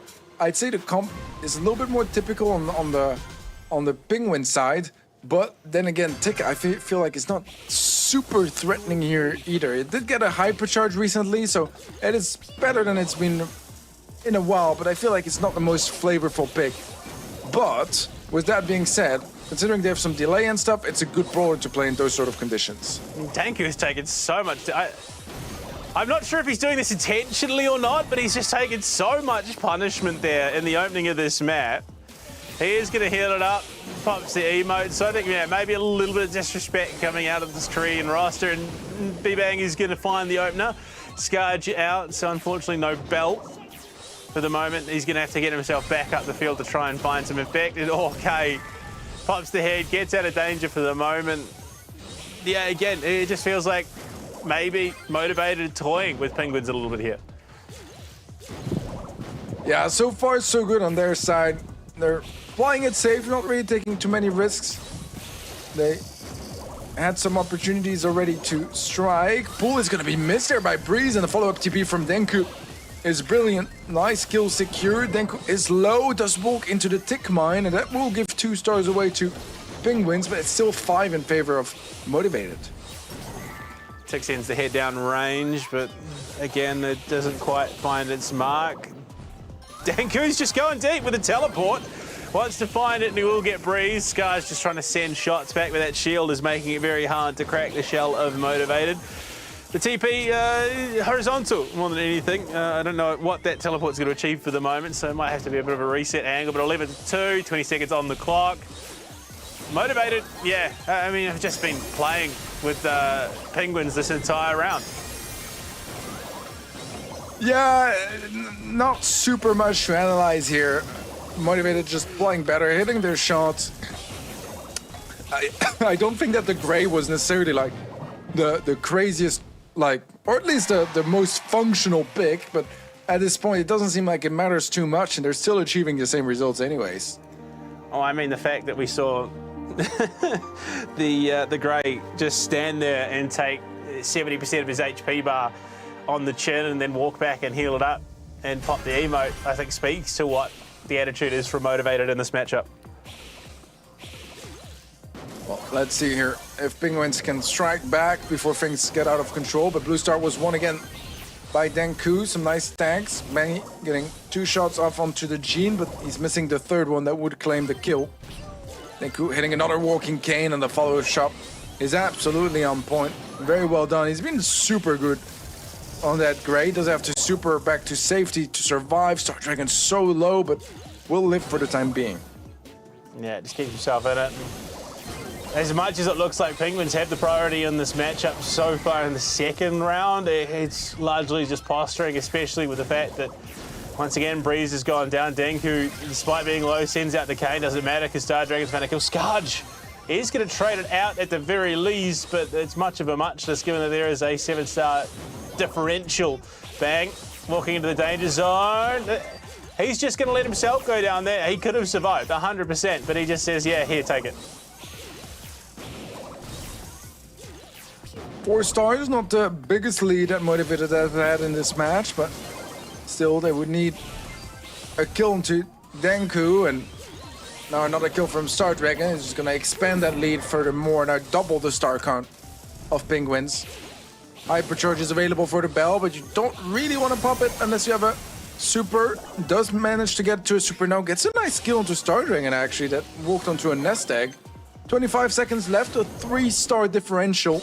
A kill on Danku would be enough for a double kill onto Bangy in, and Star Dragon would also suffice. But let's see, SK pops a super, does get a bit in danger. Surely he's gonna go down here. Danku takes a bit of damage, but a nice TP. Follow-up kill from Breeze is there, but with 2 seconds left and a 2-star lead still in favor of Motivated, they will be claiming this opening set. And if I hear one more Baby Shark, I'm gonna lose it. I mean, the crazy thing is that Danku almost threw that round away. I mean, what was 17 to 15 there at the very end.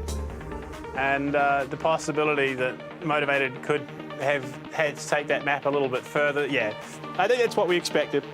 Motivated coming in as the clear favourites. Penguin doing everything that they can, but being outmatched, not just in terms of mechanical skill, but experience, and then, of course, ping differential as well. I mean, what can you do? Motivated, clearly not taking it as seriously as they might have in other matchup in this tournament. Yeah, I mean, Penguins didn't do bad here. They got a good amount of damage overall. They were pretty much matching, if not dealing more damage than Motivated were. The problem is they were not able to just, like, close out those skills nearly as effectively as Motivated were. Failing to that extent. And it is hard. That's kind of the thing with the ticket as well, is you're gonna get so many tags, but it's so hard to actually close a kill because you can't really chase anything in the open. The shots are quite easy to dodge, especially if you just like get out of range. It was a good attempt. I think that the tick when you have delay is not a bad shout, but they might have to try to go for some other ideas. But as we saw in multiple matches so far for the teams that have some delay, the toughest sets are the first two. Usually it seems like Hot Zone seems to be like the opportunity to try to do something different. I mean, I think I'd be safe to say that there was an element of Motivated also assisting Penguins there. They were deliberately taking damage. I mean, we saw it was Danku, I think it was, just run a kill up and let it happen. So, yeah, look, I think this is very much a case of Motivated toying with their foods, just letting them have whatever they can. They're really not hugely invested in the matchup, given that they feel that they can take it quite freely. I don't know necessarily if that'll change on Ring of Fire on the Hot Zone. I think it would have to take a pretty drastic shift for Penguins to take priority if we do get that far. I mean, we are going to get that far guaranteed, but I don't think there's much holdout hope for Knockout to be drastically different than that first map. No, I agree with you. I mean, for the most part, this is still just very much in control of Motivated. This first set was. I would expect the other next two to be as well. But Penguins, they gotta try something at this point. I don't really know what their win condition is. I don't know what sort of X factor they can bring into the series. It's gonna be hard. It's gonna be a hard road ahead. But I mean, so far they've had some screen time, and they also managed to be one of the fan favorites. Even though, you know, they're not really like getting any results. They're just like a mascot at this point, you know. Look, it's an Australian tournament organiser, well, Australian-New Zealand tournament organiser. You've got to have some local representation. Speaking of local representation, it sounds like it's time for a cuppa. I think the Australian boys have taken a little bit of a break. So are we. Get yourselves a drink. Stay hydrated. We'll see you back in a sec. Okay.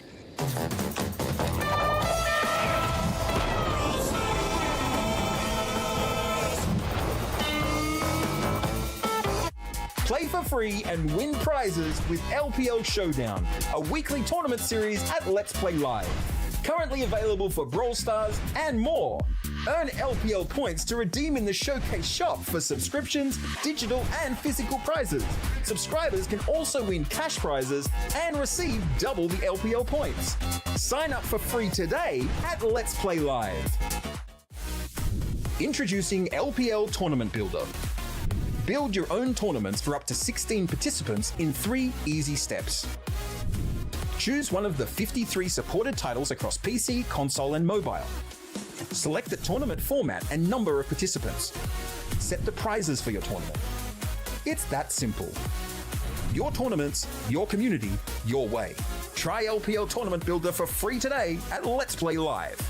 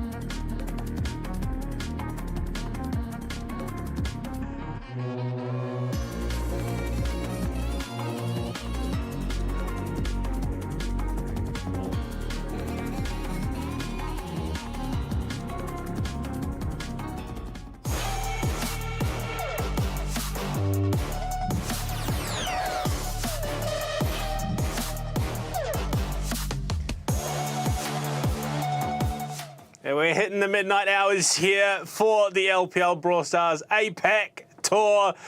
We're jumping straight into it. And I mean, Teddy, Australia is playing. It's midnight for the Australians. It's 2 a.m. for the Kiwi on the Penguins roster for Motivated. I'm pretty sure it's like, it'd be like 8 o'clock at the latest in Korea. I can't quite remember the time difference there. I'm used to Southeast Asia time difference. But as it stands, we're jumping into it. There's a Sprout. There's all sorts on the board.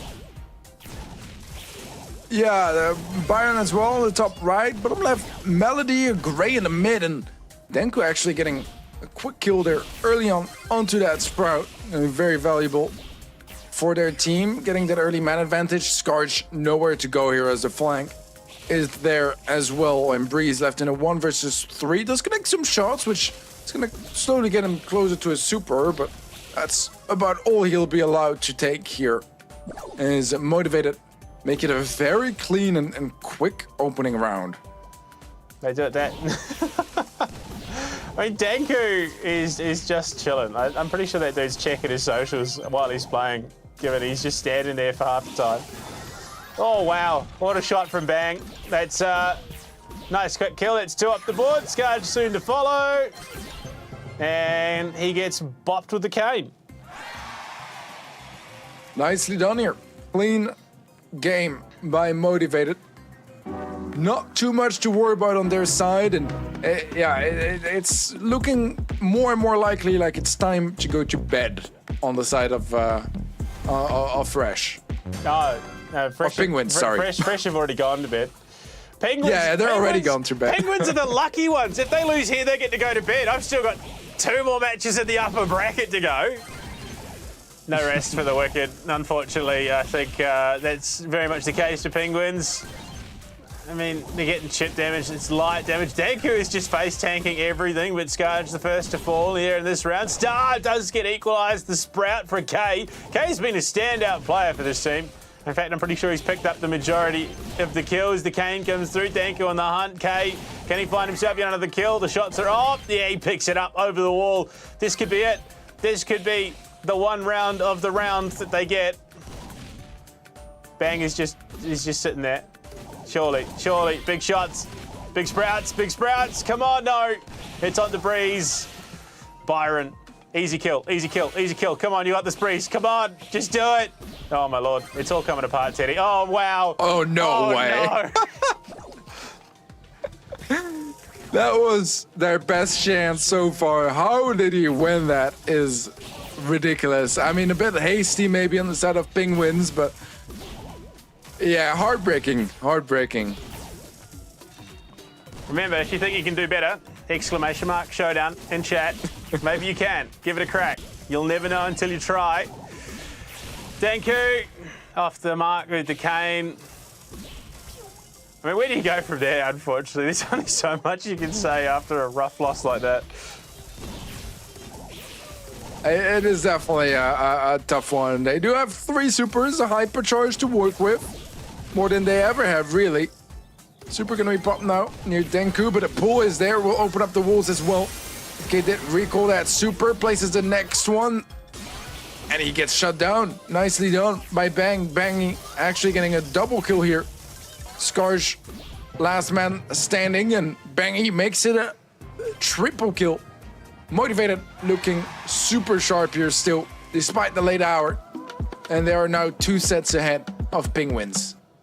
Pretty sure K-Brawl has had the vast majority of the kills for this Penguins roster. Maybe if teams are scouting, he'd be a player to look at. He's pretty onto it. But yeah, motivated, pick themselves up. Map number 2, heading to map 3. I think that will likely be it for the Penguins. Unfortunately, it's a decent one. To be fair, they weren't the first eliminated, technically. So I suppose they've got that going for them.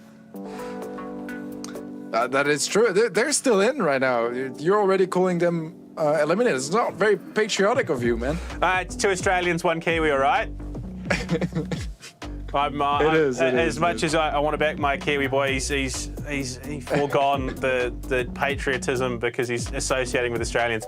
But in terms of, I mean, the one big benefit I see in this situation, Teddy, is that Penguins have future tournaments to look forward to. Obviously, we're going to have those Oceanic qualifiers again. They have the opportunity further on down the line to improve and look better. But I mean, is there surely something they could be doing going into this hot zone to potentially start something, even if it is just to make Motivated sweat a little bit? What do they do?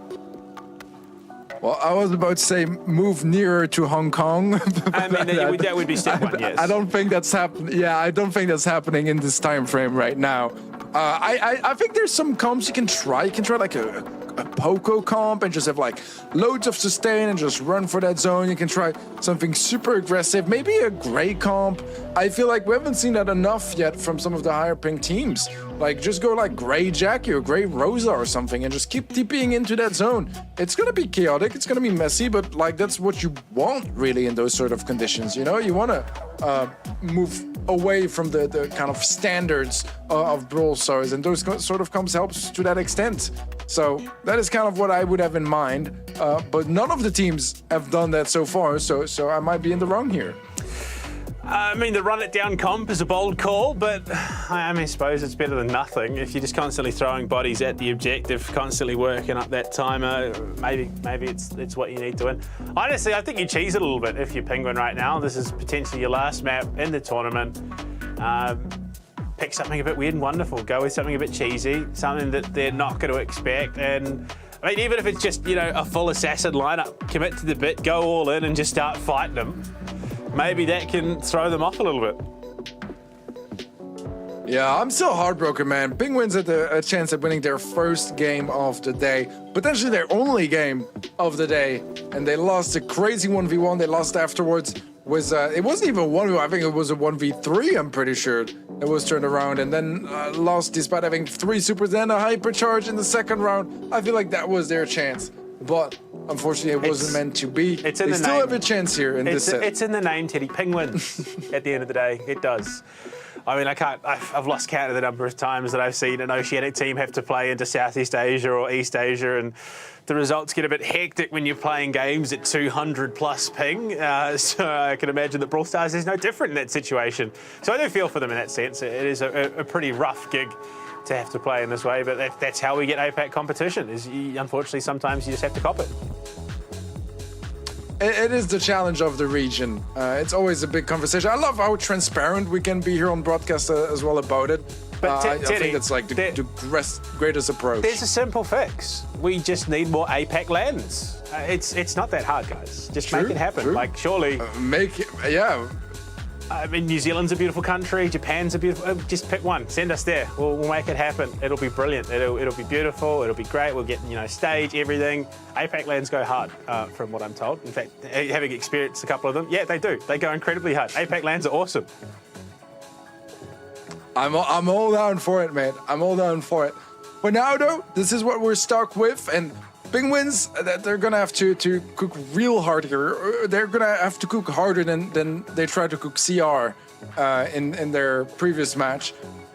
I don't know what the win con is. I think it's time to go something crazy for the comp. Honestly, if you're listening, Penguins, go for like go for a gray comp. Go for a gray Rosa Poco comp, something like that. You're probably gonna get clapped, but it'll be interesting. At least like. Yeah, it will be interesting. Just run into the zone, and that's kind of the name of the game. So it's kind of what I would try in their shoes. Now, I'm not a pro player, and I'm not in their shoes, and I'm very happy I'm not. but yeah, you got to do what you got to do, and I think there's some ideas to be had on this map. It's not as obvious as maybe on Dueling Beetles, where like a gray Rosa or a gray Jackie is very attractive. But I think it's still feasible. I've seen it done here before. I've seen it work here before. So why not them? I mean, to be fair, we saw the Crazy Raccoon Melody kit. Why not pull something out like that? That was kind of absurd, in all honesty. Maybe they just need to make it work for them, but whatever the case may be, whatever it is they go with, it's one of those situations where you've just kind of got to commit to the bit. And a great Australian esports competitor once said it is 95% mental at the end of the day.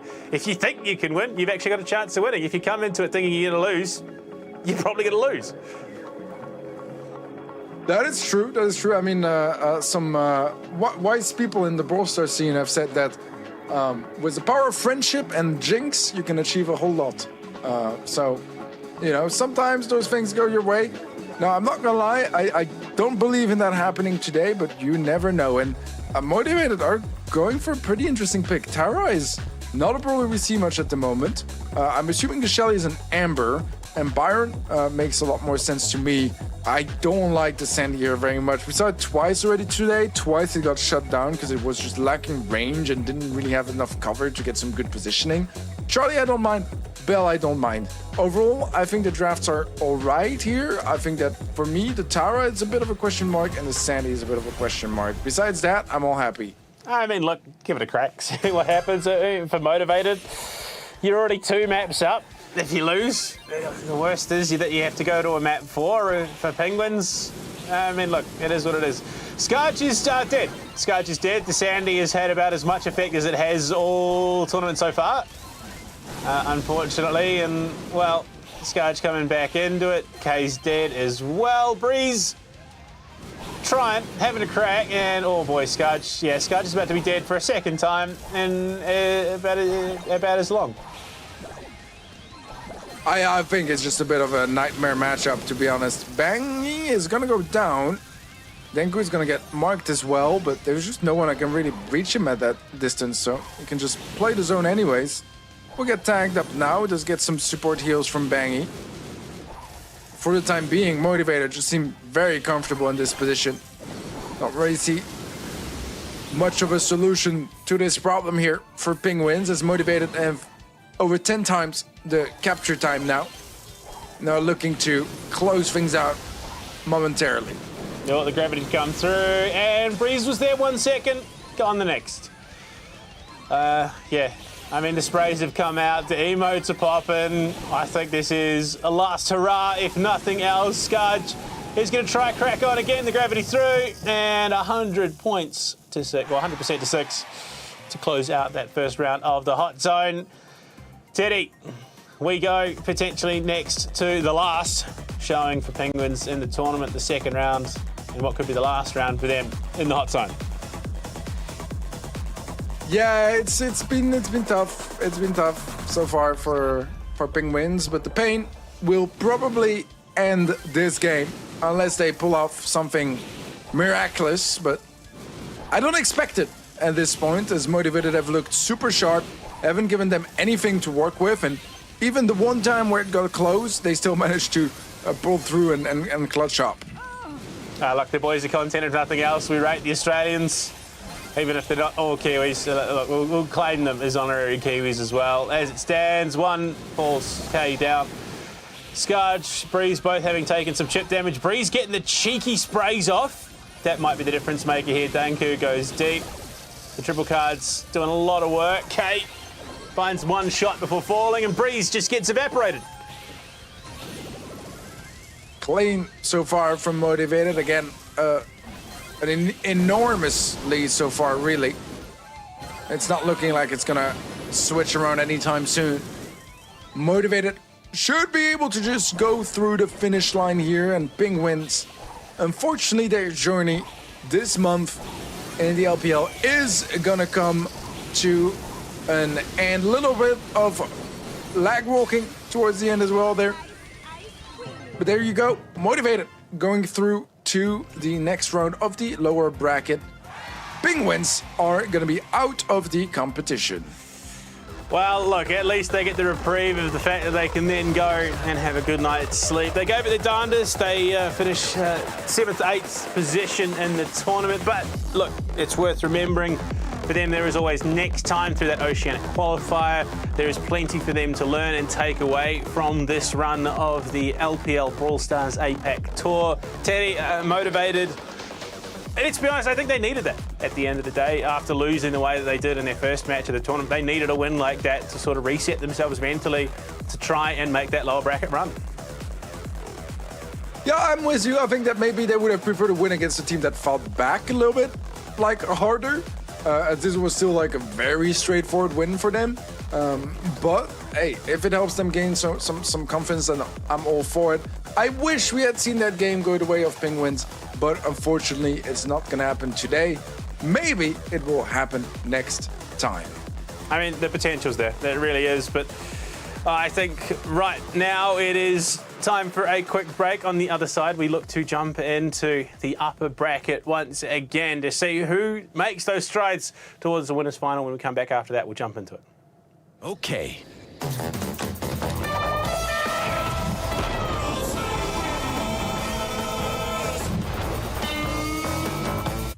Play for free and win prizes with LPL Showdown, a weekly tournament series at Let's Play Live. Currently available for Brawl Stars and more. Earn LPL points to redeem in the Showcase shop for subscriptions, digital and physical prizes. Subscribers can also win cash prizes and receive double the LPL points. Sign up for free today at Let's Play Live.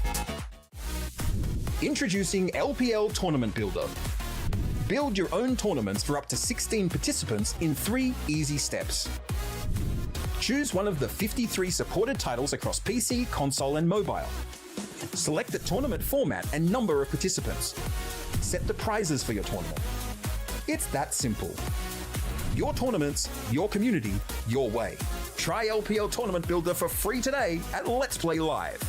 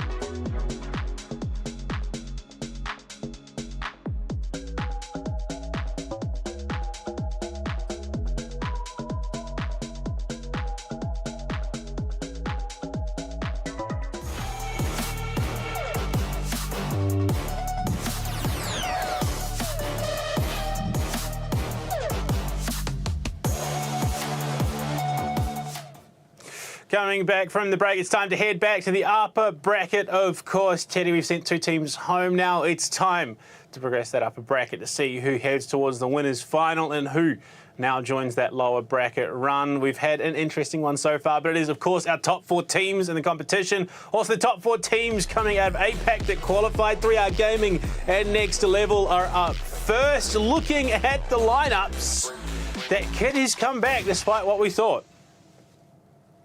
Yeah, that's an interesting pick here to bring into Shooting Star. It can be deadly in the right hands. Let's see how it's going to turn out here. But this match is going to be one of the highlights of today for sure. The 2 quarterfinal matches are going to be fantastic. 3R Gaming versus Next Level here. Blue Star going to be easily picked up by the Carl. Has to use a gadget to get it, but it is a free Blue Star. Let's see how they deal with it on the Next Level side of things. And what's the game plan here? You've got, the Max and the Kit, but it's Mega to find the opener. Mamashi does go down. Kit diving deep. Kanga trying to make something happen. And Will, with support, they lose Soda, who is trying to zone out the rest of this 3R Gaming roster. It's a 1-star differential this time. And it's not, I don't think we've seen a top side bounty win yet. It's all been bottom side of the map for the most part. And oh, that's a shot from Mamashi. And just as I said it, the caster curse activates and, well, Next Level might just lose out. Still have some good util to work with. Let's see if the Kid decides to try to isolate a player with a super or maybe stack on top of the Max. The RT and super as well, not going to be as valuable here, but cookie cutter gadget can still help lock in a kill. Kanga not quite going to stick to landing here and will get shut down from afar. Mameshi providing a lot of heals and there's a very quick reset. But there's still that Max super now that's going to be popped. Kanga has another super now available. What do they decide to do with it is the real question, and so far they're really struggling to close the gap. The potency of the kite coming out of this 3R Gaming roster, despite Next Level wanting to get close, wanting to get in the thick of it, Kanga just can't find it. Being punished, he's going to go for the jump on in, but you got Yumi in support. She survives at 225 HP in a dream. Sakura falls, and it's the full commit. Unfortunately, it doesn't matter for March. They're going to look to try and push deep, but the time is not there for them, and Next Level just narrowly missing out on taking that first round for themselves here at map 1. Well played by 3R Gaming. Honestly, if I had to go for a favorite, I would have probably said Next Level rather than 3R, but 3R have a strong draft, a little bit less risky, I think, simply by the fact that Kit is a bit of a volatile brawler. Let's see here if Next Level are able to execute things a bit better, or if 3R Gaming can prevail once more and lock in this opening set. No, it's a high risk, high reward. Kanga on that Kit wants to go deep, wants the Max to support for the all-in, but you look at this 3R Gaming roster, the kite is there. Kanga looking to cut deep, but, well, with the support of Mega, we'll find the one they're looking for, only for it to be traded back. Luckily, Mega is hitting some big shots. 2-star lead now. That kite ability not quite working. It was a bait set up by Next Level, and it worked brilliantly. Meshi healed everyone back to full health and it's back to playing range now. Next does need to be careful not to feed too much here. Yume does have a super now. Memeshi has one too. They're trying to close the gap and they're much more aggressive here. The Max is going to be caught into the cocoon. It's a nice kill into Megu. And they might even get the follow-up. They will get the Max too. Sakura a bit isolated. Does get slowed. A kill from Kanga, but the trade is there. And it's a 2-star lead now in favor of 3R. And once again, that kite ability comes into play. Now, next level are going to be looking for the all-in, but you look at the damage spread between them, the fact that they can effectively kite them from range. Kanga has to get that close to try and dish out the damage. Will jump with the support, and that's a big opening. Unfortunately, now Carl looks for the turn and burn. Deep cut, Megu. Enso's taking some pretty impressive damage, but 3R Gaming still have that advantage. 20 seconds on the clock, and they can just slowly bring it back. Kanga needs to hit the mark here. Needs to find a massive opening, has the super available. Sakura trying to keep themselves alive. 10 seconds. This is where Kanga needs to go. Need to push deep here. Need to go for the all-in to try and stop 5 seconds. We'll push it, looking for the kill. Can they do it? No, Sakura shuts it down, and it's all come apart. Next level. They made the right move. Unfortunately, the traction just wasn't there for them. It was close. Mega was so close from getting a ton of damage with his super there. But they were able to defend on the 3R Gaming side, and that's going to be the opening set going their way. Well played, well played. It was a pretty close one here. I think Next Level had some cool ideas, but the kit pick is a little bit risky, and unfortunately for them, they didn't really manage to find a way to make it work. And I mean, we see it here from Soda, 0 kills. It's tough to be competitive when the opposing side is so consistent. I mean, the entire 3R Gaming lineup kind of countered that kit pick. It was a lineup that kited well. You could just play it back. You had long range attacks. You had utility that denied a lot of what that kit was trying to do. Yeah, the second attempt was a little bit better out of Next Level, but it's kind of hard to find a win in a series like that where the opponent's lineup is almost entirely designed to shut down your key demographic, which is your kit. Yeah, no, you're absolutely spot on. It was definitely very close when we were looking at some of the stats here head-to-head between Yume and Megu. Very even here so far today. Pretty much the same KD and nearly the same damage as well. Some of the star players of their team. Megu, despite losing the set, by the way, was the star player in that last game for Next Level, which is quite impressive, meaning he dealt quite substantially more damage across the board. Well, yeah, look, it's going to be interesting to see whether we see a similar result going into the knockout. Of course, you don't have that respawn to play with. As soon as a player is lost, it can quickly spiral out of control. But, I mean, 3R Gaming looking like a very capable team in that matchup. Next Level, I think it's going to be interesting to see how they go with a draft that isn't as crippled as that one was going into the 3R Gaming lineup. If they find a draft that isn't so hampered by the need to get close and get into that close quarters combat, maybe they could find themselves an equalizer, because I mean, they're an incredibly capable team. Certainly so. I mean, Next Level are my favorites getting into this match. Now, maybe it's a mistake on my end, but I think that if they draft a little bit safer, they probably would be fine. I mean, at the end of the day, in this game, in this set, it was still very close, and I think that executing Kit is one of the tougher brawlers to actually pull off. So I respect it. They tried something. They tried to start the match off with like a crazy draft, catch them off guard, try to get that early momentum. It didn't work out. I think they'll probably play a little bit safer now, as they don't want to give too much away to their opposition. Yeah, I think you want something a little bit more well-rounded, one that isn't going to be as heavily punished as that one was. I think, honestly, it was a good little test, I think, more than anything for Next Level, trying to figure out what their opponents were going to be bringing, what 3R Gaming's approach was going to be into this upper bracket matchup. Now that they have an idea, they can sort of draft accordingly. I mean, to be fair, it could have just been a complete gamble and it just didn't pay off. That is the honest truth in a situation like this. But I don't know. 3R having won the coin toss, I think, do you reckon they can leverage that into further advantages? Because, I mean, picking up the first set gives you that little bit of a freebie, a little bit of breathing room. You can turn a coin toss into a second map win. I mean, that sets you up pretty pretty well for maybe even a cheeky victory over a team like Next Level. For sure. I think that overall it's still a bit easier to draft as last pick.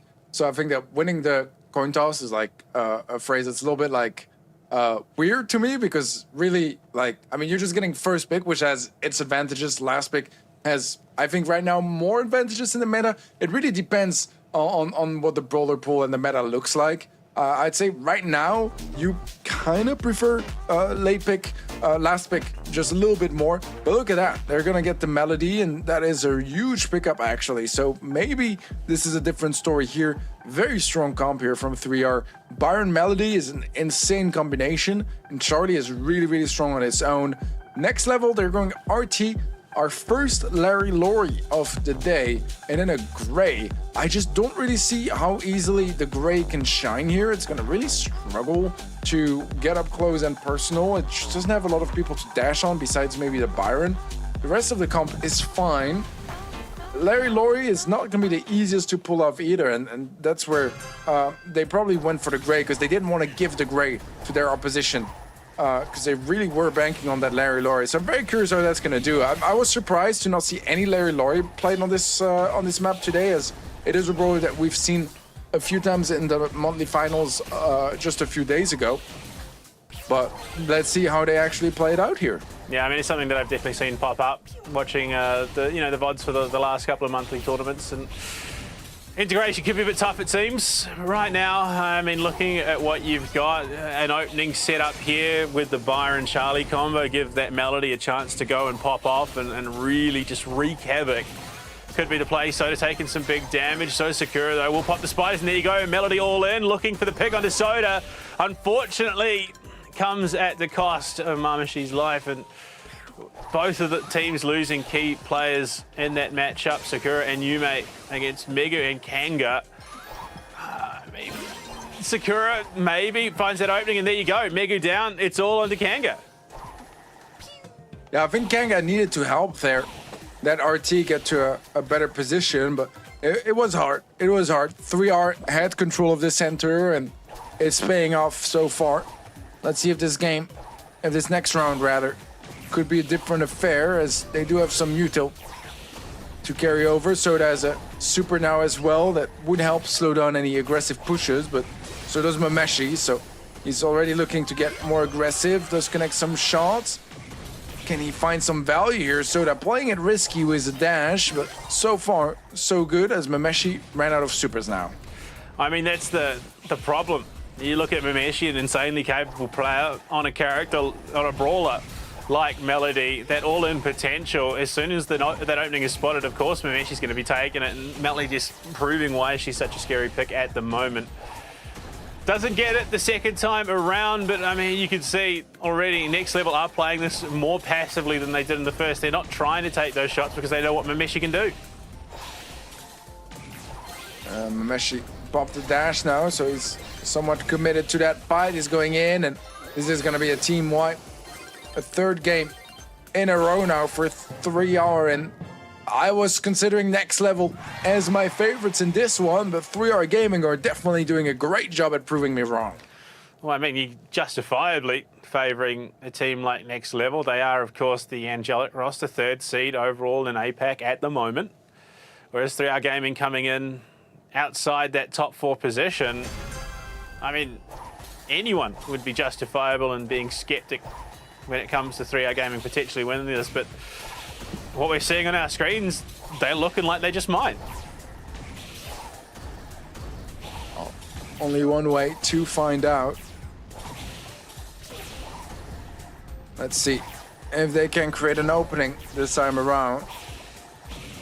I do think they have some win conditions. The matchups are a bit rough. I think that committing for the gray Larry Laurie is very risky, considering the fact that, like, there's just so many good brawlers open. I mean, let's just look at this draft from 3R Gaming.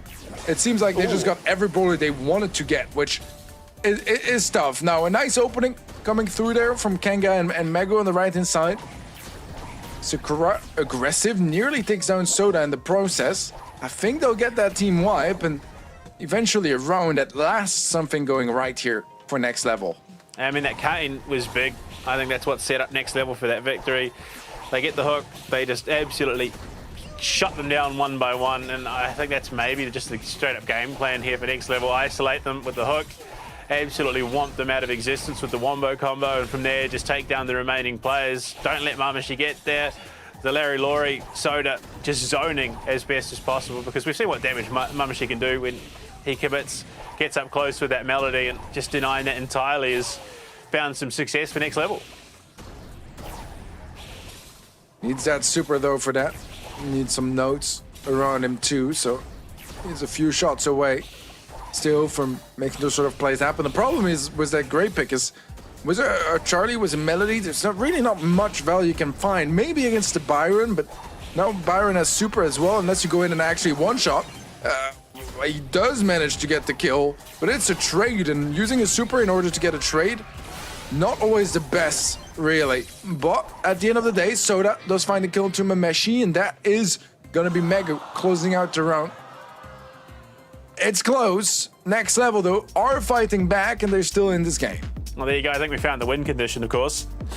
The Grey finding its target and absolutely exploiting it with the teleport, and we saw what happens right there. A perfect example with Kanga getting deep, finding the opening pick, and then from there, yeah, he gets traded out, but it's the opening that Next Level need to collapse on the rest of the team and finish them off. So I don't know if it's a case of rotate Mamashi off so he's not dealing with the Larry Laurie. They need to get that super up on him, or what a cane onto Sakura. Luckily, Yume Goku on that Byron is going to keep him nice and healthy. All right, Mameshi trying to push the left side. Does get tagged up quite a bit. Ball from Kanga not quite gonna connect here. Sakura trying to find some long-range snipes. Not super successful so far. Mameshi had to fall back as he lost quite a bit of health. TP is available, but it's not easy to place in the right time. Very curious how he decides to use that, as so far Charlie does not have super pull. Is going to be missed again, but I have a feeling he's trying to bait Mameshi into playing more aggressive to maybe punish him. Well, Yume opens things up with a kill on the Megu. It's followed up with a kill on the Kanga as well. Mamashi does go down to the Larry Laurie, but I mean, they're doing such a great job at trying to zone out this Melody. Sakura's just going to go into the gas, teleport out, but it's just into more gas. I think Next Level do have the right idea when it comes to this comp. Isolate and zone out the Melody. The Larry Laurie can sit there safe as anything behind the wall, because then Mamashi does have the super now, but struggling to get it up. Big round here for 3R.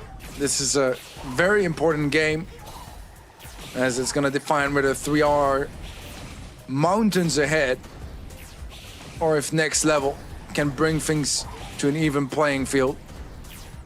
We have the super on the Melody. Mameshi might want to go aggressive here, but I think that so far, considering the situation, both teams don't mind playing time and trying to initiate the fight at a later stage once the gas forces them to get closer together. Oh, there we go, Mamashi cutting deep, looking for a bit of damage, just trying to throw them off. Super committed from Soda. So they are burning that utility. Deep cut, Mamashi going in on Soda once again, sending those shots in. Soda's in trouble. Mega's down. Misses the play the Next Level were hoping would never happen. 3R Gaming. Off the back of the Mamashi initiation, just push on through, wipe them out, and take themselves a second map. Clean set here from 3R Gaming. There was some good fighting back. Don't get me wrong, Next Level gave it their all. Stats-wise, they're not all bad either, but it was not good enough. 3R just a bit more consistent across the board, able to just really narrowly outshine them at the end of the day, but they did feel like they were a little bit more in the driver's seat. I think that Larry Laurie is just not in the greatest place right now. It's a bit tough to pull off, and I think the gray pick, again, is a bit of a question mark for me. I don't think it's terrible. It just didn't really have any matchups. Like, it's okay against the Byron, but once Byron has super, it's not that great. It's really bad against the Charlie, whether the Charlie has super or not. And okay, maybe the Melody, it's not horrible, but it's still not good. Like, Melody pops a gadget, it's a few shots, and the nodes will do the rest of the job. So I don't know. For me, the Gray was a bit of a mystery pick here. I didn't really get it. Well, I mean, it felt like it was their win condition. Obviously, you had the Larry Laurie just to zone out the Melody, to try and stop her from generating into super, or to try and, deny her from committing onto the team. It felt like the Grey's entire job was to jump onto Byron, blow him up, and then allow the overmatch for next level to wipe out the remainder of the team. But that only happened the one time. From there, it just didn't happen again. My machine knew exactly what was going on, just bided his time, waited for it, got his super up, and as soon as that happened, jumped deep in onto the Larry Laurie. Soda got blown up, and the rest of 3R Gaming then collapsed. So 3R Gaming, I think, out-drafted that pretty well, and I don't know if necessarily it was next level out-drafting themselves, because I mean, that's such a narrow margin of success for that win condition, specifically getting that Grey onto the Byron, finding that kill, and then mopping up the rest of the team. I mean, it only happened the once. We saw it. It wasn't quite as effective as I thought they were hoping it would be. Yeah, it's a dangerous game to go to Ring of Fire when it comes to a third set, because I feel like it can both be great for comebacks, but it can also completely shut them down. It's a map where you can really get spawn trapped as well. You can see kind of like the little sets of walls that are near the spawn area. Those are not really in your favor when you are on the defensive side. If your opponents manage to push you all the way up there, you're gonna get spawn trapped. It's gonna be really hard to get any control back. And therefore, it can be great for a comeback, because if you're able to spawn trap your opponents, I mean, it's GG's. It's a quick set. You transfer momentum to your team. If it's not the case, though, it can be very quickly over as well. So it's a bit of a scary game here, and I think that both teams are going to have to be just incredibly careful with the draft, because I think on this particular map, a lot of matches or a lot of sets are ended like in the draft set. Well, I mean, that's what it was. Map 1, the kit pick didn't work for them. Second time, the Grey was such a heavy gamble in the way that they wanted to play that. So it really has been the draft that is undone next level here. It's not what you would have expected, I think, out of this third seed team coming to this competition. You would have thought maybe they would be the ones probably having a little bit more priority in the draft. But 3R Gaming, they've been given the opportunity and they've made the most of it. Oh, they've been shining so far. They've been able to find so much success in this match. I'm very impressed. I was even thinking it could be another sweep for next level, as I've seen them win this match before in Mount Torino. So it's impressive, the resilience here that 3R have shown.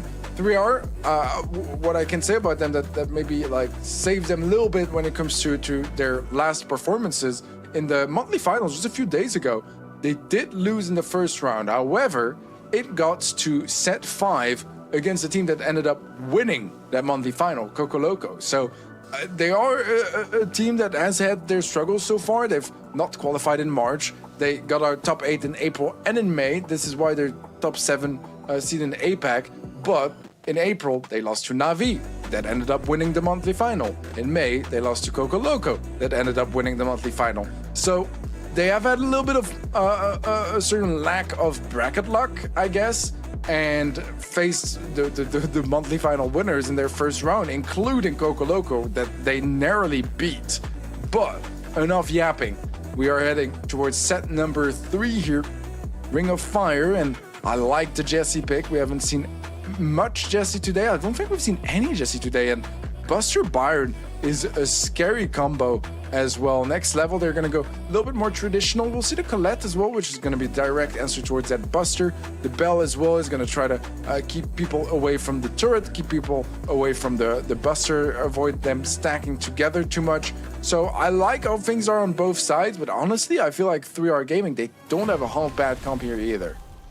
Yeah, I mean, coming into it, I mean, if you're 3R Gaming right now, I think you're sitting pretty happy, given that you're 2-0 up in the series. You got a bit of room to work with. You got a pretty feral looking comp, in all honesty, in terms of what can be achieved here. But it is going to be next level. First feet on the objective. That hot zone will be taking up progress for them, but it's slow going given how much damage is being pumped out. They are being forced off for the moment. It could get a bit dicey here if we see, some wayward positioning and that's being punished. So far, a good lead for next level. 3R Gaming getting in zone and trying to capitalize. I think that the comp on 3R relies just a little bit more on getting those supers, especially for the Jesse. It's available now, but where do you want to place that? If you place it too aggressively, it's just going to eat some ammo. It's going to be destroyed immediately by Kanga. The slow did connect, but so far this is super clean here from next level, and that's exactly the sort of approach they should be going for. Hypercharge now available for Soda as well. Kanga probably not far from unlocking his own either.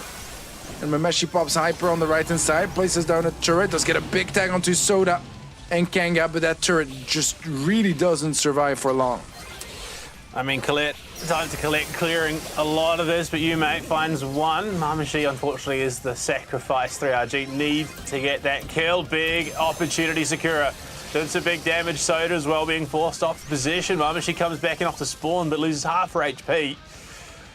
And these fights are getting a bit gambly, a bit dicey. They are not really the 50-50s you want to be taking in this situation. They will get themselves in position, start taking that time up, but Kanga looking for it. Sakura gets dived on time to collect. Big opportunity cleaned up by Soda, but again, neither team really getting away with these kills scot-free. Next level was a nice 20% lead here. Is that going to be enough to close out that game, though? 3R have some players in the zone, have some positioning here to try to capitalize, but Mameshi overextends Soda, gonna punish him. And right now, next level, maybe with a chance. Sakura gonna get supered by the Colette. Does manage to find a nice kill onto Soda. Pops his shield, gets the kill. It's only Megu left alive. And 3R Gaming might be running away with this one unless Soda and Megu put in fantastic work here. There is a kill onto Mameshi, but they're still in the zone. There's not enough damage to take them down. And 3R Gaming hit match point. I mean, momentum is such a powerful tool here. We've seen what happens when a wipe or two comes into play on the hot zone and you've got the positioning. You clear out your opponents, you get on, you stack up the time, you clear them out one more time. Yeah, I mean, it all becomes a done deal at that stage when both teams are sitting around that 80% mark. You need to be playing in a way that you don't allow those wipes to happen. As it stands, 3R Gaming are making a valiant run here in the upper bracket, Teddy. They might just get it done in a 3-0 against a team like Next Level. We need a full-on reverse sweep here from Next Level, and that might be a little bit too much to ask for. Nice skills coming through here. Only Magu left on that left-hand side. Soda is respawning, though, but the follow-up tags from Mameshi are absolutely flawless. He's been hitting so many Jesse shots. I also want to point out, Sakura has been insane on the Buster. Yume has been so consistently hitting those heals, but most importantly, hitting those snipes from afar on the Byron. Just so much damage output. Overall, Magu gonna get slowed on that right side. It's not gonna cost him his life, but Sakura still gets into that advanced positioning, and this lead from 3R is just so substantial. I mean, Sakura's been incredibly clutch for the montage. Will finally be taken down by Kanga after an absolute tear in the second round of Hot Zone. Yume in position, potentially finish off Kang, but Megu pops the sandbags, will be finished up by Mameshi, and that could be that turning point. Looking for the flank, Sakura coming in. That Buster has been an absolute nuisance for Next Level. And what can you do? 3/4 of the way to victory. 3R Gaming looking across that threshold. Mameshi holding things down in mid. Kanga wants to go for it super in time to collect. Mameshi still alive. Sakura's there to be a nuisance. The montage won't stay alive as Kanga is trying to mop it up and bring it back for this Next Level roster who desperately need a map victory here, but they are 50 points clear. Dude, Kanga with that gadget was able to heal back to full HP in just a single shot, I think, because of damage gear. That is ridiculous. Right now, Next Level not super far behind. The problem is Sakura has so much health. If he gets a shield here as well, he's going to be an immovable object. They do manage to shut him down. Yume gets into the zone, will get the kill onto Soda, gets a double kill there, actually. Stopping Next Level from catching up and leaving Sakura able to get some more percentages. The team wipe is there. And there you have it. 3R Gaming are through to the upper bracket semifinals. Next Level will be dropping to the lower bracket. I mean, that is an upset. There is no two ways about it. That was an impressive run from 3R Gaming in this series. I mean, everyone I think justifiably had probably written them off against a team like, let's call a spade. Team Angelic, third place, the third seed in APAC at the moment, playing under this next level banner. By rights, on paper, should have been a clean sweep going their way, but whether it was a case of just mismanaging the draft, trolling the draft, call it what you will, 3R Gaming weren't going to make those same mistakes, capitalised at every single turn, and I mean, they played an absolute stunner of a series. Oh, they played fantastically. Like through the start all the way until the finish here, they were ahead. They were in control. There were some moments where we did see some hope, just a little bit on the other side of the board for next level. But honestly, for the most part, this was all 3R. They really seemed in control, and it seemed like they were just dominant throughout the series. Yeah, I mean, they were. Again, you provide an opportunity like that at this stage in the tournament. You want to keep that upper bracket run going as long as possible, that extra safety net. The longer you have it, the better it is. The longer you stay in the tournament, the better chance you have at that prize pool. But right now, we've got a bit of a break coming up afterwards. It's the last match of the day before we call it quits and look towards tomorrow. We'll be back in a sec. We'll see you guys soon. Okay.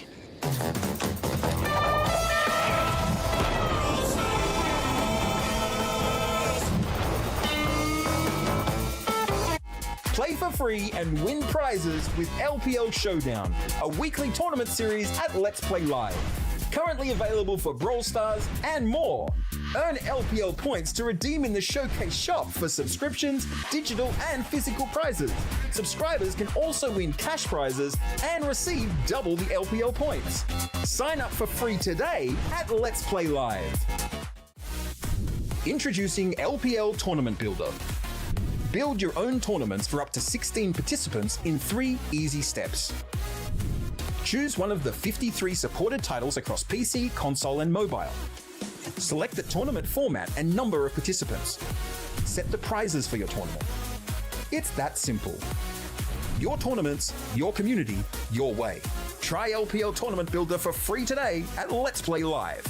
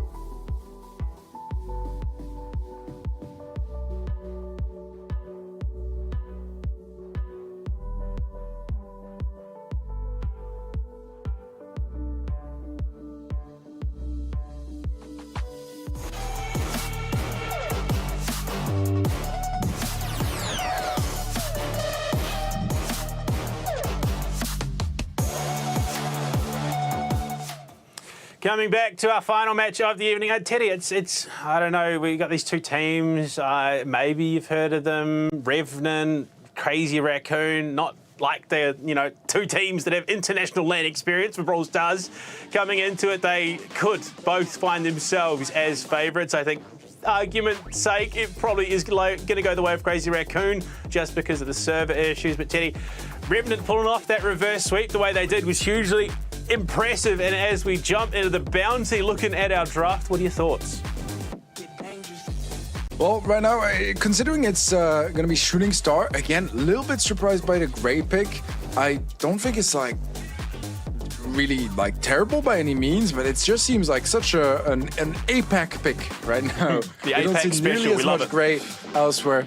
Yeah, but there's always a few brawlers. This is the thing. When Byron wasn't meta, it was being played in APAC. Now Byron is meta. I feel like, you guys feel the need to go for another brawler that is somewhat of meta. It is very interesting to me. I think one of the mechanics here is that it can cancel the super from the Carl. But I don't know. I'm not the hugest fan here. I much prefer the Piper pick on Milkreo. I feel like they're probably going to rely more on that to find success. I can't believe this European cast is just called APAC contrarians. We only pick things when they're out of the meta. That's not on. That's not on at all. But right now, Milkreo is going to find the opener. They follow it up with a kill onto Captain Rocks, and the early advantage is there, presented by Crazy Raccoon. Deep dive from Sergeant on the Carl. Going to put those pickaxes to work. Try and bring things nice and close to the minute 20. It's only a star difference, and this is workable territory for a team like Revenant. Absolutely. I think we are on the I don't think we are on the wrong side of the observing perspective, by the way. So don't get confused. CR is on the bottom side, and then Revenant is on the top. But doesn't matter too much ultimately here, especially since there's no colors. That's the best part, because if you have clear colors, it gets a bit more confusing. But we're all good here. No, it's, single star lead. You know what it is, Teddy? It's you're in the northern hemisphere, so we're upside down for you. That's why things are a bit mixed. Yeah. Oh, that makes sense. Yeah, I had not thought of that. That makes so much more sense. Well, regardless of what hemisphere, it is always the same outcome as Crazy Raccoon are absolutely kicking butts right now. They're looking super solid. I mean, I think that's where the grey pick shines. Obviously, playing on ping, you have less time to react to things, and that's where the cane becomes that much more dangerous. The teleport, all of a sudden, you've got someone up in your face, and there's only so much time to react to it. So I think that was the game plan here for Crazy Raccoon coming into this matchup. 7 seconds, they need to make a deep cut. There's 6 stars the difference. They need to take out 2 players just to achieve that, but they only get 1. So a 5-star difference leads to a victory for Crazy Raccoon. And, well, look, maybe, just maybe, it is going to have to come down to those objectives once again if Revenant want a chance at taking this series deeper. Yeah, so far things are looking as promising as expected for Crazy Raccoon. Super solid. They're just known to just very rarely choke and really show any signs of struggle. Even when they're behind a set or 2 sets, they're still the favorites. That is just what they do. The order has been corrected now, by the way, so we're back to having CR on the top, as that is where they belong. Well, I mean, they've been on top for how long now, so justifiable. As it stands, I mean, Prime have staked away that blue star. Oh, sorry, Prime is the player, Revenant is the team. APAC is the world in which we live. It is a Brawl Stars world. Right now, Super comes out from the Piper just to clear some of those objectives. Crazy Raccoon, the grey goes hard, taking down 1. Only for Sergeant to get the reaggress onto the Gus. They are actually stringing together a couple of very impressive kills, trying to make it a bit tougher for Crazy Raccoon. This might just be a little bit closer than we initially anticipated. Some great plays here from Revenant. Sergeant staying alive here was absolutely massive. And then they were able to bait some kills as well with it. Very nicely done. The tempo does have super, but I just don't really know how valuable that brawler is. I don't like the gray pick. I really don't. But can they make it work anyways? I think, yeah, I mean, a pick primarily designed, I would imagine, about abusing that ping difference, being able to capitalize on the lack of response time. But we'll see. Prime being aggressed upon. Sergeant taking some big damage as well. And this looks like it might be Crazy Raccoon looking to pull that trigger and get things done. Sergeant, the first to fall, follows it up with a kill on a captain. And with that, they will just fade away into their own half. Sergeant looking to cut deep with the car, but he's denied. 12 seconds, and they're just going to add insult to injury, followed by more insult to injury. The salt in the wound is Crazy Raccoon will take themselves a 9-star victory in that second round. Crazy Raccoon looking to get this one done. Call it a night. I mean, what a typical caster, Jinx. You know, as soon as I say I don't like the Grey pick, he just gets a double kill and wins the game for his team. You just can't make it up at this point. Really well played. I still stand by what I said. I don't think the Grey pick is the best here. I mean, the reason he got the kills had nothing to do with the Grey pick. He just did some nice shots. Could have done that with any brawler. Probably would have had better chance doing that with a lot of brawlers. At the end of the day, they made it work, and at the end of the day, no matter what the brawler is, if it's the tempo playing that brawler, you're in trouble. So yeah, they're doing well so far. This opening set was as convincing as we'd expect him to be. We had a bit of a moment in the second game where I felt like Revenant really had a chance at taking it, but their defense was just not strong enough to hold on to that lead. And it's kind of the challenge in Bounty. Sometimes you have the lead. It's not necessarily in your advantage because you start playing defensively, giving away a lot of map control, and then once the lead is turned around, it's already too late for you to try any sort of comebacks. Yeah, well, I think against a team that wasn't playing with the ping differential like Revenant were, the Grey probably doesn't work as comfortably as it did in this matchup. But, I mean, what can you do in these situations other than check out LPL Showdown? If you're looking to get yourself involved with some Brawl Stars esports, we have tournaments running. Check out the QR code, !Showdown in chat. Get yourselves playing. You're missing out. What have you got to lose other than a bit of time and enjoyment, depending on how well your matches go? We'll see. We'll see. It can be a bit hit and miss. I can attest to that, don't you worry. But look, Teddy, let's turn our attention. Match 2, it's time for Knockout. It's time for Bell's Rock. Revenant, I mean, last time they did lose these two first maps. Bounty and Knockout did not go their way. And then as soon as we hit the objective play, they started that reserve sweep and they got it done in style. Hopefully, though, I mean, if you're Revenant, you don't want to be starting that role of success that late into the series against a team like Crazy Raccoon. It's a risky game to play, let's be honest here. It's not really a consistent, easily replicable method of success. I'd prefer they start earlier on in the series. I'd feel a bit more confident for them, but they have shown us that they can do it. They're capable of it. I still think that it's much safer if they take the easy route and things start off a bit better here on Bell's Rock. It is not going to be an easy task regardless. Crazy Raccoon are looking really strong. Right now, I think things are still up for grabs though, because both teams are not playing with their entire roster. There's Tensai missing for Crazy Raccoon. There's the Menmi and Kenji that are missing for Revenant. So things are a bit different than the usual, and maybe that leaves a chance here for Revenant to make a play. Yeah, it's gonna be an uphill battle, that's for sure. But I still think it's very much gonna be a battle. Yeah, I mean, with the lack of Tensai, you'd argue that it is more doable, I think, for Revenant to potentially achieve a victory here in this series. But, I mean, even then, you're probably looking, what, 60-40 split, probably in favour of Crazy Raccoon, if not probably a little bit more. I think 70-30 in this situation, given that, you know, Revenant are playing with subs as well, is probably more likely result. I mean, going into it, do you reckon we're going to keep seeing the Grey pick? That's the question. Are you just going to see your frustrations compound as they keep picking Grey, even though you reckon that it's probably not the pick? I don't want to see any more Grey. We've seen too much Grey so far, except in Hot Zone. The only place where I want to see Grey, we're not seeing Grey. I don't understand what's going on here. Honestly, I don't understand what's going on. But yeah, it seems like it's a very APAC pick. I did not really expect it to be that popular. I don't reckon it was crazy popular either during the monthly finals. I'm gonna have a look, but for the most part, it's been working.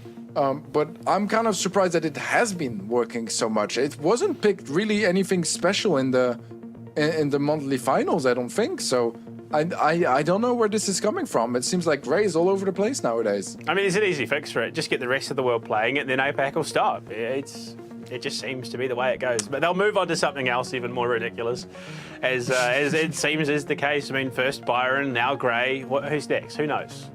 Maybe it's Hank. Maybe Hank becomes meta in APAC.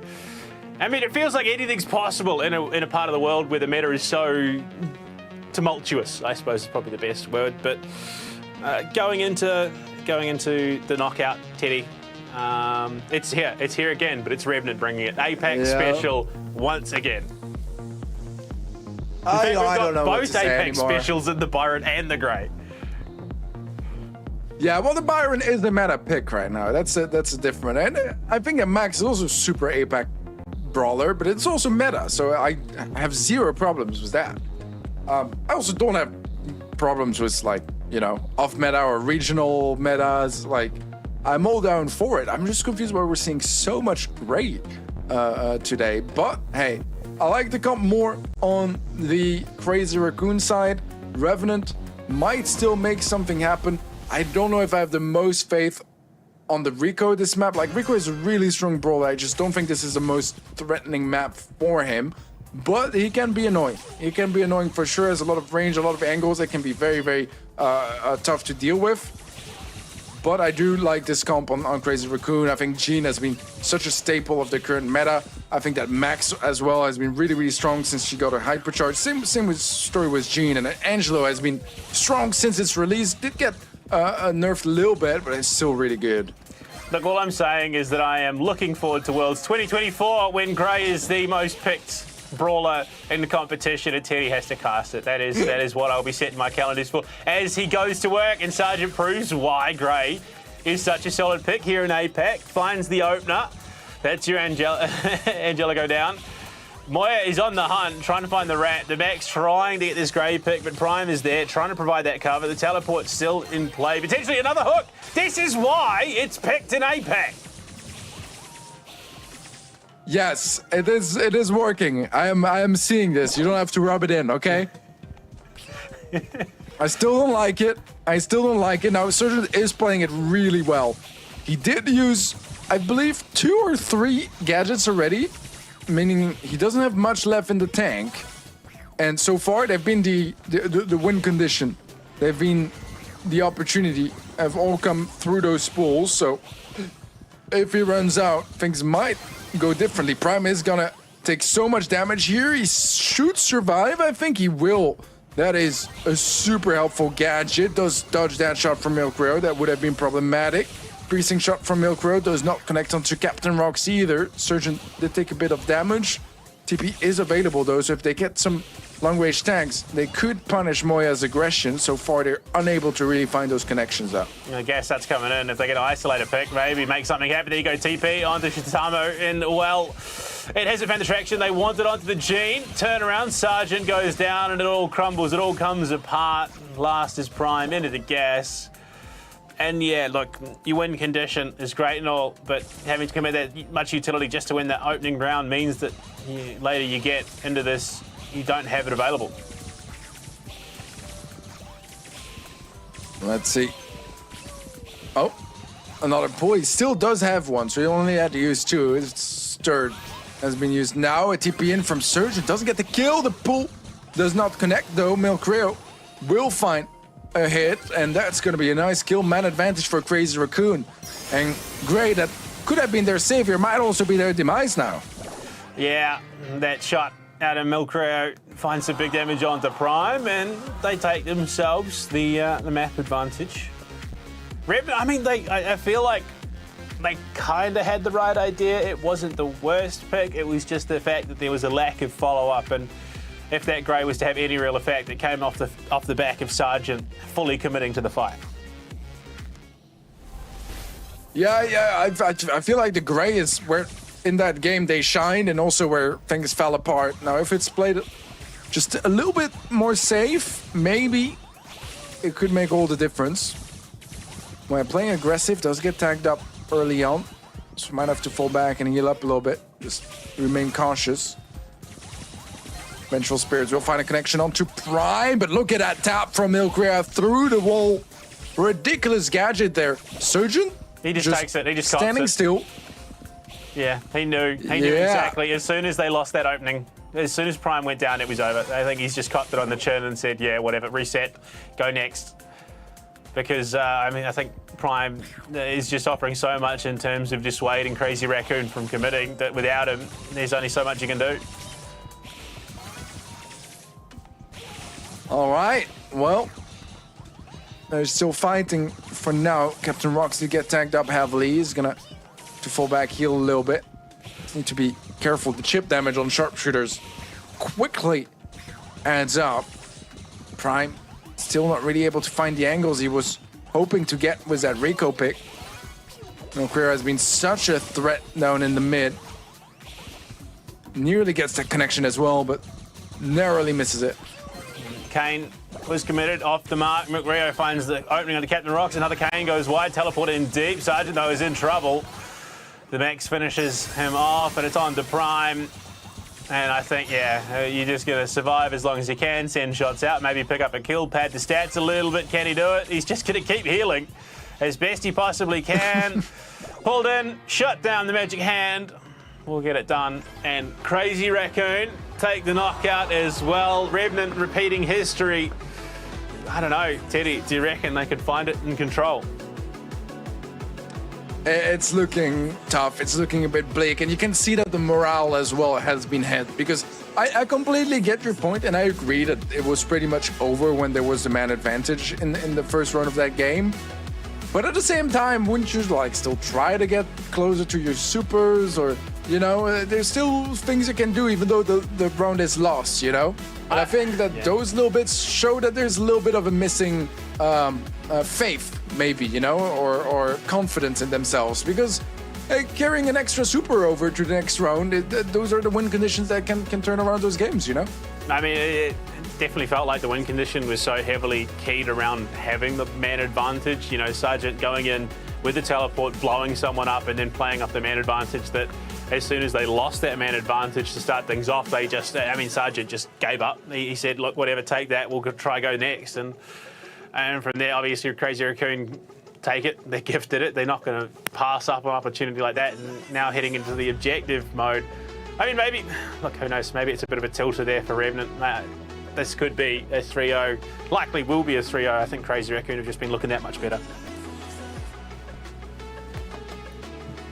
They are looking very strong so far. They'll get the first pick as well on the Crazy Raccoon side. They're just a set away now from making it to the semifinals. They've been looking very, very strong so far. Revenant, this is the moment they woke up in their first match. Is this the moment they will wake up here as well? Can they get the perfect draft lined up? I think this is the saving grace for the teams that have higher ping. It is this map. We've seen it multiple times already today. But right now it's against Crazy Raccoon, which I feel like even on an even ping, even in LAN, if they were all in the same exact room, they would still be pretty heavy favorites in this match. Well, I mean, you also see it's a different playstyle coming out of Crazy Raccoon against Penguins. They were having a bit of fun. They were spamming the emotes. They were playing some out there picks, whereas they are definitely paying respect to Revenant. They're playing it much more seriously. The drafts are legitimate drafts that they would be playing in a competitive environment.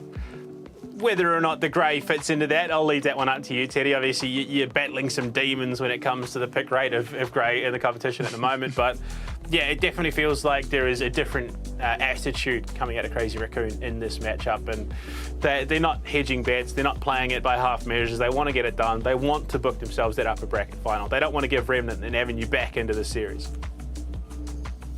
Yeah, I'm with you completely. I feel like Crazy Raccoon are going to try to end things here, end things clean, and I think they're not going to make the same sort of mistakes in the draft process that motivated it at this exact same moment. They were also up 2 sets against Revenant. It was looking like it was going to be over right there, right now, but yeah, for the time being, I still have quite a bit of faith in Crazy Raccoon. I feel like if anything anyone can sweep Revenant, it's gotta be them.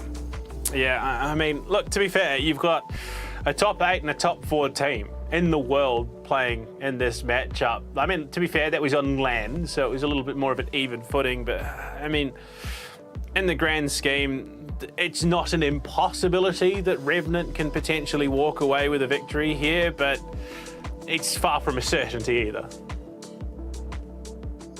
Yeah, I agree with you. Overall, Revenant, they've shown they are capable of pulling off those comebacks. They've done a full-on reverse sweep earlier today. It's a lot to ask for them to do it twice in a row this time around against Crazy Raccoon of all teams. It's not technically impossible, and yeah, as I said earlier, if any team can do it, it's gonna be them. But I don't think that Crazy Raccoon are gonna be as naive, perhaps, and unprepared for this eventuality. I think that they're a team that always keeps their cool. It's always 100% like head in the game, no distractions, and they're a hard team to really surprise for the most part. Yeah, no, I think Crazy Raccoon coming with a level head, this should be an absolute shutout. Revenant, I mean, you're probably looking lucky if you get more than, say, 30% on the objective if Crazy Raccoon come in, all guns are blazing. But, I mean, crazy things have happened. We've already seen one reverse sweep out of Revenant. Who's to say it can't happen again? It's getting later in the evening. That's when mistakes sometimes do get made. And looking at the Revenant lineup, Byron, Rosa, Larry, Laurie, we get the second pick of the day. Yeah, what I'm looking at is this Grey Jackie from Crazy Raccoon. I've been asking for it all day long. Finally, a team is doing it. Watch them lose with it now. That would be funny. I've been hoping that the teams with delay would play this, you know, because it's a pretty brain-dead, cheesy comp. But it's Crazy Raccoon bringing it in. It's a strong comp, though, don't get me wrong. You're going to see, they're going to have low damage, they're going to have a terrible KD, but they're gonna be competitive no matter what, because they just will keep getting into that zone, keep having that that Jackie with 10k HP go in that zone. It is very scary, but let's see how it plays out. Let's see if Revenant are able to defend that off, as Shtempo is already aggressive on that left side. A pull onto Prime. Shtempo with a nice kill. It's gonna be traded out though. Crazy Raccoon with just a little bit of a lead so far, but it hasn't even started until the Grey TP gets placed down. Well, I mean, look, Revenant getting themselves on the board. Prime looking to do some damage. We'll find the Jackie. The tempo does go down. They're in the objective, and well, would you believe it, Teddy? They've done what Penguins could not and have taken the lead in this matchup. But the tempo goes deep, and it's all coming apart for Revenant. Moya finishes it off, takes teleport, switches places with Mugreo, and the lead is taken back pretty quickly after. Yeah, this is where the pain starts. This is where the pain starts. The TP has been placed down, and now it's just going to be TPs back and forth into that zone. It just makes the reset time between your deaths so quick, and you can really exploit that in your favor. It's close, and this is the thing. The games are always close when you're playing comps like that, but more often than not, it's going to be the Jackie Grey or the Rosa Grey that wins, because that TP just gets you in the middle of the objective from a safe spot. You really close the gap, and even if you die every second here, it's percentages going into the hands of Crazy Raccoon. This is why I don't understand why this comp has not been played more by the teams that come from India, that come from Australia, New Zealand, every team that has a little bit more delay, because it is very straightforward to play, and it is very hard to stop. Now, I'm sure the teams have been banning it, have been banning either some of the tanks or Grey directly, but this time around it's been left open. It could have been, to be honest, that Revenant were hoping to play it, but that the Grey was just first picked by Crazy Raccoon. I mean, the holy moly delivery system is just gross. I don't think I could describe it any other way. All of a sudden, you've just got Jackie on you with a super, and it just goes from bad to worse in this situation. Yeah, I think this is it. This is over. Revenant will be making that lower bracket run, because Crazy Raccoon strategy, like you said, it's brain dead. It's hard to screw up. It's easy to pull off, and it's just so devastating. The holy moly delivery system. It's so hard to deal with. This is an interesting TP. They're not really setting up just yet, and Revenant might be able to punish it so far, though they're quite low HP. The tempo goes for a deep TP now, and that will help make up for that mistake so far. Not really a noticeable mistake, let's be honest. Revenant not really able to punish it, and I think Surgeon has given up. I think that Revenant has given up on the hopes of turning this game around. This Crazy Raccoon are running away with them. With this game. It's not over just yet, though. Revenant have taken some control back, but the tempo pops hypercharge. This is going to be an unreal amount of damage. The tempo is 1, the tempo is 2, and the third will be taken care of by Milk Rayo. Crazy Raccoon nearing the finish line now. A few more percentages, and they will be through to the upper bracket semifinals. Revenant will be dropping down to the lower bracket. Yeah, look, unfortunate, but I mean, if any team can pull off that lower bracket run, I think it is going to be a team like Revenant for Crazy Raccoon. I feel like business as usual, honestly. They came in, they played the series seriously, they didn't drop a set, they really didn't give Revenant an opportunity for any sort of shenanigans, any sort of cheese play. They knew exactly what they were coming here to do today. They wanted that spot in the upper bracket final. They wanted to be pushing for a grand final berth. I think realistically, Crazy Raccoon aren't going to be looking for anything but first place. Crazy Raccoon so far showing us why they are the favorites, not just for this match, but the favorites of the entire tournament.